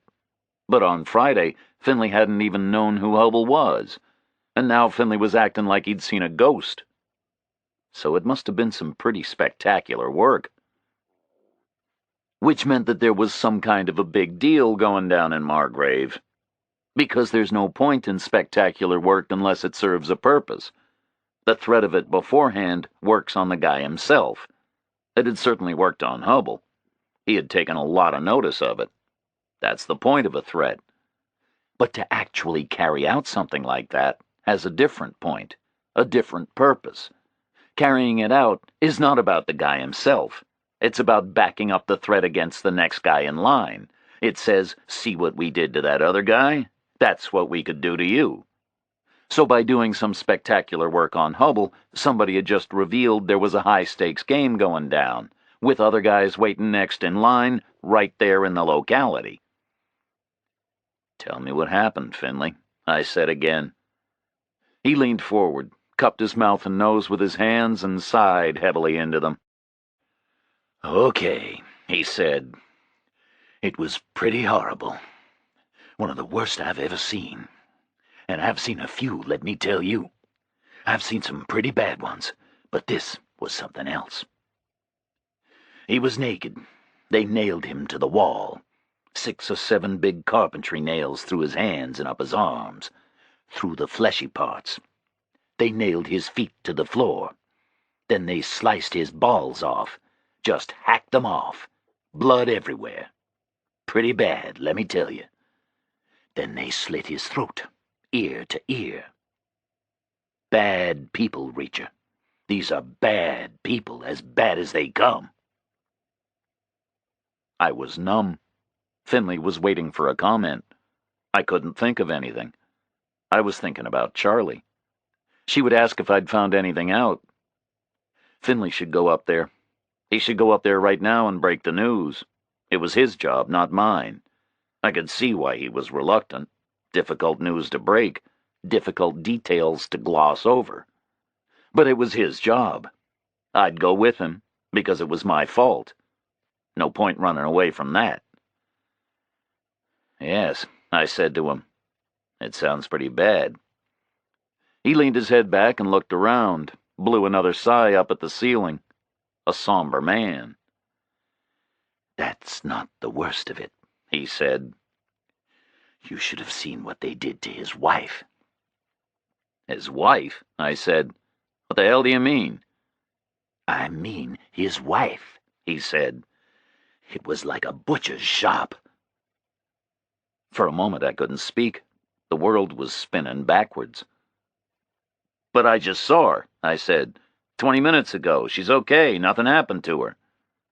You saw who? Finley said. Charlie, I said. Who the hell is Charlie? He asked. Charlie, I said blankly. Charlie Hubble. His wife. She's okay. They didn't get her. What's Hubble got to do with this? He said. I just stared at him. Who are we talking about? I said. Who got killed? Finley looked at me like I was crazy. I thought you knew, he said. Chief Morrison, the chief of police, Morrison, and his wife. Chapter 12. I was watching Finley very carefully, trying to decide how far I should trust him. It was going to be a life-or-death decision. In the end, I figured his answer to one simple question would make up my mind for me. Are they going to make you chief now? I asked him. He shook his head. No, he said, they're not going to make me chief. You sure about that? I said. I'm sure, he said. Whose decision is it? I asked him. The mayor's, Finley said. Town mayor appoints the chief of police. He's coming over. Guy named Teal. Some kind of an old Georgia family. Some ancestor was a railroad baron who owned everything in sight around here. Is that the guy you've got statues of? I said. Finley nodded. Caspar Teal, he said. He was the first. They've had Teals here ever since. This mayor must be the great-grandson or something. I was in a minefield. I needed to find a clear lane through. What's the story with this guy, Teal? I asked him. Finley shrugged. Tried to find a way to explain it. "He's just a Southern asshole," he said. "Old Georgia family, probably a long line of Southern assholes. They've been the mayors around here since the beginning. I dare say this one's no worse than the others." "Was he upset," I said, "when you called him about Morrison?" "Worried, I think," Finley said. "He hates mess." "Why won't he make you chief?" I said. "You're the senior guy, right?" "He just won't," Finley said. "Why not is my business." I watched him for a moment longer. Life or death. "Somewhere we can go to talk," I said. He looked over the desk at me. "You thought it was Hubble got killed, right?" he said. "Why?" "Hubble did get killed," I said. "The fact that Morrison got killed as well doesn't change it." We walked down to the convenience store, sat side by side at the empty counter near the window. I sat at the same place the pale Mrs. Kleiner had used when I was in there the day before. That seemed like a long time ago. The world had changed since then. We got tall mugs of coffee and a big plate of donuts. Didn't look at each other directly. We looked at each other in the mirror behind the counter. "Why won't you get the promotion?" I asked him. His reflection shrugged in the mirror. He was looking puzzled. He couldn't see the connection. But he'd see it soon enough. "I should get it," he said. "I'm better qualified than all the others put together. I've done 20 years in a big city, a real police department. What the hell have they done? Look at Baker, for instance. He figures himself for a smart boy. But what has he done? 15 years in the sticks? In this backwater? What the hell does he know?" "So why won't you get it?" I said. "It's a personal matter," he said. "You think I'm going to sell it to the newspaper?" I asked him. "It's a long story," he said.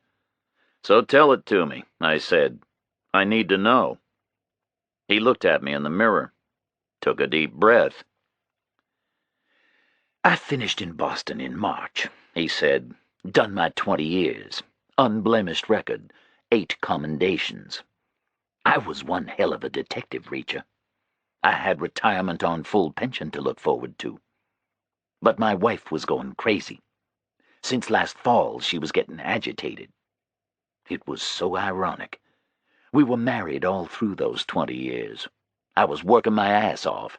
Boston PD was a madhouse. We were working 7 days a week, all day and all night.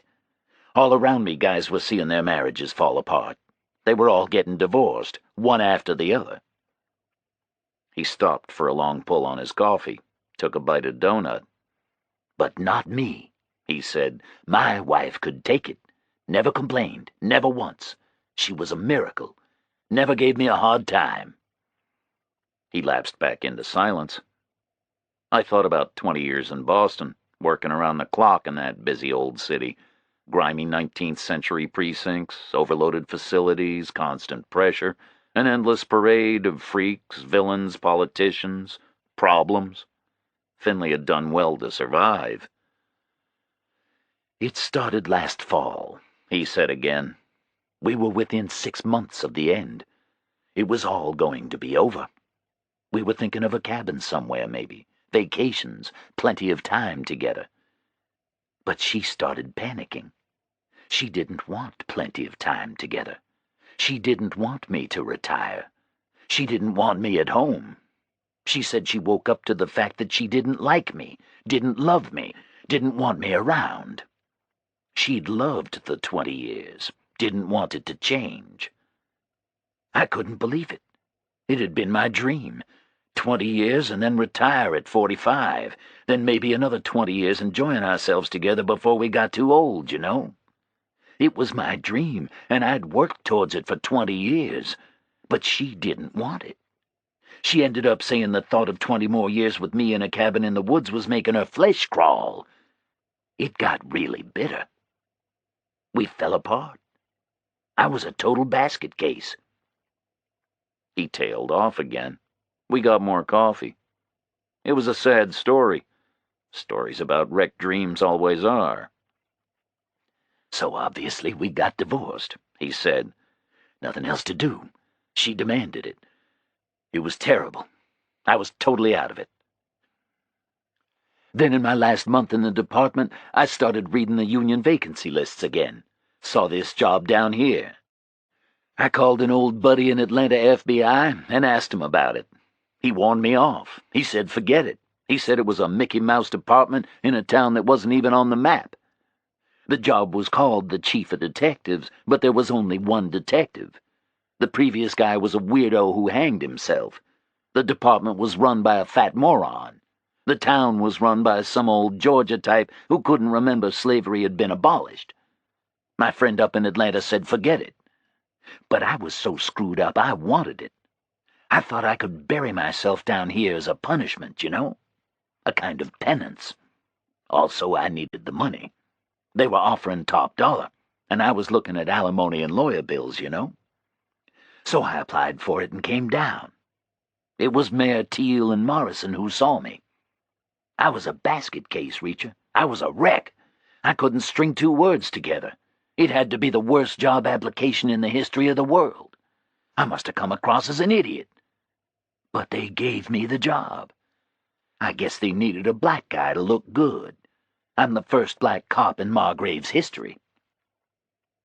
I turned on the stool and looked straight at him.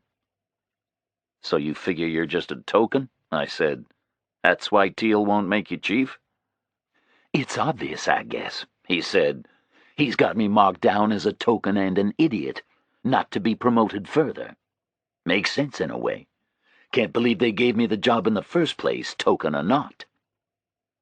I waved to the counter guy for the check. I was happy with Finley's story. He wasn't going to be chief, so I trusted him. And I trusted Roscoe. It was going to be the three of us against whoever. I shook my head at him in the mirror. You're wrong, I said. That's not the real reason. You're not going to be chief because you're not a criminal. I paid the check with a 10 and got all quarters for change. The guy still had no dollar bills. Then I told Finley I needed to see the Morrison place. Told him I needed all the details. He just shrugged and led me outside. We turned and walked south, passed by the village green, and put the town behind us. I was the first one there, he said, about 10 this morning. I hadn't seen Morrison since Friday, and I needed to update the guy, but I couldn't get him on the phone. It was the middle of the morning on a Monday, and we hadn't done anything worth a damn about a double homicide from last Thursday night. We needed to get our asses in gear, so I went up to his house to start looking for him. He went quiet and walked on, revisiting in his mind the scene he'd found. Front door was standing open, he said, maybe a half-inch. It had a bad feel. I went in, found him upstairs in the master bedroom. It was like a butcher's shop. Blood everywhere. He was nailed to the wall, sort of hanging off. Both of them sliced up, him and his wife. It was terrible. About 24 hours of decomposition. Warm weather. Very unpleasant. So I called in the whole crew, and we went over every inch and pieced it all together. Literally, I'm afraid. He tailed off again. Just went quiet. So it happened Sunday morning? I said. He nodded. Sunday papers on the kitchen table, he said. Couple of sections opened out and the rest untouched. Breakfast things on the table. Medical examiner says about 10 o'clock Sunday morning. Any physical evidence left behind? I asked him. He nodded again, grimly. Footprints in the blood, he said. The place was a lake of blood. Gallons of it. Partly dried up now, of course. They left footprints all over. But they were wearing rubber overshoes, you know? Like you get for the winter up north. No chance of tracing them. They must sell millions every year. They had come prepared. They'd known there was going to be a lot of blood. They'd brought overshoes. They must have brought overalls, like the nylon bodysuits they wear in the slaughterhouse, on the killing floor. Big white nylon suits, hooded, the white nylon splashed and smeared with bright red blood. They wore gloves, too, he said. There are rubbery smears in the blood on the walls. How many people? I asked him. I was trying to build up a picture. 4, he said. The footprints are confused, but I think I can see 4. I nodded. 4 sounded right. About the minimum, I reckoned. Morrison and his wife would have been fighting for their lives. It would take 4 of them at least. 4 out of the 10 Hubble had mentioned. Transport? I said. Can't really tell, Finley said. Gravel driveway, washed into ruts here and there. I saw some wide ruts which looked new, maybe. Could have been wide tires, maybe a big 4-wheel drive or a small truck. We were a couple of 100 yards south of where Main Street had petered out. We turned west up a gravel driveway, which must have been just about parallel with Beckman Drive. At the end of the driveway was Morrison's house. It was a big formal place, white columns at the front, symmetrical evergreen trees dotted about. There was a new Lincoln parked near the door, and a lot of police tape strung at waist height between the columns. We going in? Finley asked. May as well, I said. We ducked under the tape and pushed in through Morrison's front door. The house was a wreck. Gray metallic fingerprint powder everywhere. Everything tossed and searched and photographed. You won't find anything, Finley said. We went over the whole place. I nodded and headed for the staircase. Went up and found the master bedroom. Stopped at the door and peered in. There was nothing to see except the ragged outline of the nail holes in the wall and the massive blood stains. The blood was turning black. It looked like somebody had flung buckets of tar around. The carpet was crusty with it. On the parquet in the doorway, I could see the footprints from the overshoes. I could make out the intricate pattern of the treads. I headed back downstairs and found Finley leaning on a porch column out front. Okay, he asked me. Terrific, I said. You searched the car? He shook his head. That's Morrison's, he said. We just looked for stuff the intruders might have left behind. I stepped over to the Lincoln and tried the door. Unlocked. Inside, there was a strong new car smell and not much else. This was a chief's car. It wasn't going to be full of cheeseburger wrappings and soda cans like a patrolman's would be. But I checked it out, poked around in the door pockets and under the seats. Found nothing at all. Then I opened the glove box and found something. There was a switchblade in there. It was a handsome thing. Ebony handle with Morrison's name in gold-filled engraving. I popped the blade. Double-edged, 7 inches, Japanese surgical steel. Looked good. Brand new, never been used. I closed it up and slipped it into my pocket. I was unarmed and facing big trouble. Morrison's switchblade might make a difference. I slid out of the Lincoln and rejoined Finley on the gravel. Find anything? He asked. No, I said. Let's go. We crunched back down the driveway together and turned north on the county road, headed back to town. I could see the church steeple and the bronze statue in the distance, waiting for us. Chapter 13. Something I need to check with you, I said. Finley's patience was running thin. He looked at his watch. You better not be wasting my time, Reacher, he said. We walked on north. The sun was dropping away from overhead, but the heat was still fierce. I didn't know how Finley could wear a tweed jacket and a moleskin vest. I led him over to the village green. We crossed the grass and leaned up on the statue of old Casper Teal, side by side. They cut his balls off, right? I said. He nodded, looked at me, waiting. Okay, I said. So the question is this. Did you find his balls? He shook his head. No, he said. We went over the whole place. Ourselves and the medical examiner. They weren't there. His testicles are missing. He smiled as he said it. He was recovering his cop's sense of humor. Okay, I said. That's what I needed to know. His smile widened, reached his eyes. Why, he said. Do you know where they are? When's the autopsy? I asked him. He was still smiling. "His autopsy won't help," he said. "They were cut off.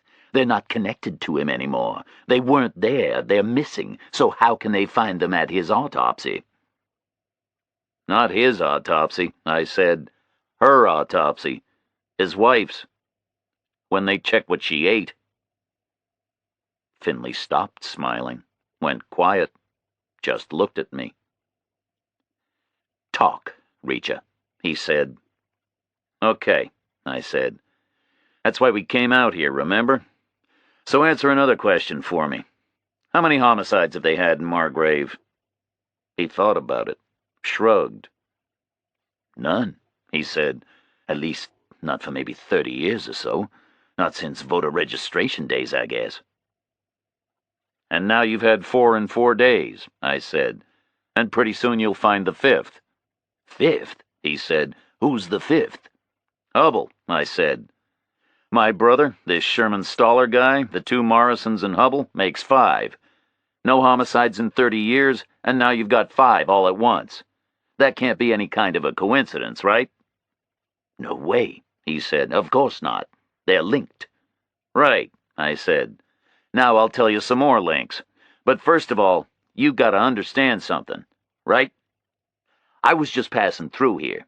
On Friday and Saturday and Sunday, right up to the time those prints came through on my brother, I wasn't paying the slightest bit of attention to anything at all. I was just figuring I'd wait around and get the hell out of here as soon as possible." "So?" he said. "So I was told stuff," I said. "Hubble told me things in Warburton, but I didn't pay a lot of attention. I wasn't interested in him, okay? He told me things, and I didn't follow them up with him, and I probably don't recall some of them." "Like what things?" Finley said. So I told him the things I remembered. I started the same way Hubble had started. Trapped inside some kind of a racket, terrorized by a threat against himself and his wife. A threat consisting of the same things, word for word, that Finley had just seen for himself that morning. "You sure about that?" he said. "Exactly the same." "Word for word," I said. "Totally identical. Nailed to the wall, balls cut off, the wife forced to eat the balls, then they get their throats cut. Word for word identical, Finley. So unless we got 2 threateners at the same time in the same place making the exact same threat, that's another link." "So Morrison was inside the same scam as Hubble?" he said. "Owned and operated by the same people," I said. Then I told him Hubble had been talking to an investigator, and I told him the investigator had been talking to Sherman Stoller, whoever he had been. "Who was the investigator?" he asked. "And where does Joe fit in?" "Joe was the investigator," I said. "Hubble told me the tall guy with the shaved head was an investigator trying to get him free." "What sort of an investigator was your brother?" Finley said. "Who the hell was he working for?" "Don't know," I said. "Last I heard, he was working for the Treasury Department."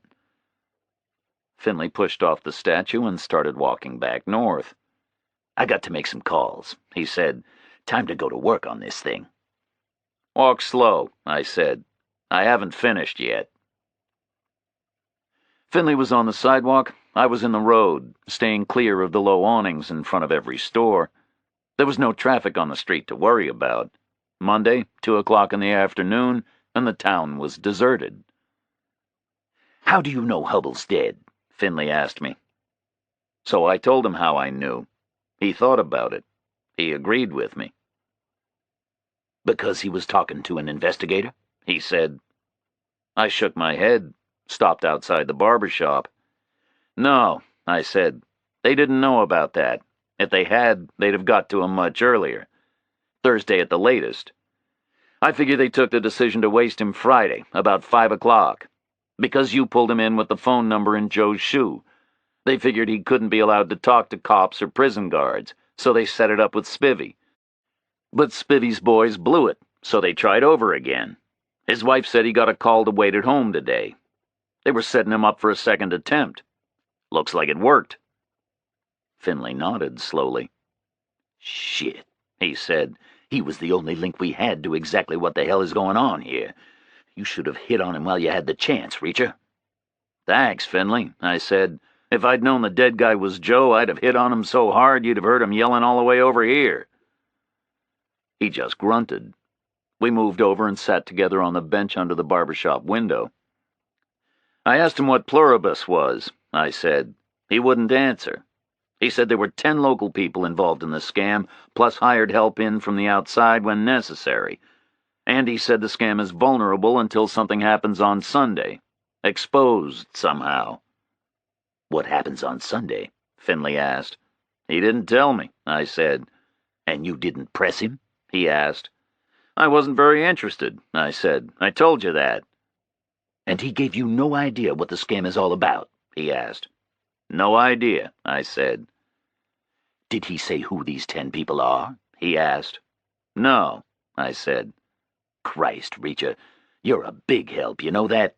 He said. I'm sorry, Finley, I said. I thought Hubble was just some asshole. If I could go back and do it again, I'd do it a lot different, believe me. 10 people, he said again. Not counting himself, I said. Not counting Sherman Stoller either. But I assume he was counting Chief Morrison. Great, Finley said. That only leaves me another 9 to find. You'll find one of them today, I said. The black pickup I'd last seen leaving Eno's parking lot pulled up short at the opposite curb. It waited there, motor running. The Kleiner kid leaned his head on his forearm and stared out of the window at me from across the street. Finley didn't see him. He was looking down at the sidewalk. You should be thinking about Morrison, I said to him. What about him? He said. He's dead, right? But dead how? I said. What should that be saying to you? He shrugged. Somebody making an example of him? He said. A message? Correct, Finley, I said. But what had he done wrong? Screwed something up, I guess, he said. Correct, Finley, I said again. He was told to cover up what went down at the warehouse Thursday night. That was his task for the day. He was up there at midnight, you know. He was? Finley said. You said that was a bullshit story. No, I said. He didn't see me up there. That part was the bullshit story. But he was up there himself. He saw Joe. He did? Finley said. How do you know that? First time he saw me was Friday, right? I said. In the office. He was staring at me like he'd seen me before, but he couldn't place where. That was because he'd seen Joe. He noticed a resemblance. Hubble said the same thing. He said I reminded him of his investigator. So Morrison was there? Finley said. Was he the shooter? Can't figure it that way, I said. Joe was a reasonably smart guy. He wouldn't let a fat idiot like Morrison shoot him. The shooter must have been somebody else. I can't figure Morrison for the maniac either. That much physical exertion would have dropped him with a heart attack. I think he was the third guy, the cleanup guy. But he didn't search Joe's shoes, and because of that, Hubble got hauled in. That got somebody mad. It meant they had to waste Hubble, so Morrison was wasted as a punishment. Some punishment, Finley said. Also a message, I said. So think about it. Think about what? He said. Wasn't a message for me. So who was it a message for? I said. Who is any such message for? He said. The next guy in line, right? I nodded. See why I was worried who was going to be the next chief? I said. Finley dropped his head again and stared at the sidewalk. Christ, he said. You think the next chief will be in the scam? Gotta be, I said. Why would they have Morrison inside? Not for his wonderful personality, right? They had him inside because they need the chief on board, because that's useful to them in some particular way. So they wouldn't waste Morrison unless they had a replacement ready. And whoever it is, we're looking at a very dangerous guy. He'll be going in there with Morrison's example staring him in the face. Somebody will have just whispered to him, "See what we did to Morrison. That's what we'll do to you if you screw up the way he did." So who is it? Finley said. Who's going to be the new chief? That's what I was asking you, I said. We sat quiet on the bench outside the barber shop for a moment. enjoyed the sun creeping in under the edge of the striped awning. "It's you, me, and Roscoe," I said. "Right now, the only safe thing is to assume everybody else is involved." "Why Roscoe?" he said. "Lots of reasons," I said, "but mainly because she worked hard to get me out of Warburton. Morrison wanted me in there as a fall guy for Thursday night, right? So if Roscoe was inside the scam, she'd have left me in there. But she got me out. She pulled in the exact opposite direction from Morrison. So if he was bent, she isn't." He looked at me, grunted. "Only 3 of us," he said. "You're a cautious guy, Reacher." "You bet your ass I'm a cautious guy, Finley," I said. "People are getting killed here. One of them was my only brother." We stood up from the bench on the sidewalk. Across the street, the Kleiner kid killed his motor and got out of the pickup, started walking slowly over. Finley rubbed his face with his hands like he was washing without water. "So what now?" he said. "You got things to do," I said. "You need to get Roscoe on one side and fill her in with the details, okay? Tell her to take a lot of care. Then you need to make some calls and find out from Washington what Joe was doing down here." "Okay," Finley said. "What about you?" I nodded across at the Kleiner kid. "I'm going to have a talk with this guy," I said. "He keeps looking at me." 2 things happened as the Kleiner kid came near. First, Finley left in a hurry. He just strode off north without another word. Second, I heard the barbershop blinds coming down in the window behind me. I glanced around. There could have been nobody else on the planet except for me and the Kleiner kid. Up close, the kid was an interesting study. He was no lightweight, probably 6'2", maybe 190, shot through with some kind of a restless energy.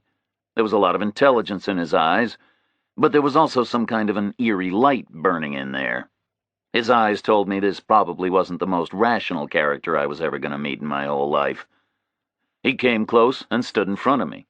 Just stared at me. "You're trespassing," he said. "This is your sidewalk?" I said. "It sure is," the kid said. "My daddy's foundation paid for every inch of it, every brick." "But I'm not talking about the sidewalk. I'm talking about Miss Roscoe. She's mine. She's mine right from when I first saw her. She's waiting for me. 5 years she's been waiting for me, until the time is right." I gazed back at him. "You understand English?" I said. The kid tensed up. He was just about hopping from foot to foot. "I'm a reasonable guy," I said. "First time Miss Roscoe tells me she wants you instead of me, I'm out of here. Until then, you back off. Understand that?" The kid was boiling. But then he changed. It was like he was operated by a remote control and somebody had just hit a button and switched the channel. He relaxed and shrugged and smiled a wide, boyish smile. "Okay," he said. "No hard feelings, right?" He stuck out his hand to shake on it, and he nearly fooled me. Right at the last split second, I pulled my own hand back a fraction and closed around his knuckles, not his palm. It's an old army trick. They go to shake your hand, but they're aiming to crush it. Some big macho ritual. The way out is to be ready. You pull back a fraction, and you squeeze back. You're squeezing their knuckles, not the meat of their palm. Their grip is neutralized. If you catch it right, you can't lose. He started crushing, but he never stood a chance. He was going for the steady squeeze, so he could stare into my eyes while I sweated it out. But he never got near. I crunched his knuckles once, then twice, a little harder, and then I dropped his hand and turned away. I was a good 60 yards north before I heard the truck start up. It rumbled south, and its noise was lost in the buzz of the heat. Chapter 14. Back at the station house, there was a big white Cadillac parked right across the entrance. Brand new, fully loaded, full of puffy black leather and fake wood. It looked like a Vegas whorehouse after the stern walnut and old hide in Charlie Hubbell's Bentley. Took me 5 strides to get around its hood to the door. Inside in the chill, everybody was milling around a tall old guy with silver hair. He was in an old-fashioned suit, bootlace tie with a silver clasp. Looked like a real asshole, some kind of a politician, the Cadillac driver. He must have been about 75 years old, and he was limping around, leaning on a thick cane with a huge silver knob at the top. I guessed this was Mayor Teal.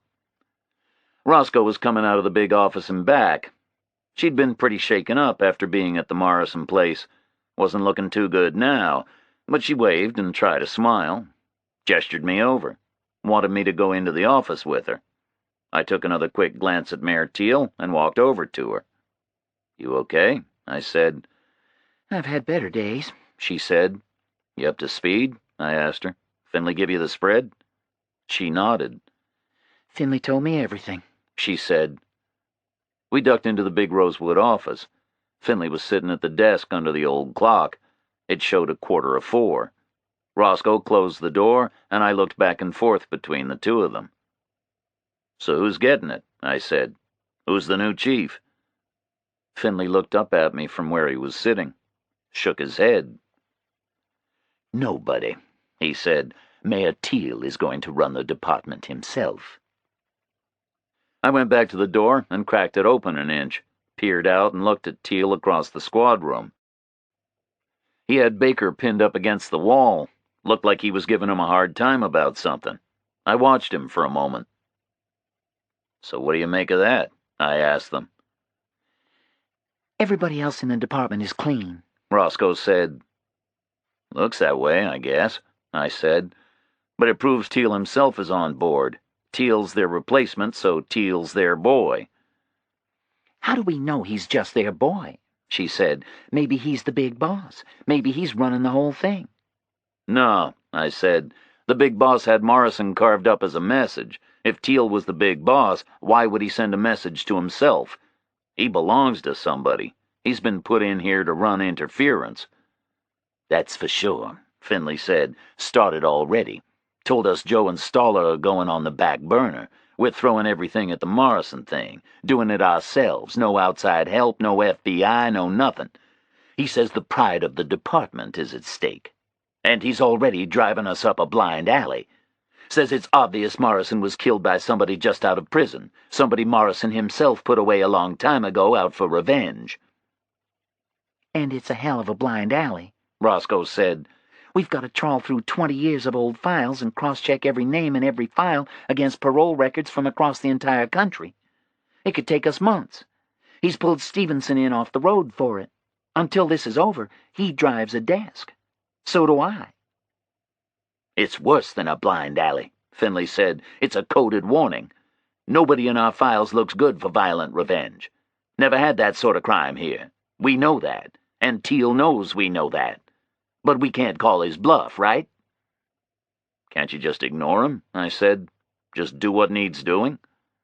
He leaned back in his chair, blew a sigh at the ceiling, and shook his head. "No," he said. "We're working right under the enemy's nose. Right now, Teal's got no reason to think we know anything about any of this. And we've got to keep it that way. We've got to play dumb and act innocent, right? That's going to limit our scope. But the big problem is authorization. If I need a warrant or something, I'm going to need his signature. And I'm not going to get it, am I?" I shrugged at him. "I'm not planning on using warrants," I said. "Did you call Washington?" "They're getting back to me," he said. "Just hope Teal doesn't grab the phone before I can." I nodded. "What you need is somewhere else to work," I said. "What about that buddy of yours up in Atlanta FBI? The one you told me about. Could you use his office as a kind of private facility?" Finley thought about it, nodded. "Not a bad idea," he said. "I'll have to go off the record. I can't ask Teal to make a formal request, right? I'll call from home tonight. Guy called Picard. Nice guy. You'll like him. He's from the quarter down in New Orleans. He did a spell in Boston about 1,000,000 years ago. Great big guy. Very smart. Very tough." "Tell him we need it kept very quiet," I said. "We don't want his agents down here until we're ready." "What are you going to do about Teal?" Roscoe asked me. "He works for the guys who killed your brother." I shrugged again. Depends how involved he was, I said. He wasn't the shooter. He wasn't? Roscoe said. How do you know that? Not fast enough, I said. Limps around with a cane in his hand. Too slow to pull a gun. Too slow to get Joe, anyway. He wasn't the kicker, either. Too old, not vigorous enough. And he wasn't the gopher. That was Morrison. But if he starts messing with me, then he's in deep shit. Otherwise, to hell with him. So what now? She said. I shrugged at her. Didn't reply. I think Sunday is the thing, Finley said. Sunday is going to solve some kind of a problem for them. Teal being put in here feels so temporary, you know? The guy's 75 years old. He's got no police experience. It's a temporary fix to get them through until Sunday. The buzzer on the desk went off. Stevenson's voice came over the intercom asking for Roscoe. They had files to check. I opened the door for her, but she stopped. She'd just thought of something. What about Spivvy? She said. Over at Warburton. He was ordered to arrange the attack on Hubble, right? So he must know who gave him the order. You should go ask him. Might lead somewhere. Maybe, I said. Closed the door behind her. Waste of time, Finley said to me. You think Spivvy's just going to tell you a thing like that? I smiled at him. If he knows, he'll tell me, I said to him. A question like that, it's how you ask it, right? Take care, Reacher, he said. They see you getting close to what Hubble knew. They'll waste you like they wasted him. Charlie and her kids flashed into my mind, and I shivered. They would figure Charlie was close to what Hubble had known. That was inevitable. Maybe even his kids as well. A cautious person would assume kids could have overheard something. It was 4 o'clock. The kids would be out of school. There were people out there who had loaded up with rubber overshoes, nylon bodysuits, and surgical gloves, and sharp knives, and a bag of nails, and a hammer. Finley, call your buddy Picard right now, I said. We need his help. We've got to put Charlie Hubble somewhere safe, and her kids, right now. Finley nodded gravely. He saw it. He understood. For sure, he said. Get your ass up to Beckman, right now. Stay there. I'll organize Picard. You don't leave until he shows up, okay? He picked up the phone, dialed an Atlanta number from memory. Roscoe was back at her desk. Mayor Teal was handing her a thick wad of file folders. I stepped over to her and pulled up a spare chair, sat down next to her. What time do you finish? I said. About 6, I guess, she said. Bring some handcuffs home, okay? I said. You're a fool, Jack Reacher, she said. Teal was watching, so I got up and kissed her hair, went out into the afternoon, and headed for the Bentley. The sun was dropping away, and the heat was gone. Shadows were lengthening up. Felt like the fall was on its way. Behind me, I heard a shout. Mayor Teal had followed me out of the building. He called me back. I stayed where I was, made him come to me. He limped over, tapping his cane, smiling, stuck out his hand and introduced himself, said his name was Grover Teal. He had that politician's knack of fixing you with a look and a smile like a searchlight, like he was thrilled to bits just to be talking to me. "Glad I caught you," he said. "Sergeant Baker has brought me up to date on the warehouse homicides. It all seems pretty clear to me. We made a clumsy mistake in apprehending you, and we're all very sorry indeed about your brother, and we'll certainly let you know just as soon as we get to any conclusions. So before you get on your way, I'd be grateful if you'd kindly accept my apology on behalf of this department. I wouldn't want you to take away a bad impression of us. May we just call it a mistake?" "Okay, Teal," I said. "But why do you assume I'm leaving?" He came back smoothly. Not more than a tiny hesitation. "I understood you were just passing through," he said. "We have no hotel here in Margrave, and I imagined you would find no opportunity to stay." "I'm staying," I said. "I received a generous offer of hospitality. I understand that's what the South is famous for, right? Hospitality?" He beamed at me and grasped his embroidered lapel. "Oh, undoubtedly that's true, sir," he said. "The South as a whole, and Georgia in particular, is indeed famous for the warmth of its welcome. However, as you know, just at the present time, we find ourselves in a most awkward predicament. In the circumstances, a motel in Atlanta or Macon would really suit you much better. Naturally, we would keep in close touch, and we would extend you every assistance in arranging your brother's funeral when that sad time comes. Here in Margrave, I'm afraid we're all going to be very busy. It'll be boring for you. Officer Roscoe's going to have a lot of work to do. She shouldn't be distracted just at the moment, don't you think?" "I won't distract her," I said evenly. "I know she's doing vital work." He looked at me, an expressionless gaze, eye to eye, but he wasn't really tall enough. He'd get a crick in his scrawny old neck. And if he kept on staring at me like that, he'd get his scrawny old neck broken. I gave him a wintry smile and stepped away to the Bentley, unlocked it and got in, gunned the big motor, and whirred the window down. "See you later, Teal," I called as I drove away. The end of the school day was the busiest I'd ever seen the town. I passed 2 people on Main Street and saw another 4 in a knot near the church. Some kind of an afternoon club, maybe, reading the Bible or bottling peaches for the winter. I drove past them and hustled the big car up the sumptuous mile of Beckman Drive, turned in at the Hubbell's white mailbox, and spun the old Bakelite steering wheel through the driveway curves. The problem with trying to warn Charlie was I didn't know how much I wanted to tell her. Certainly I wasn't about to give her the details. Didn't even feel right to tell her Hubbell was dead at all. We were stuck in some kind of a limbo. But I couldn't keep her in the dark forever. She needed to know some context, or else she wouldn't listen to the warning. I parked her car at the door and rang her bell. The children dashed around from somewhere as Charlie opened up and let me in. She was looking pretty tired and strained. The children looked happy enough. They hadn't picked up on their mother's worries. She chased them off, and I followed her back to the kitchen. It was a big, modern room. I got her to make me some coffee. I could see she was anxious to talk, but she was having trouble getting started.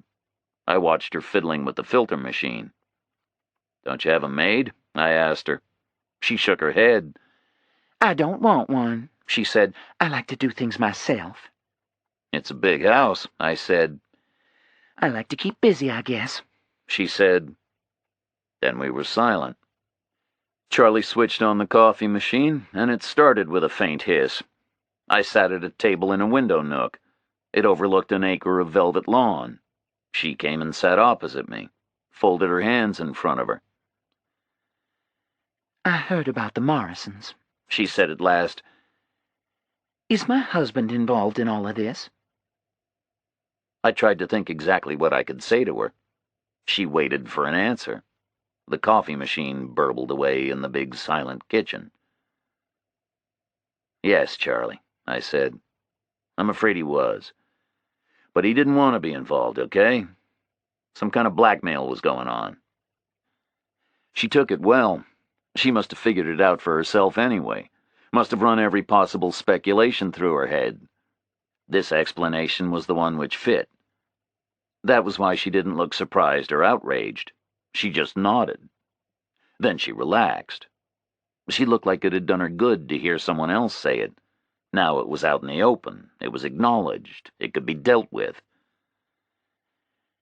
"I'm afraid that makes sense," she said. She got up to pour the coffee, kept talking as she went.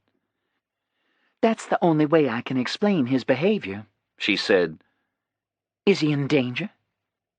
"Charlie, I'm afraid I have no idea where he is," I said. She handed me a mug of coffee, sat down again on the kitchen counter. "Is he in danger?" she asked again. I couldn't answer. Couldn't get any words out. She moved off the counter and came to sit opposite me again at the table in the window. She cradled her cup in front of her. She was a fine-looking woman, blonde and pretty, perfect teeth, good bones, slim, athletic, a lot of spirit. I had seen her as a plantation type, what they call a belle. I had said to myself that 150 years ago she would have been a slave owner. I began to change that opinion. I felt a crackle of toughness coming from her. She enjoyed being rich and idle, sure. Beauty parlors and lunch with the girls in Atlanta, the Bentley and the gold cards, the big kitchen, which cost more than I ever made in a year. But if it came to it, here was a woman who might get down in the dirt and fight. Maybe 150 years ago, she would have been on a wagon train heading west. She had enough spirit.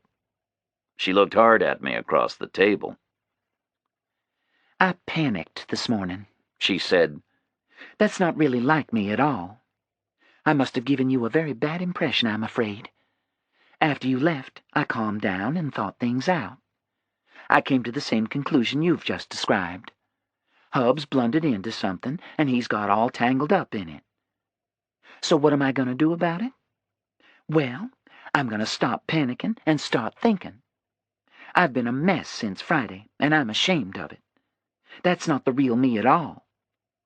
So I did something, and I hope you'll forgive me for it."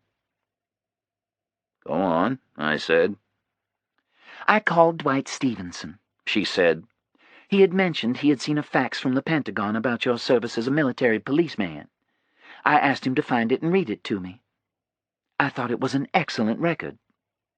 She smiled at me, hitched her chair in closer. "So what I want to do is to hire you," she said. "I want to hire you in a private capacity to solve my husband's problem.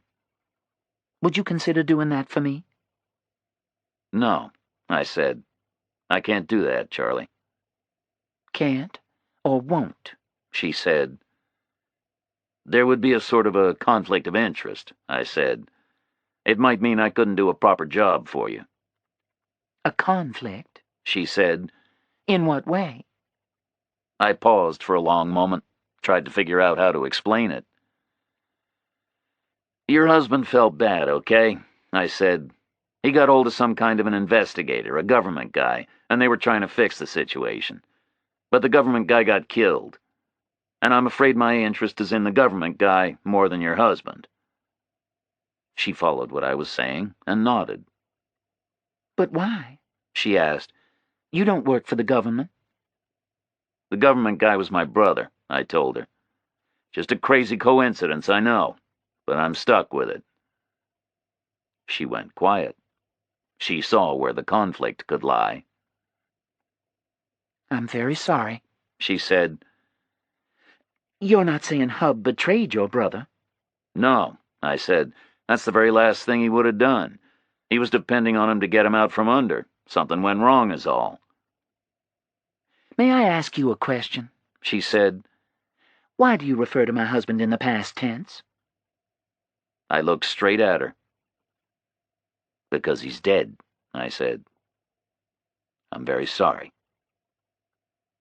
Charlie hung in there. She went pale and clenched her hands until her knuckles shone waxy white. But she didn't fall apart. "I don't think he's dead," she whispered. "I would know. I would be able to feel it. I think he's just hiding out somewhere. I want you to find him. I'll pay you whatever you want." I just slowly shook my head at her. "Please," she said. "I won't do it, Charlie," I said. "I won't take your money for that. I would be exploiting you. I can't take your money because I know he's already dead. I'm very sorry, but there it is."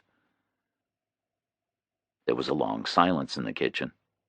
I sat there at the table, nursing the coffee she'd made for me. "Would you do it if I didn't pay you?" she said.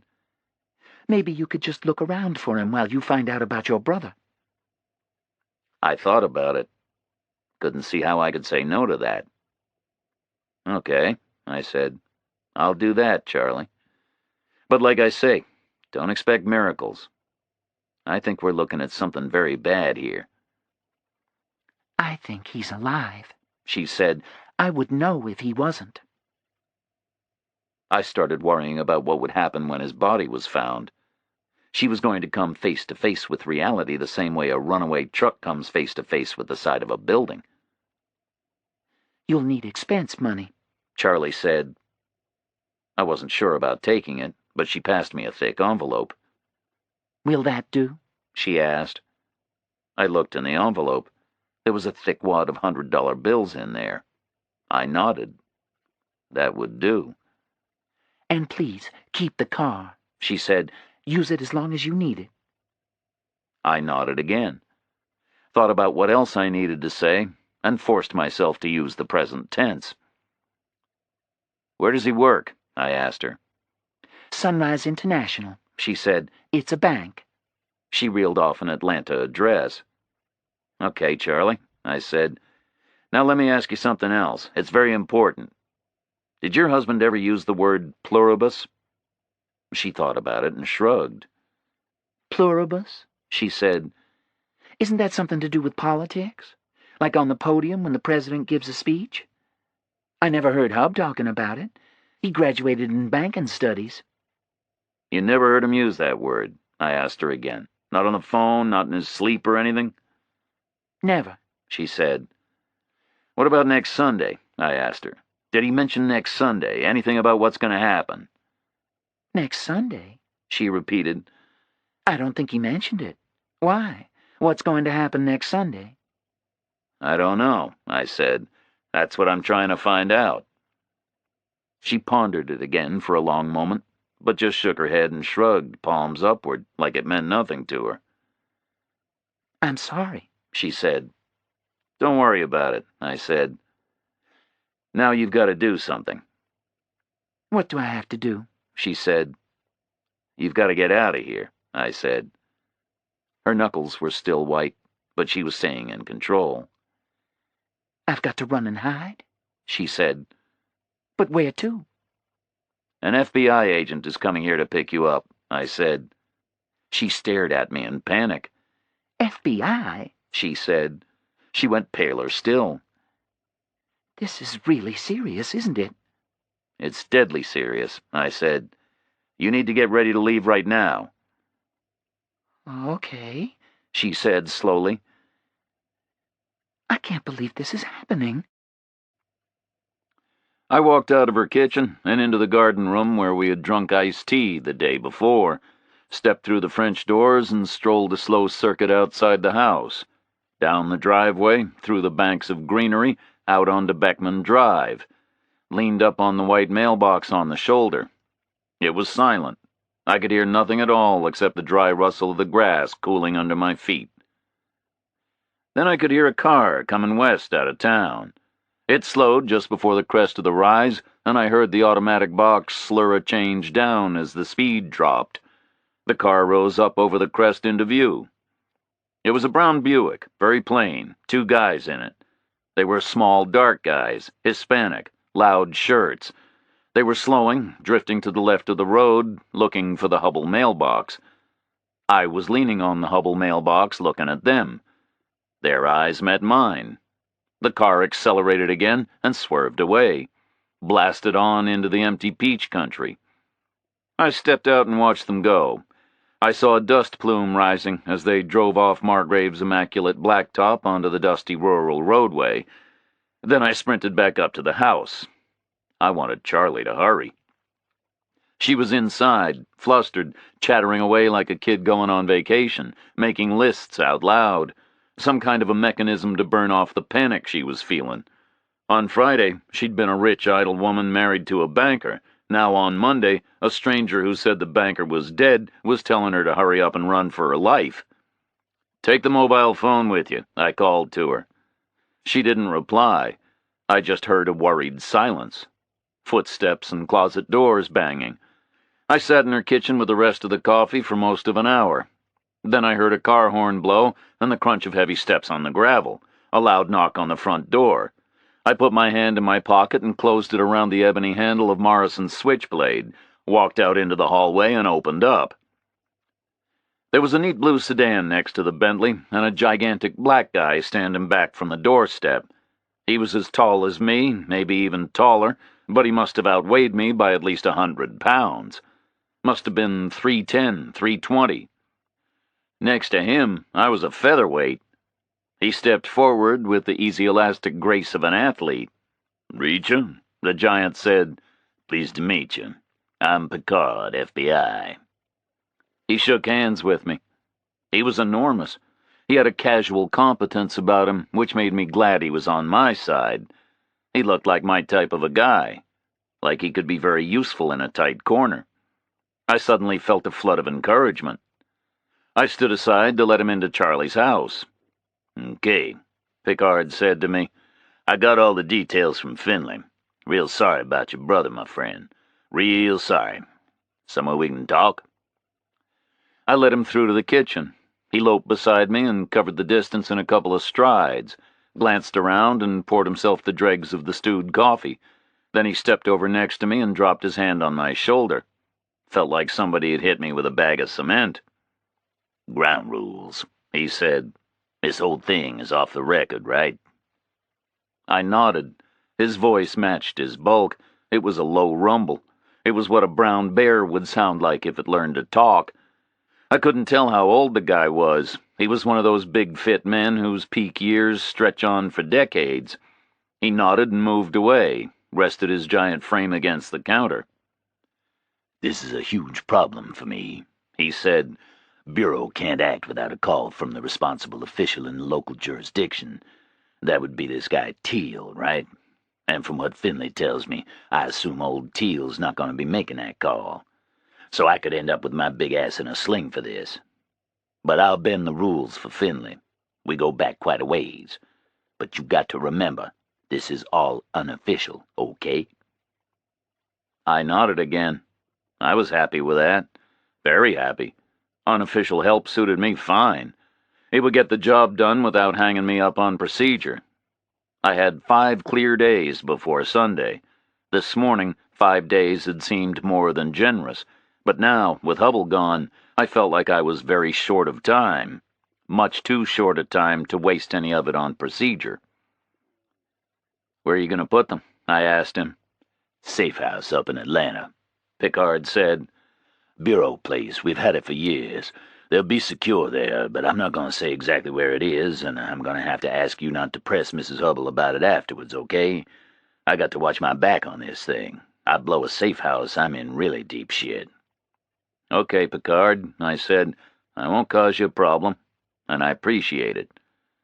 He nodded gravely, like he was way out on a limb. Then Charlie and the kids burst in. They were burdened down with badly packed bags. Picard introduced himself. I could see that Charlie's daughter was terrified by the size of the guy. The little boy's eyes grew round as he gazed at the FBI special agent shield Picard was holding out. Then the 5 of us carried the bags outside and piled them in the blue sedan's trunk. I shook hands with Picard and Charlie. Then they all got in the car. Picard drove them away. I waved after them. Chapter 15. I headed over to Warburton a damn sight faster than the prison driver had, and I was there in less than 50 minutes. It was a hell of a sight. There was a storm coming in quickly from the west, and shafts of low afternoon sun were escaping the clouds and hitting the place. The glittering metal towers and turrets were catching the orange rays. I slowed up and pulled into the prison approach, stopped outside the first vehicle cage. I wasn't going in there. I'd had enough of that. Spivvy was going to have to come out to me. I got out of the Bentley and walked over to the guard. He seemed friendly enough. "Spivvy on duty?" I asked him. "You want him?" the guard said. "Tell him Mr. Reacher's here," I said. The guy ducked under a Perspex hood and made a call. Ducked back out again and shouted over to me. "He doesn't know any Mr. Reacher," he said. "Tell him Chief Morrison sent me," I said. "Over from Margrave." The guy went under the Perspex thing again and started talking. After a minute, he was back out. "Okay, drive on through," he said. "Spivvy'll meet you at reception." "Tell him he's got to come out here," I said. "Meet me on the road." I walked away and stood in the dust on the edge of the blacktop. It was a battle of nerves. I was betting Spivvy would come on out. I'd know in 5 minutes. I waited. I could smell rain coming out of the west. In an hour, it was going to roll right over us. I stood and waited. Spivvy came out. I heard the grills on the vehicle cage grinding across. I turned and saw a dirty Ford driving through. It came out and stopped next to the Bentley. Spivvy heaved himself out. He walked over. Big guy, sweating, red face and hands. His uniform was dirty. "Remember me?" I asked him. His small snake eyes flicked around. He was adrift and worried. "You're Reacher," he said. "So what?" "Right," I said. "I'm Reacher, from Friday. What was the deal?" He shifted from foot to foot. He was going to play hard to get, but he'd already showed his hand. He'd come out to meet me. He'd already lost the game. But he didn't speak. "What was the deal on Friday?" I said again. "Morrison is dead," he said. Then he shrugged and clamped his thin lips. Wouldn't say any more. I stepped casually to my left, just a foot or so, to put Spivvy's bulk between me and the gate guard, so the gate guard couldn't see. Morrison's switchblade appeared in my hand. I held it up at Spivvy's eye level for a second, just long enough for him to read the gold-filled engraving in the ebony. Then the blade popped out with a loud click. Spivvy's small eyes were fixed on it.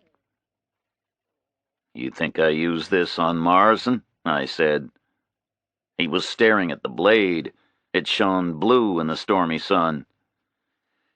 "It wasn't you," he said. "but maybe you had good reason." I smiled at him. He knew it wasn't me who killed Morrison. Therefore he knew who had. Therefore he knew who Morrison's bosses were. Simple as that. 3 little words, and I was getting somewhere. I moved the blade a fraction closer to his big red face. "Want me to use this on you?" I said. Spivvy looked around wildly, saw the gate guard 30 yards away. "He's not going to help you," I said. "He hates your useless fat guts. He's just a guard. You sucked ass and got promotion. He wouldn't piss on you if you were on fire. Why should he?" "So what do you want?" Spivvy said. "Friday," I said. "What was the deal?" "And if I tell you?" he said. I shrugged at him. "Depends what you tell me," I said. "You tell me the truth, I'll let you go back inside. Want to tell me the truth?" He didn't reply. We were just standing there by the road, a battle of nerves. His nerves were shot to hell, so he was losing. His little eyes were darting about. They always came back to the blade. "Okay, I'll tell you," he said. "Time to time I helped Morrison out. He called me Friday, said he was sending 2 guys over. Names meant nothing to me.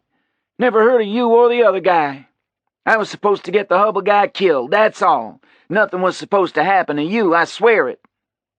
"So what went wrong?" I asked him. "My guys screwed up," he said. "That's all, I swear it. It was the other guy we were after. Nothing was supposed to happen to you. You got out of there, right? No damage done, right? So why give me a hard time?" I flashed the blade up real quick and nicked his chin. He froze in shock. A moment later, a fat worm of dark blood welled out of the cut. "What was the reason?" I asked him. "There's never a reason," he said. "I just do what I'm told." "You do what you're told," I said. "I do what I'm told," he said again. "I don't want to know any reasons." "So who told you what to do?" I said. "Morrison," he said. "Morrison told me what to do." "And who told Morrison what to do?" I asked him. I held the blade an inch from his cheek. He was just about whimpering with fear. I stared into his small snake eyes. He knew the answer. I could see that, far back in those eyes. He knew who told Morrison what to do.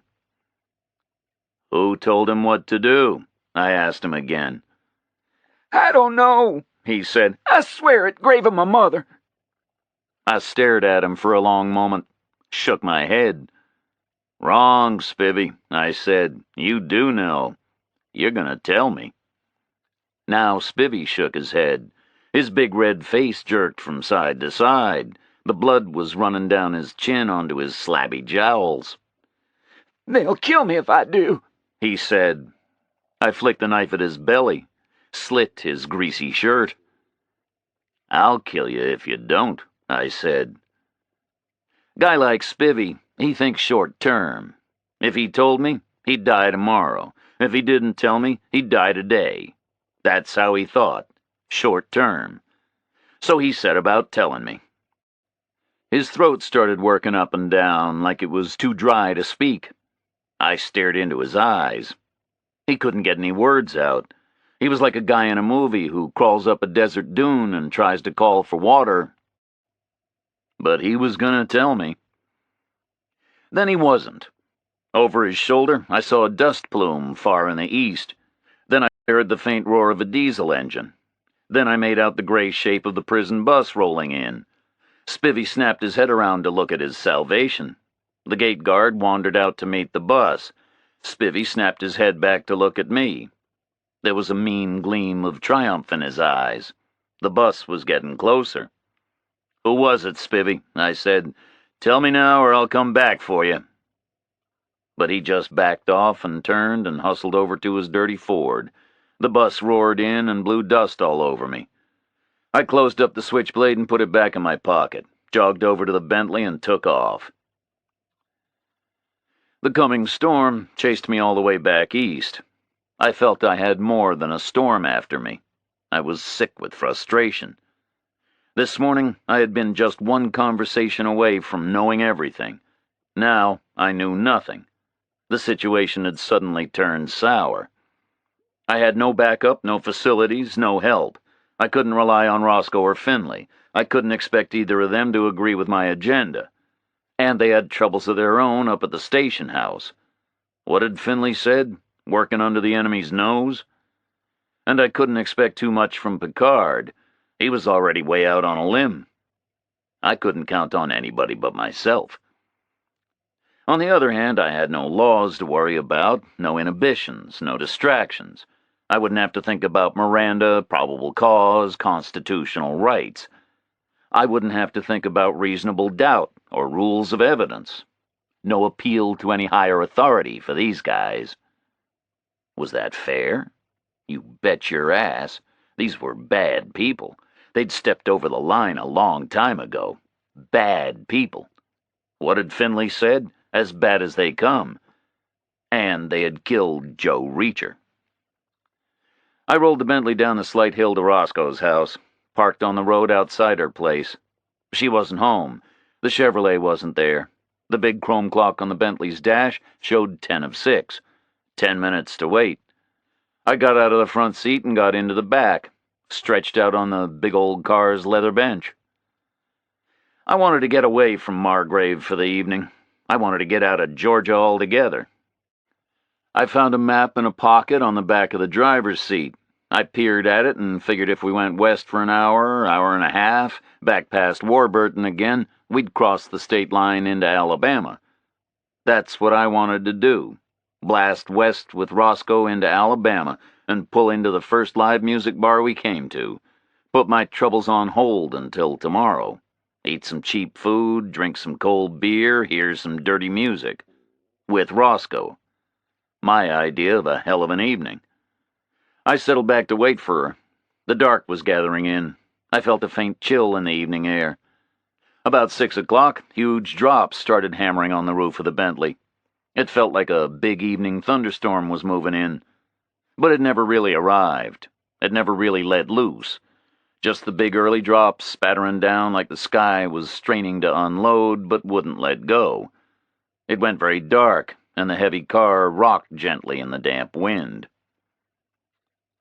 Roscoe was late.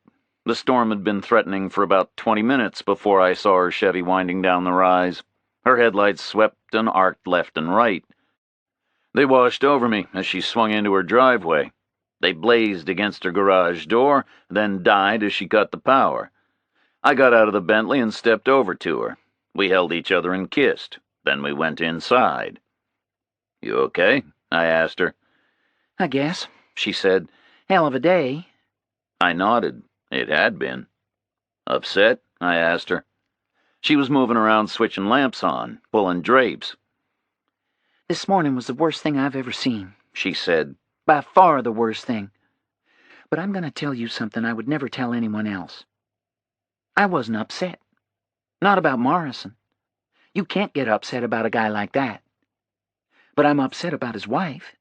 Bad enough living with a guy like Morrison without dying because of him too, right?" What about the rest of it? I asked her. Teal. "I'm not surprised," she said. "That whole family has been scumbags for 200 years. I know all about them. His family and my family go way back together. Why should he be any different? But God, I'm glad everybody else in the department turned out clean. I was dreading finding out one of those guys had been in it too. I don't know if I could have faced that." She went into the kitchen, and I followed. She went quiet. She wasn't falling apart, but she wasn't happy. She pulled open the refrigerator door.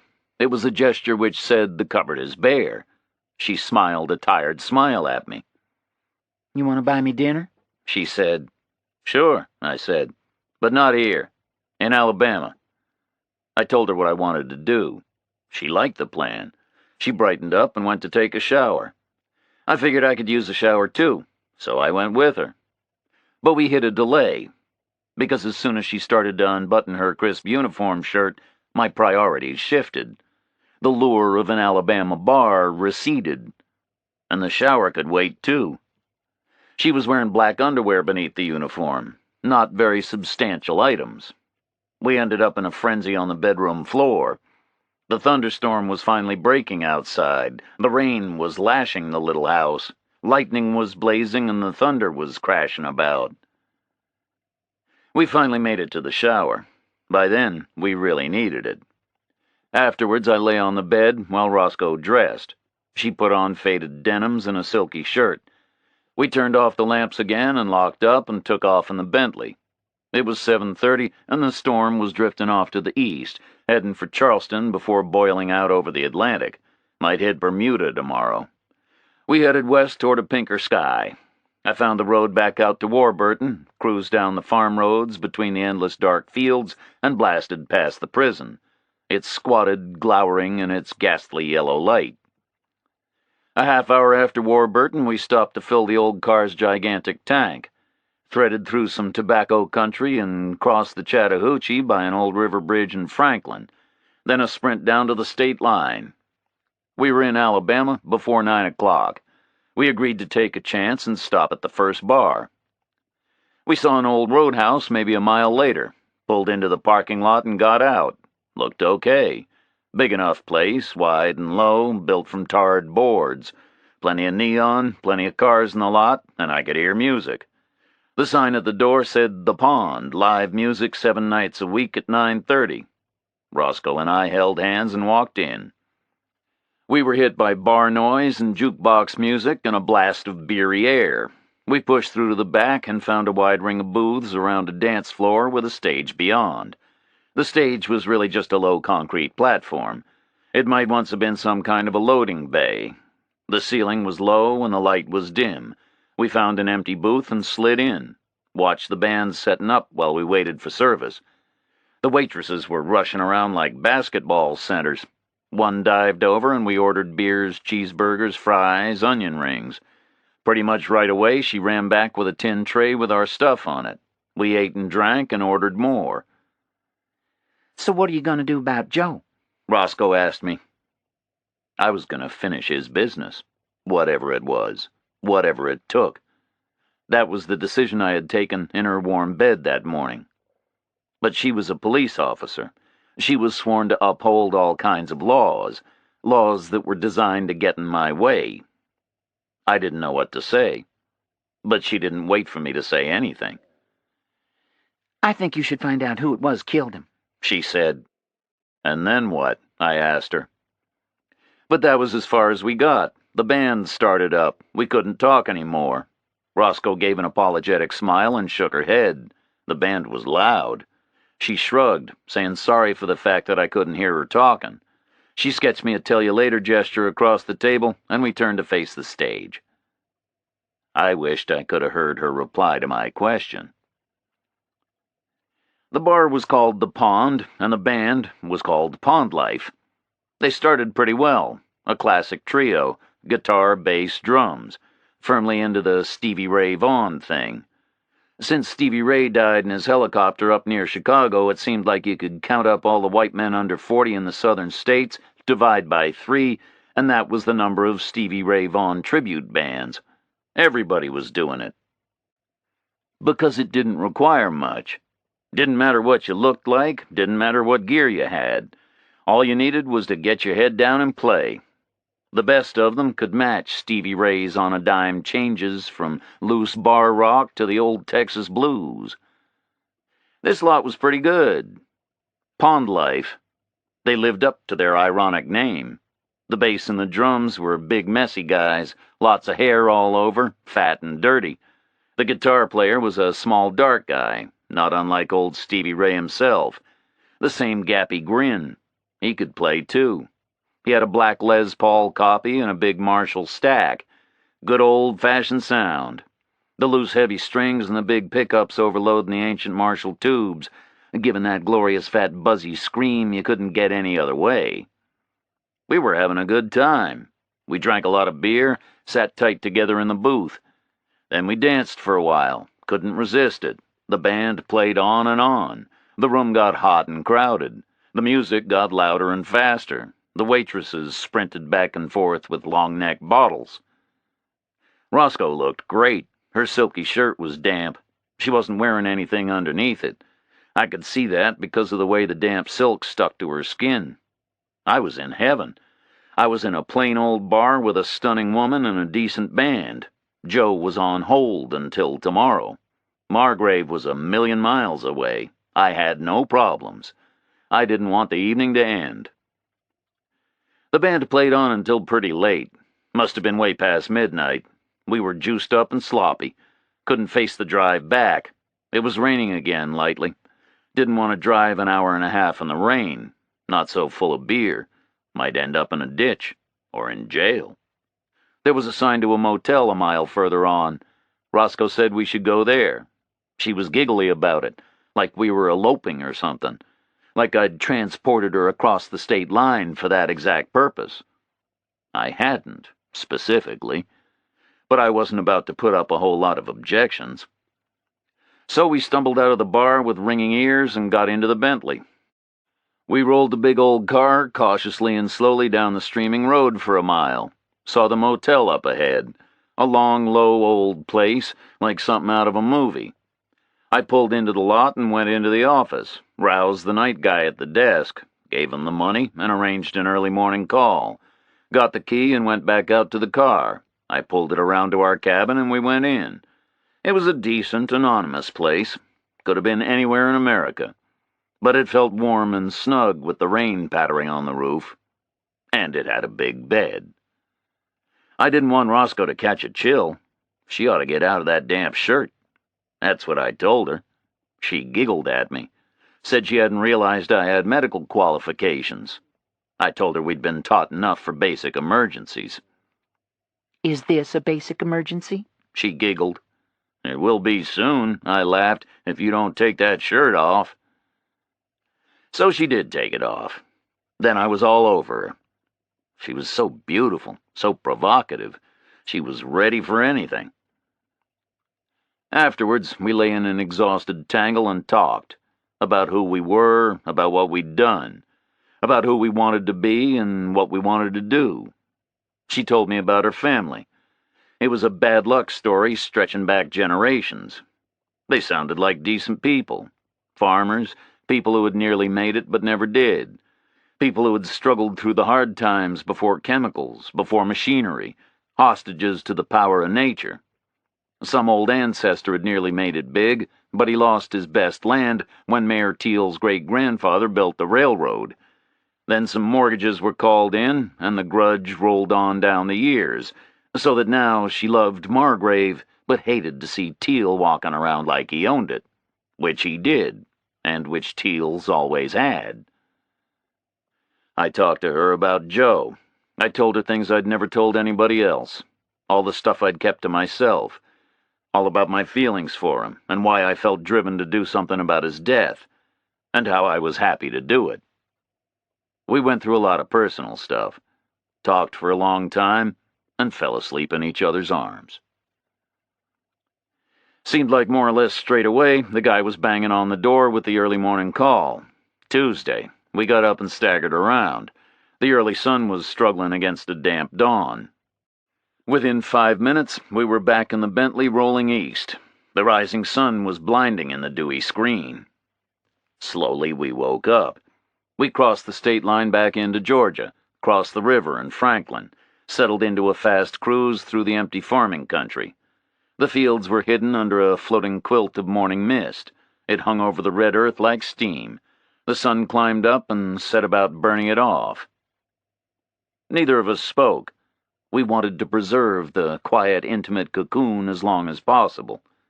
Arriving back in Margrave was going to burst the bubble soon enough. So I guided the big stately car down the country roads and hoped. Hoped there'd be plenty more nights like that one, and quiet mornings like this one. Roscoe was curled up on the big hide chair beside me, lost in thought. She looked very content. I hoped she was. We blasted past Warburton again. The prison floated like an alien city on the carpet of low mist. We passed the little cops I'd seen from the prison bus, past the rows of bushes invisible in the fields, reached the junction and turned south onto the county road, past Eno's Diner and the station house and the firehouse, down onto Main Street. We turned left at the statue of the man who took good land for the railroad, down the slope to Roscoe's place. I parked at the curb and we got out, yawning and stretching. We grinned briefly at each other. We'd had fun. We walked hand in hand down the driveway. Her door was open. Not wide open, but an inch or two ajar. It was ajar because the lock was smashed. Someone had used a crowbar on it. The tangle of broken lock and splinters wouldn't allow the door to close all the way. Roscoe put her hand to her mouth and gave a silent gasp. Her eyes were wide. They slid from the door to me. I grabbed her elbow and pulled her away. We stood flat against the garage door, crouched down, stuck close to the walls and circled right around the house, listened hard at every window and risked ducking our heads up for a quick glance into every room. We arrived back at the smashed front door. We were wet from kneeling on the soaked ground and from brushing against the dripping evergreens. We stood up, looked at each other and shrugged, pushed the door open and went inside. We checked everywhere. There was nobody in the house. No damage, no disturbance. Nothing was stolen. The stereo was still there, the TV was still there. Roscoe checked her closet. The police revolver was still on her belt. She checked her drawers and her bureau. Nothing had been touched. Nothing had been searched. Nothing was missing. We stood back in the hallway and looked at each other. Then I noticed something that had been left behind. The low morning sun was coming in through the open door and playing a shallow beam over the floor. I could see a line of footprints on the parquet. A lot of footprints. Several people had tracked through from the front door into the living room. The line of prints disappeared on the bold living room rug, reappeared on the wood floor leading into the bedroom, came back out through the living room back to the front door. They had been made by people coming in from the rainy night. A slight film of muddy rainwater had dried on the wood, leaving faint prints. Faint, but perfect. I could see at least 4 people. In and out. I could see the tread patterns they had left behind. They had been wearing rubber overshoes, like you get for the winter up north. Chapter 16. They had come for us in the night. They had come expecting a lot of blood. They had come with all their gear, their rubber overshoes and their nylon bodysuits, their knives, their hammer, their bag of nails. They had come to do a job on us, like they'd done on Morrison and his wife. They had pushed open the forbidden door. They had made a second fatal mistake. Now they were dead men. I was going to hunt them down and smile at them as they died. Because to attack me was a second attack on Joe. He was no longer here to stand up for me. It was a second challenge, a second humiliation. This wasn't about self-defense. This was about honoring Joe's memory. Roscoe was following the trail of footprints, showing a classic reaction: denial. 4 men had come to butcher her in the night. She knew that, but she was ignoring it, closing it out of her mind, dealing with it by not dealing with it. Not a bad approach, but she'd fall off the high wire before long. Until then, she was making herself busy tracing the faint footprints on her floors. They had searched the house for us. They had split up in the bedroom and looked around. Then they had regrouped in the bedroom and left. We looked for tracks outside on the road, but there was nothing. The smooth tarmac was wet and steaming. We went back inside. No evidence at all, except the wrenched lock and the faint footprints throughout the house. Neither of us spoke. I was burning with anger, still watching Roscoe, waiting for the dam to break. She'd seen the Morrison corpses. I hadn't. Finley had sketched in the details for me. That was bad enough. He'd been there. He'd been shaken by the whole thing. Roscoe had been there, too. She'd seen exactly what somebody wanted to do to the 2 of us. So who were they after? She said at last. Me? You? Both of us? They were after both of us, I said. They figure Hubble talked to me in prison. They figure I've told you all about it. So they think you and I know whatever it was Hubble knew. She nodded vaguely. Then she moved away and leaned up near her back door, looking out at her neat evergreen garden. I saw her go pale. She shuddered. The defenses crashed down. She pressed herself into the corner by the door, tried to flatten herself onto the wall, stared into space like she was seeing all the nameless horrors, started crying like her heart was broken. I stepped over and held her tight, pressed her against me and held her as she cried out the fear and the tension. She cried for a long time. She felt hot and weak. My shirt was soaked with her tears. Thank God we weren't here last night, she whispered. I knew I had to sound confident. Fear wouldn't get her anywhere. Fear would just sap her energy. She had to face it down. And she had to face down the dark and the quiet again tonight, and every other night of her life. I wish we had been here, I said. We could have gotten a few answers. She looked at me like I was crazy, shook her head. What would you have done? She said. Killed 4 men? Only 3, I said. The 4th would have given us the answers. I said it with total certainty, total conviction, like absolutely no other possibility existed. She looked at me. I wanted her to see this huge guy, a soldier for 13 long years, a bare-knuckled killer, icy blue eyes. I was giving it everything I had. I was willing myself to project all the invincibility, all the implacability, all the protection I felt. I was doing the hard, no-blink stare that used to shrivel up drunken Marines 2 at a time. I wanted Roscoe to feel safe. After what she was giving me, I wanted to give her that. I didn't want her to feel afraid. It's going to take more than 4 little country boys to get me, I said. Who are they kidding? I've shit better opponents than that. They come in here again, they'll go out in a bucket. And I'll tell you what, Roscoe, if someone even thinks about hurting you, they die before they finish thinking. It was working. I was convincing her. I needed her to be bright, tough, self-confident. I was willing her to pick it up. It was working. Her amazing eyes were filling with spirit. I mean it, Roscoe, I said. Stick with me and you'll be okay. She looked at me again, pushed her hair back. Promise? She said. You got it, babe, I said. Held my breath. She sighed a ragged sigh, pushed off the wall and stepped over, tried a brave smile. The crisis was gone. She was up and running.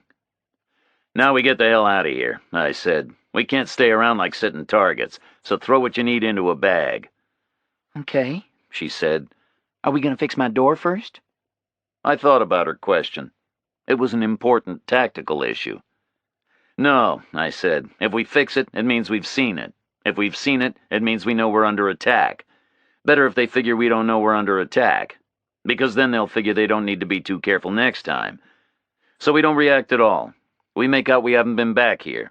We make out we haven't seen the door. We carry on acting dumb and innocent. If they think we're dumb and innocent, they'll get careless. Easier to spot 'em coming next time. Okay, She said. She didn't sound convinced, but she was agreeing. So throw what you need into a bag, I said again. She wasn't happy, but she went off to gather up some stuff. The game was starting. I didn't know exactly who the other players were. I didn't even know exactly what the game was. But I knew how to play. Opening move was I wanted them to feel like we were always one step behind. should I go to work today? Roscoe asked. Got to, I said. Can't do anything different from normal. And we need to speak with Finley. He's expecting the call from Washington. And we need what we can get on Sherman's Staller. But don't worry, they're not going to gun us down in the middle of the squad room. They'll go for somewhere quiet and isolated, probably at night. Teal's the only bad guy up there, so just don't be on your own with him. Stick around Finley or Baker or Stevenson, okay? She nodded, went to get showered and dressed for work. Within 20 minutes, she came out of the bedroom in her uniform, patted herself down, ready for the day. She looked at me. Promise? She said. The way she said it was like a question, an apology, a reassurance, all in one word. I looked back at her. You bet your ass, I said, and winked. She nodded, winked back. We were okay. We went out the front door and left it slightly open, just like we'd found it. I hid the Bentley in her garage to maintain the illusion that we hadn't been back to her house. Then we got in her Chevy and decided to start with breakfast up at Eno's. She took off and gunned the car up the hill. It felt loose and low after the upright old Bentley. Coming down the hill toward us was a panel van. Smart dark green, very clean, brand new. It looked like a utility van, but on the side was sign in fancy gold script. It said Kleiner Foundation, the same as I'd seen the gardeners using. What's that truck? I said to Roscoe. She wafted through the right at the coffee shop, up onto Main Street. Foundation's got a lot of trucks, She said. What is it they do? I asked her. big deal round here. She said. Old man Kleiner. The town sold him the land for his warehouses, and part of the deal was he set up a community program. Teal runs it out of the mayor's office. Teal runs it, I said. Teal's the enemy. He runs it because he's the mayor, She said. not because he's Teal. The program assigns a lot of money, spends it on public things, roads, gardens, the library, local business grants, gives the police department a hell of a lot, gives me a mortgage subsidy just because I'm with the department. Gives Teal a lot of power, I said. And what's the story with the Kleiner boy? He tried to warn me off you, made out he had a prior claim. She shuddered. He's a jerk, She said. I avoid him when I can. You should do the same. She drove on, looking edgy, kept glancing around, startled, like she felt under threat, like someone was going to jump out in front of the car and gun us down. Her quiet life in the Georgia countryside was over. 4 men in the night up at her house had shattered that. We pulled into Eno's gravel lot, and the big Chevy rocked gently on its soft springs. I slid out of the low seat, and we crunched across the gravel together to Eno's door. It was a gray day. The night rain had chilled the air and left rags of cloud all over the sky. The siding on the diner reflected the dullness. It was cold.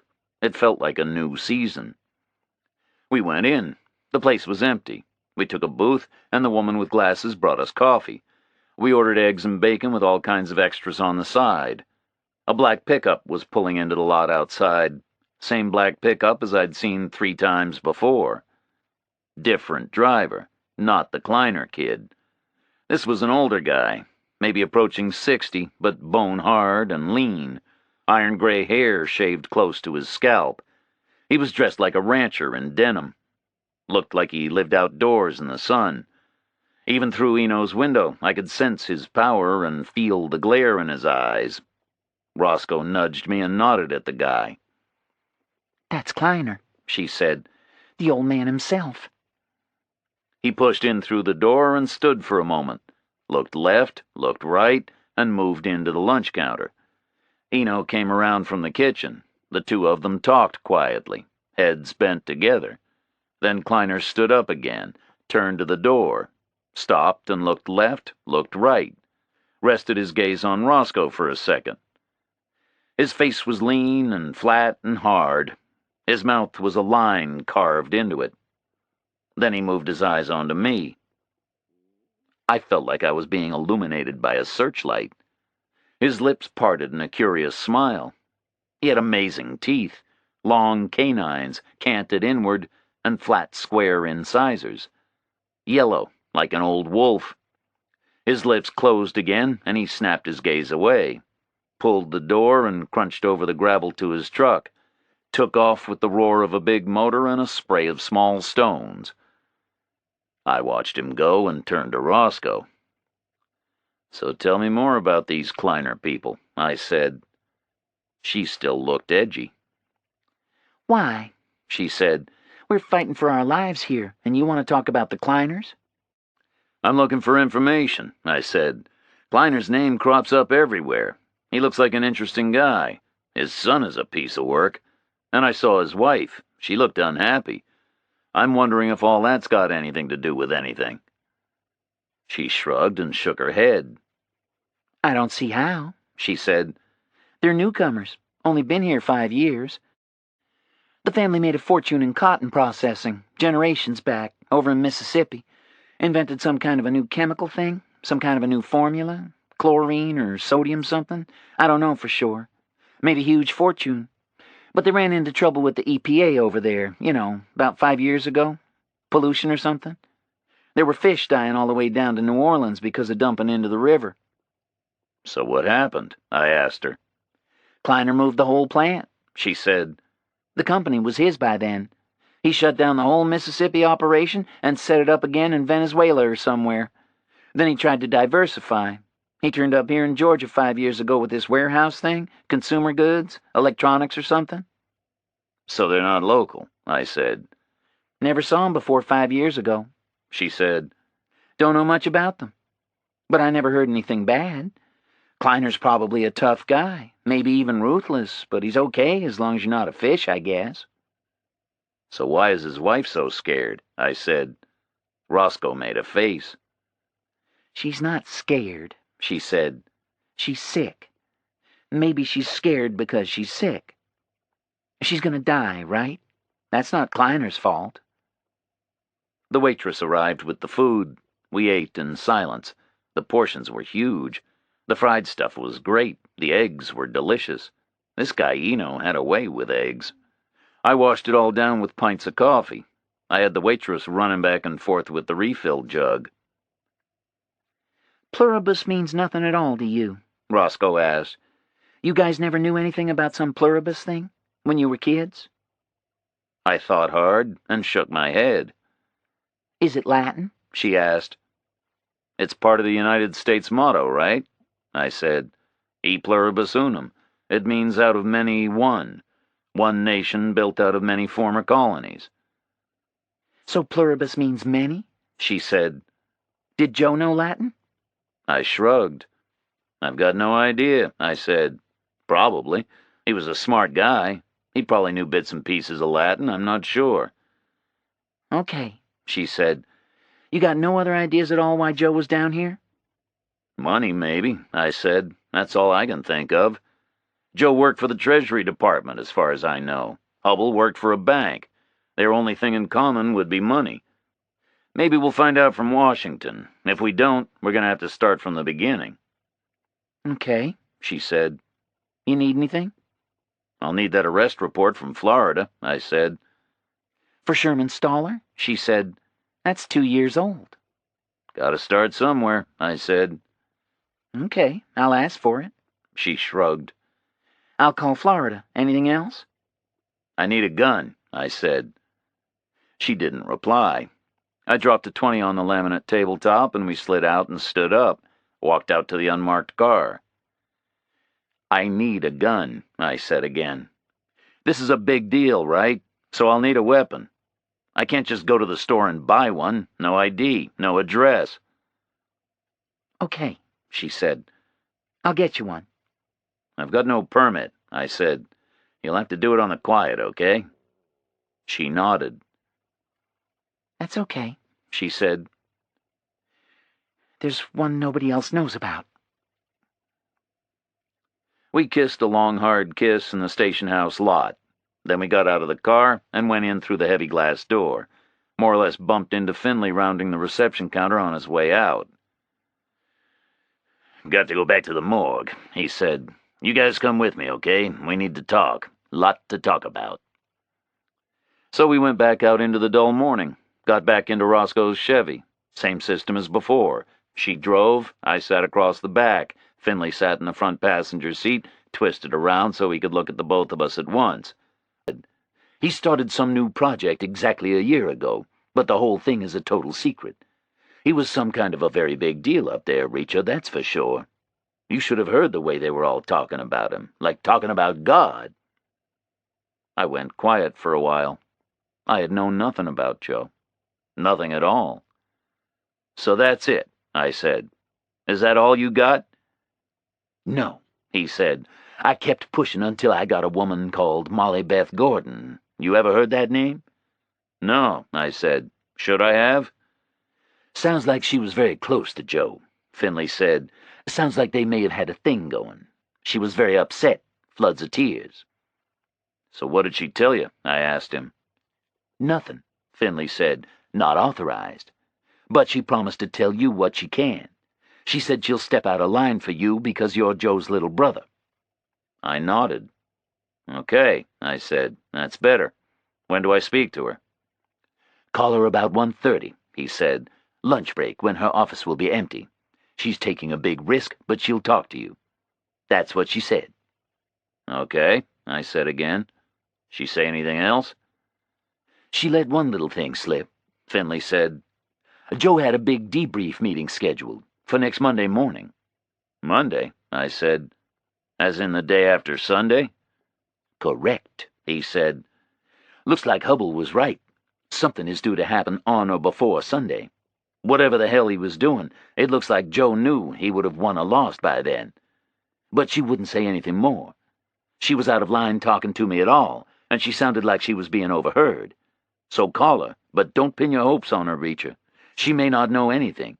Left hand doesn't know what the right hand is doing up there. Big-time secrecy, right? Bureaucracy, I said. Who the hell needs it?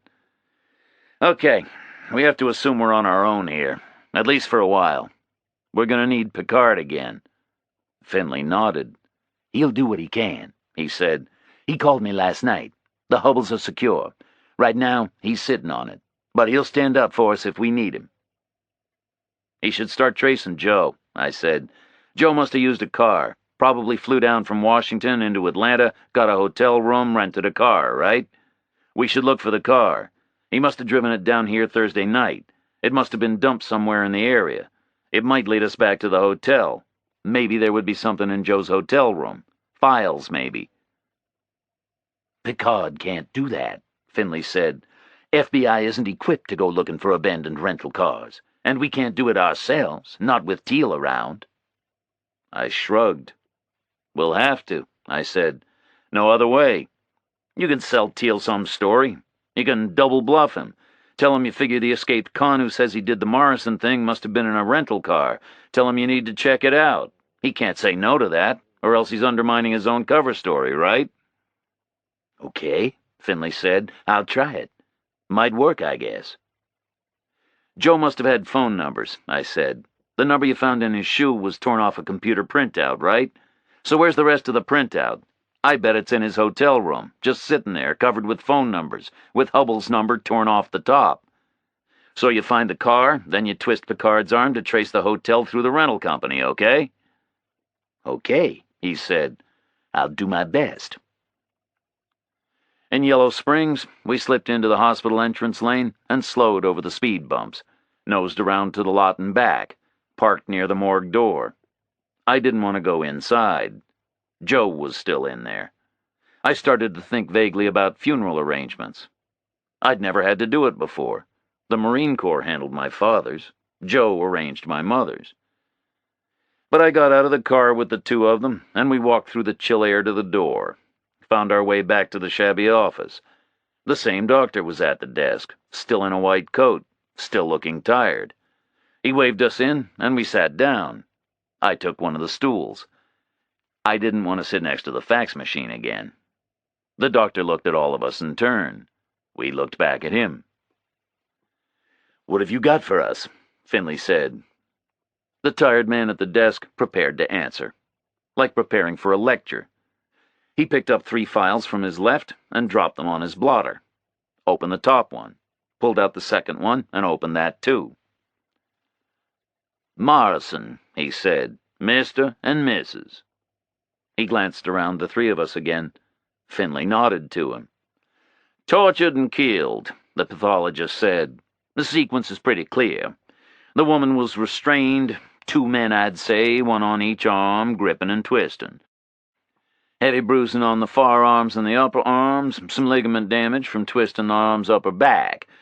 Obviously, the bruising continued to develop from the time she was first seized until the time she died. The bruising stops developing when the circulation stops, you understand." We nodded. We understood. "I'd put it at about 10 minutes, he said. 10 minutes beginning to end. So the woman was being held, the man was being nailed to the wall. I'd guess both were naked by then. They were in nightwear before the attack, right?" "Robes," Finley said. "They were having breakfast." "Okay, the robes came off early on," the doctor said. "The man was nailed to the wall, technically to the floor also through the feet. His genital area was attacked. The scrotum was severed. Post-mortem evidence suggests that the woman was persuaded to swallow the amputated testicles." The office was silent. Silent as a tomb. Roscoe looked at me, stared at me for a while. Then she looked back at the doctor. "I found them in her stomach," the doctor said. Roscoe was as white as the guy's coat. I thought she was going to pitch forward off her stool. She closed her eyes and hung on. She was hearing about what somebody had planned for us last night. "And?" Finley said. "The woman was mutilated," the doctor said. "Breast severed, genital area attacked, throat cut. Then the man's throat was cut. That was the last wound inflicted. You could see the arterial spray from his neck overlaying all the other bloodstains in the room." There was dead silence in the room. Lasted quite a while. "Weapons?" I asked. The guy at the desk swiveled his tired gaze towards me. "Something sharp, obviously," he said, a slight grin. "Straight, maybe 5 inches long." "A razor?" I said. "No," he said. "Certainly something as sharp as a razor, but rigid, not folding, and double-edged." "Why?" I said. "There's evidence it was used back and forth," the guy said. He swished his hand back and forth in a tiny arc. "Like this, on the woman's breasts, cutting both ways, like filleting a salmon." I nodded. Roscoe and Finley were silent. "What about the other guy?" I said. "Stoller." The pathologist pushed the 2 Morrison files to one side and opened up the third, glanced through it and looked across at me. The third file was thicker than the first 2. "His name was Stoller," he said. "We've got him down as John Doe." Roscoe looked up. "We sent you a fax," she said. "Yesterday morning. We traced his prints." The pathologist rooted around on the messy desk, found a curled-up fax, read it and nodded, crossed out John Doe on the folder, and wrote in Sherman Stoller. Gave us his little grin again. "I've had him since Sunday," he said. "Been able to do a more thorough job, you know. A bit chewed up by the rats, but not pulped like the first guy. and altogether a lot less mess than the Morrisons. So what can you tell us? I said. We've talked about the bullets, right? He said. Nothing more to add about the exact cause of death. So what else do you know? I asked him. The file was too thick for just the shooting and running and bleeding to death bits. This guy clearly had more to tell us. I saw him put his fingers on the pages and press lightly, like he was trying to get vibrations or read the file in Braille. He was a truck driver, he said. He was? I said. I think so, the guy said. Sounded confident. Finley looked up. He was interested. He loved the process of deduction. It fascinated him. Like when I'd scored with those long shots about Harvard, his divorce, quitting smoking. Go on, he said. Okay, briefly, the pathologist said. I found certain persuasive factors. A sedentary job because his musculature was slack, his posture poor, and flabby buttocks. Slightly rough hands, a fair bit of old diesel fuel ingrained in the skin. Also traces of old diesel fuel on the soles of his shoes. Internally, a poor diet, high in fat, plus a bit too much hydrogen sulfide in the blood gases and the tissues. This guy spent his life on the road, sniffing other people's catalytic converters. I make him a truck driver because of the diesel fuel. Finley nodded. I nodded. Stoller had come in with no ID, no history, nothing but his watch. This guy was pretty good. He watched us nod our approval, looked pleased, looked like he had more to say. But he's been out of work for a while, he said. Why? Finley asked him. Because all that evidence is old, the doctor said. Looks to me like he was driving a lot for a long period, but then he stopped. I think he's done very little driving for 9 months, maybe a year. So I make him a truck driver, but an unemployed truck driver. Okay, Doc, good work, Finley said. You got copies of all that for us? The doctor slid a large envelope across the desk. Finley stepped over and picked it up. Then we all stood up. I wanted to get out. I didn't want to go back to the cold store again. I didn't want to see any more damage. Roscoe and Finley sensed it and nodded. We hustled out like we were 10 minutes late for something. The guy at the desk let us go. He'd seen lots of people rushing out of his office like they were 10 minutes late for something. We got into Roscoe's car. Finley opened the big envelope and pulled out the stuff on Sherman's Stoller. Folded it into his pocket. That's ours for the time being, he said. It might get us somewhere. I'll get the arrest report from Florida, Roscoe said, and we'll find an address for him somewhere. Gotta be a lot of paperwork on a trucker, right? Union, medical, licenses. Should be easy enough to do. We rode the rest of the way back to Margrave in silence. The station house was deserted, apart from the desk guy. Lunch break in Margrave, lunch break in Washington, D.C. Same time zone. Finley handed me a scrap of paper from his pocket and stood guard on the door to the Rosewood office. I went inside to call the woman who may have been my brother's lover. The number Finley had handed me reached Molly Beth Gordon's private line.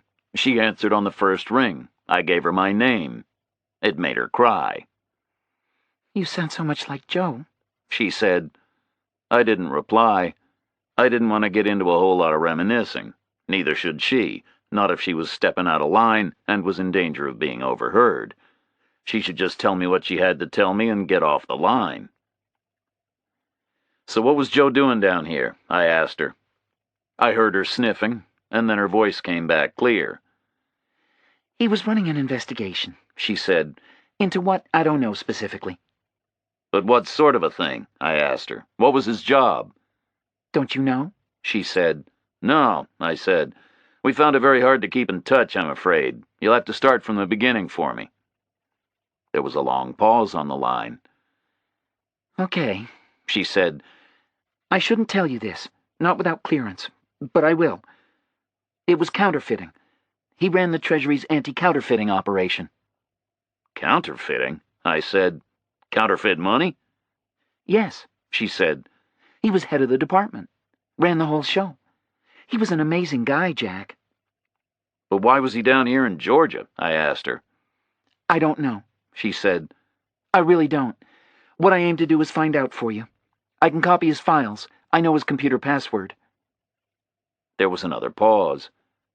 Now I knew something about Molly Beth Gordon.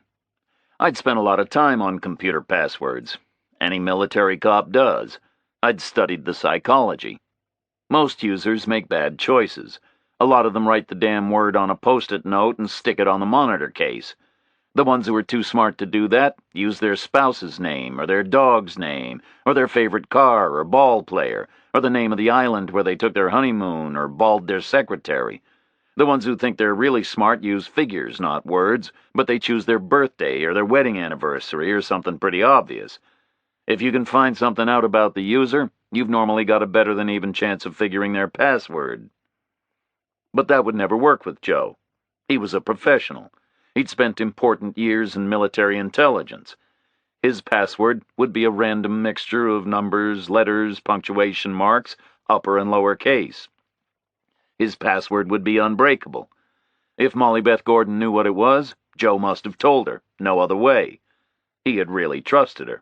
He had been really close to her. So I put some tenderness into my voice. "Molly, that'd be great," I said. "I really need that information."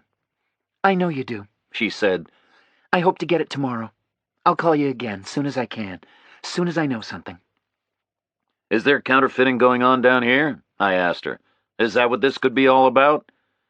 No, she said. It doesn't happen like that. Not inside the States. All that stuff about little guys with green eye shades down in secret cellars printing dollar bills is all nonsense. Just doesn't happen. Joe stopped it. Your brother was a genius, Jack. He set up procedures years ago for the special paper sales and the inks, so if somebody starts up, he gets nailed within days. 100% foolproof. Printing money in the States just doesn't happen anymore. Joe made sure of that. It all happens abroad. Any fakes we get here are shipped in. That's what Joe spent his time chasing. International stuff. Why he was in Georgia, I don't know. I really don't. But I'll find out tomorrow, I promise you that. I gave her the station house number and told her to speak to nobody except me or Roscoe or Finley.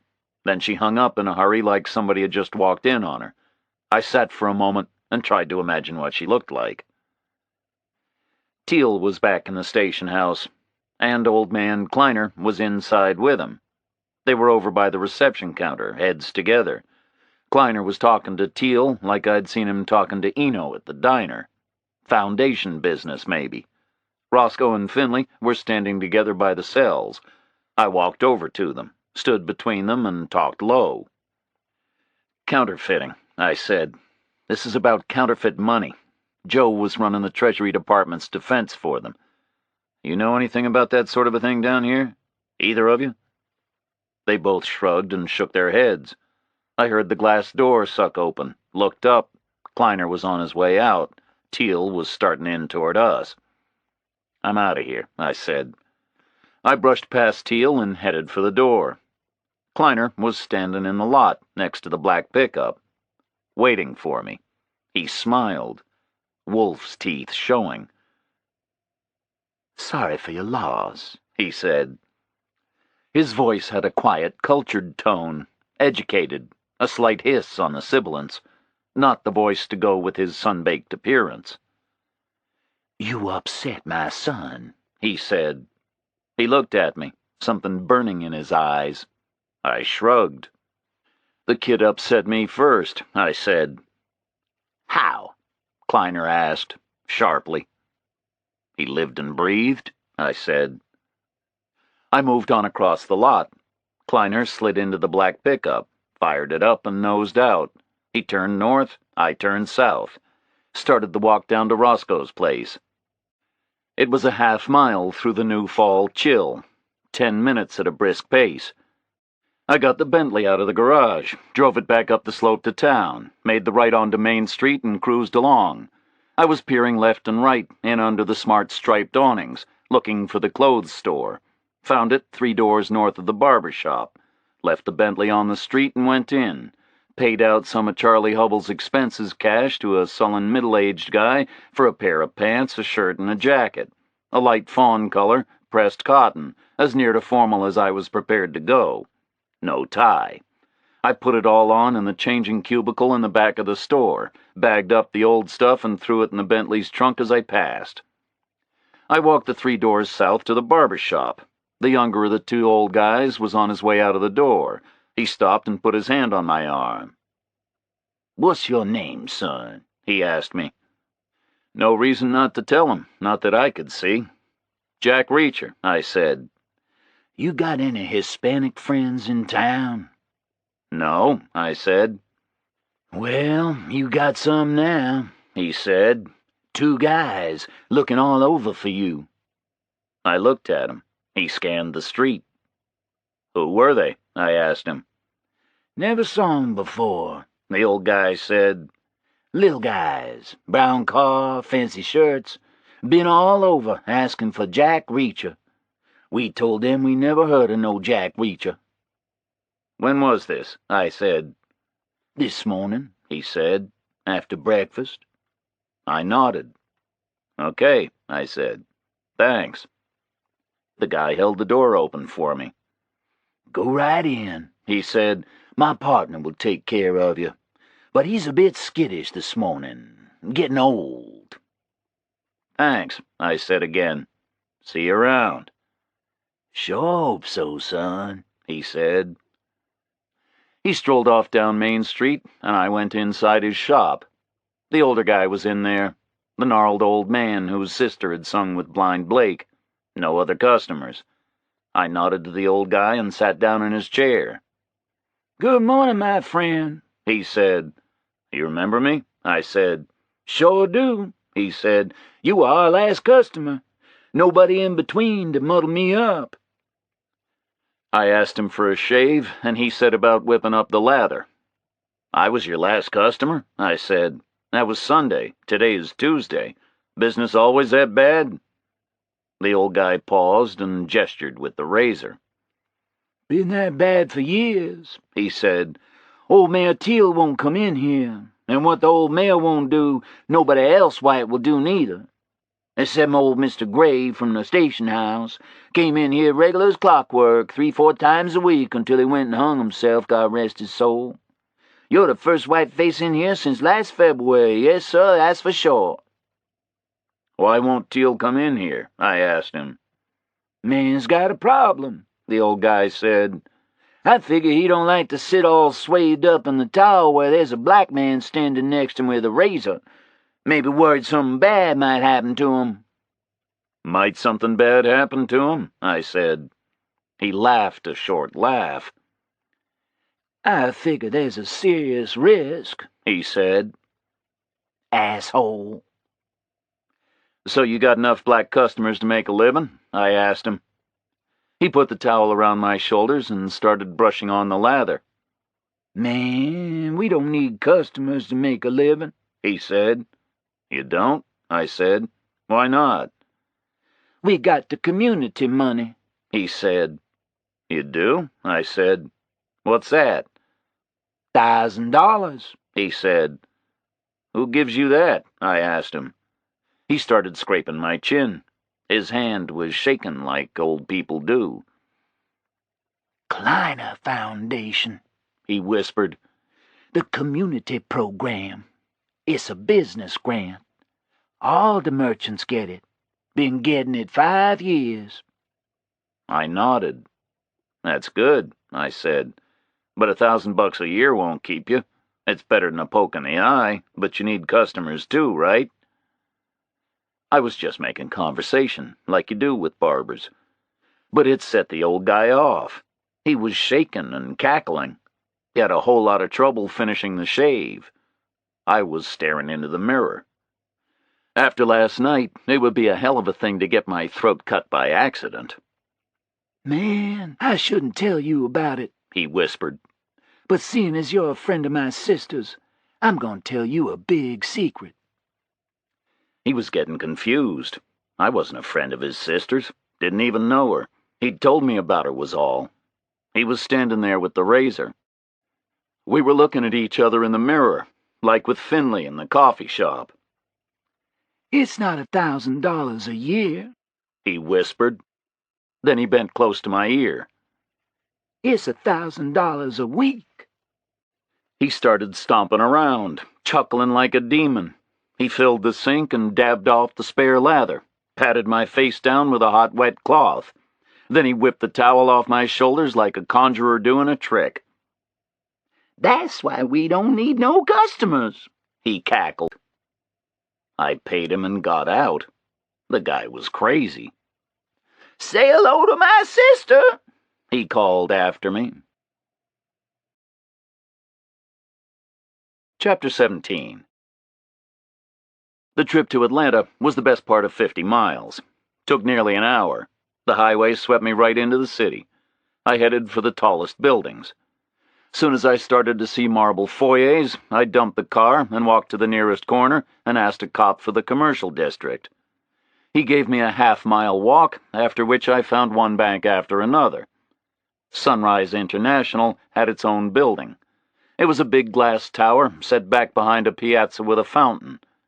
That part looked like Milan, but the entranceway at the base of the tower was clad in heavy stone, trying to look like Frankfurt or London, trying to look like a big heavy-duty bank. Foyer full of dark carpet and leather, receptionist behind a mahogany counter. Could have been a quiet hotel. I asked for Paul Hubbell's office, and the receptionist flipped through a directory. She said she was sorry, but she was new in the job, and she didn't recognize me, so would I wait while she got clearance for my visit. She dialed a number and started a low conversation. Then she covered the phone with her hand. "May I say what it's in connection with?" "I'm a friend," I said. She resumed the phone call and then directed me to an elevator. I had to go to reception on the 17th floor. I got in the elevator and tapped the button. Stood there while it carried me up. The 17th floor looked even more like a gentleman's club than the entrance foyer had. It was carpeted and paneled and dim, full of glowing antiques and old pictures. As I waded across the thick pile, a door opened and a suit stepped out to meet me, shook my hand and fussed me back into a little anteroom. He introduced himself as some sort of a manager, and we sat down. "So, how may I help you?" he asked. "I'm looking for Paul Hubbell," I said. "May I know why?" "He's an old friend," I said. "I remembered him saying he works here, so I thought I'd look him up while I'm passing through." The guy in the suit nodded, dropped his gaze. "Thing is, you see," he said, "Mr. Hubbell doesn't work here anymore. We had to let him go, I'm afraid, about 18 months ago." I just nodded blankly. Then I sat there in the clubby little office and looked at the guy in the suit and waited. A bit of silence might set him talking. If I asked him questions straight out, he might clam up. He might go all confidential, like lawyers do. But I could see he was a chatty type of a guy. A lot of those managers are. They love to impress the hell out of you given the chance. So I sat tight and waited. Then the guy started apologizing to me because I was Hubbell's friend. "No fault of his own, you understand," he said. "He did an excellent job, but it was in a field we moved out of. A strategic business decision. Very unfortunate for the people concerned, but there you are." I nodded at him like I understood. "I haven't been in touch for a long time," I said. "I didn't know. I didn't even really know what he did here." I smiled at him, tried to look amiable and ignorant. Didn't take much effort in a bank. I gave him my best receptive look, guaranteed to set a chatty guy talking. It had worked for me plenty of times before. "He was part of our retail operation," the guy said. "We closed it down." I looked inquiringly at him. "Retail?" I said. "Over-the-counter banking," he said. "You know, cash, checks, loans, personal customers." "And you closed that down?" I said. "Why?" "Too expensive," he said. "Big overhead, small margin. It had to go." "And Hubbell was a part of that?" I asked him. He nodded. "Mr. Hubbell was our currency manager," he said. "It was an important position. He was very good." "So what was his exact role?" I asked him. The guy didn't know how to explain it, didn't know where to start. He made a couple of attempts and gave them up. "Do you understand cash?" he said. "I've got some," I said. "I don't know if I understand it exactly." He got to his feet and gave me a fussy gesture, wanted me to join him at the window. We peered out together at the people on the street, 17 floors down. He pointed at a guy in a suit, hurrying along the sidewalk. "Take that, gentleman," he said. "Let's make a few guesses, shall we? Probably lives in the outer suburbs, maybe has a vacation cabin somewhere, 2 big mortgages, 2 cars, half a dozen mutual funds, pension provision, some blue-chip stock, college plans, 5 or 6 credit cards, store cards, charge cards. Net worth about $500,000, shall we say?" "Okay," I said. "But how much cash does he have?" the guy asked me. "No idea," I said. "Probably about $50, he said. About $50 in a leather billfold which cost him $150. I looked at him. I wasn't following his drift. The guy changed gear, became very patient with me. "The U.S. economy is huge," he said. "Net assets and net liabilities are incalculably large, trillions of dollars. But almost none of it is actually represented by cash. That gentleman had a net worth of $500,000, but only 50 of it was in actual cash. All the rest of it is on paper or in computers. The fact is, there isn't much actual cash around. There's only about 130 billion actual cash dollars inside the whole U.S. I shrugged at him again. "Sounds like enough to me," I said. The guy looked at me severely. "But how many people are there?" he asked me. "Nearly 300 million. That's only about 450 actual cash dollars per head of population. That's the problem a retail bank has to deal with day by day. $450 is a very modest cash withdrawal. But if everybody chose to make such a withdrawal, the nation's banks would run out of cash in the blink of an eye." He stopped and looked at me. I nodded. "Okay," I said. "I see that." "And most of that cash isn't in banks," he said. "It's in Vegas or at the racetrack. It's concentrated in what we call cash-intensive areas of the economy. So a good currency manager, and Mr. Hubble was one of the very best, has a constant battle just to keep enough paper dollars on hand in our part of the system. He has to reach out and find them. He has to know where to locate them. He has to sniff them out. It's not easy. In the end, it was one of the factors which made retail so expensive for us. One of the reasons why we pulled out. We kept it going as long as we could, but we had to close the operation eventually. We had to let Mr. Hubble go. We were very sorry about it." "Any idea where he's working now?" I said. He shook his head. "I'm afraid not," he said. "Must be working somewhere, right?" I said. The guy shook his head again. "Professionally, he's dropped out of sight," he said. "He's not working in banking, I'm sure of that. His institute membership lapsed immediately, and we've never had an inquiry for a recommendation. I'm sorry, but I can't help you. If he was working anywhere in banking, I'd know it, I can assure you of that. He must be in something else now." I shrugged. Hubble's trail was stone cold, and the discussion with this guy was over. His body language indicated it. He was shifting forward, ready to get up and get on. I stood up with him, thanked him for his time, shook his hand, stepped through the antique gloom to the elevator, hit the button for the street, and walked out into the dull gray weather. My assumptions had been all wrong. I had seen Hubble as a banker, doing a straight job, maybe turning a blind eye to some peripheral con, maybe with half a finger in some dirty pie, maybe signing off on a few bogus figures, with his arm twisted way up his back, involved, useful, tainted, but somehow not central. But he hadn't been a banker. Not for a year and a half. He'd been a criminal, full-time, right inside the scam, right at the center, not peripheral at all.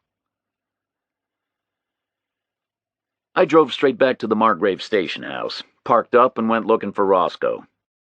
Teal was stalking around in the open area, but the desk guy winked and nodded me back to a file room. Roscoe was in there. She looked weary. She had an armful of old files. She smiled.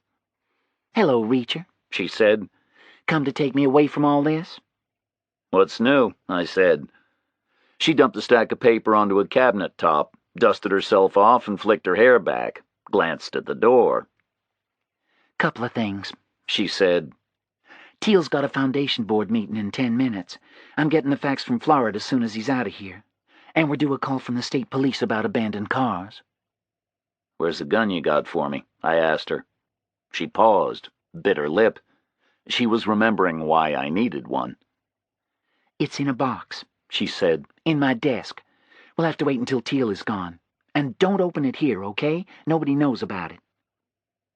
We stepped out of the file room and walked over toward the Rosewood office. The squad room was quiet. The two backup guys from Friday were paging through computer records. Neat stacks of files were everywhere. The bogus hunt was on for the chief's killer. I saw a big new bulletin board on the wall. It was marked Morrison. It was empty. Not much progress was being made. We waited in the Rosewood office with Finley. 5 minutes. 10. Then we heard a knock, and Baker ducked his head around the door. He grinned in at us. I saw his gold tooth again. "Teal's gone," he said. We went out into the open area. Roscoe turned on the fax machine and picked up the phone to call Florida. Finley dialed the state police for news on abandoned rental cars. I sat down at the desk next to Roscoe's and called Charlie Hubble. I dialed the mobile number that Joe had printed out and hidden in his shoe. I got no answer. Just an electronic sound and a recorded voice telling me the phone I was calling was switched off. I looked across at Roscoe. "She's got the damn mobile switched off," I said. Roscoe shrugged and moved over to the fax machine. Finley was still talking to the state police. I saw Baker hanging around on the fringe of the triangle the three of us were making. I got up and went to join Roscoe. "Does Baker want in on this?" I asked her. "He seems to," she said. "Finley's got him acting as a kind of a lookout. Should we get him involved?" I thought about it for a second, but shook my head. "No," I said. "Smaller the better, a thing like this, right?" I sat down again at the desk I was borrowing and tried the mobile number again. Same result. Same patient electronic voice telling me it was switched off. "Damn," I said to myself. "Can you believe that?" I needed to know where Hubble had spent his time for the last year and a half. Charlie might have given me some idea. The time he left home in the morning, the time he got home at night, toll receipts, restaurant bills, things like that. And she might have remembered something about Sunday, or something about Pluribus. It was possible she might have come up with something useful. And I needed something useful. I needed it very badly. And she'd switched the damn phone off. "Reacher," Roscoe said. "I got the stuff on Sherman Stoller." She was holding a couple of fax pages, densely typed. "Great," I said. "Let's take a look." Finley got off the phone and stepped over. "State guys are calling back," he said. "They may have something for us." "Great," I said again. "Maybe we're getting somewhere."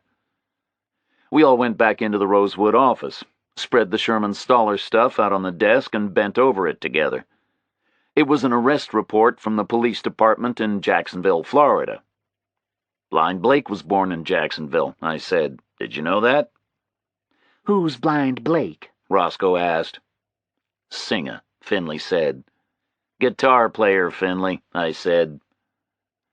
Sherman Stoller had been flagged down by a sector car for exceeding the speed limit on the river bridge between Jacksonville and Jacksonville Beach at 1:15 to midnight on a September night 2 years ago. He had been driving a small panel truck 11 miles an hour too fast. He had become extremely agitated and abusive toward the sector car crew. This had caused them to arrest him for suspected DUI. He had been printed and photographed at Jacksonville Central, and both he and his vehicle had been searched. He had given an Atlanta address and stated his occupation as truck driver. The search of his person produced a negative result. His truck was searched by hand and with dogs and produced a negative result. The truck contained nothing but a cargo of 20 new air conditioners boxed for export from Jacksonville Beach. The boxes were sealed and marked with the manufacturer's logo, and each box was marked with a serial number. After being Mirandized, Stoller had made one phone call. Within 20 minutes of the call,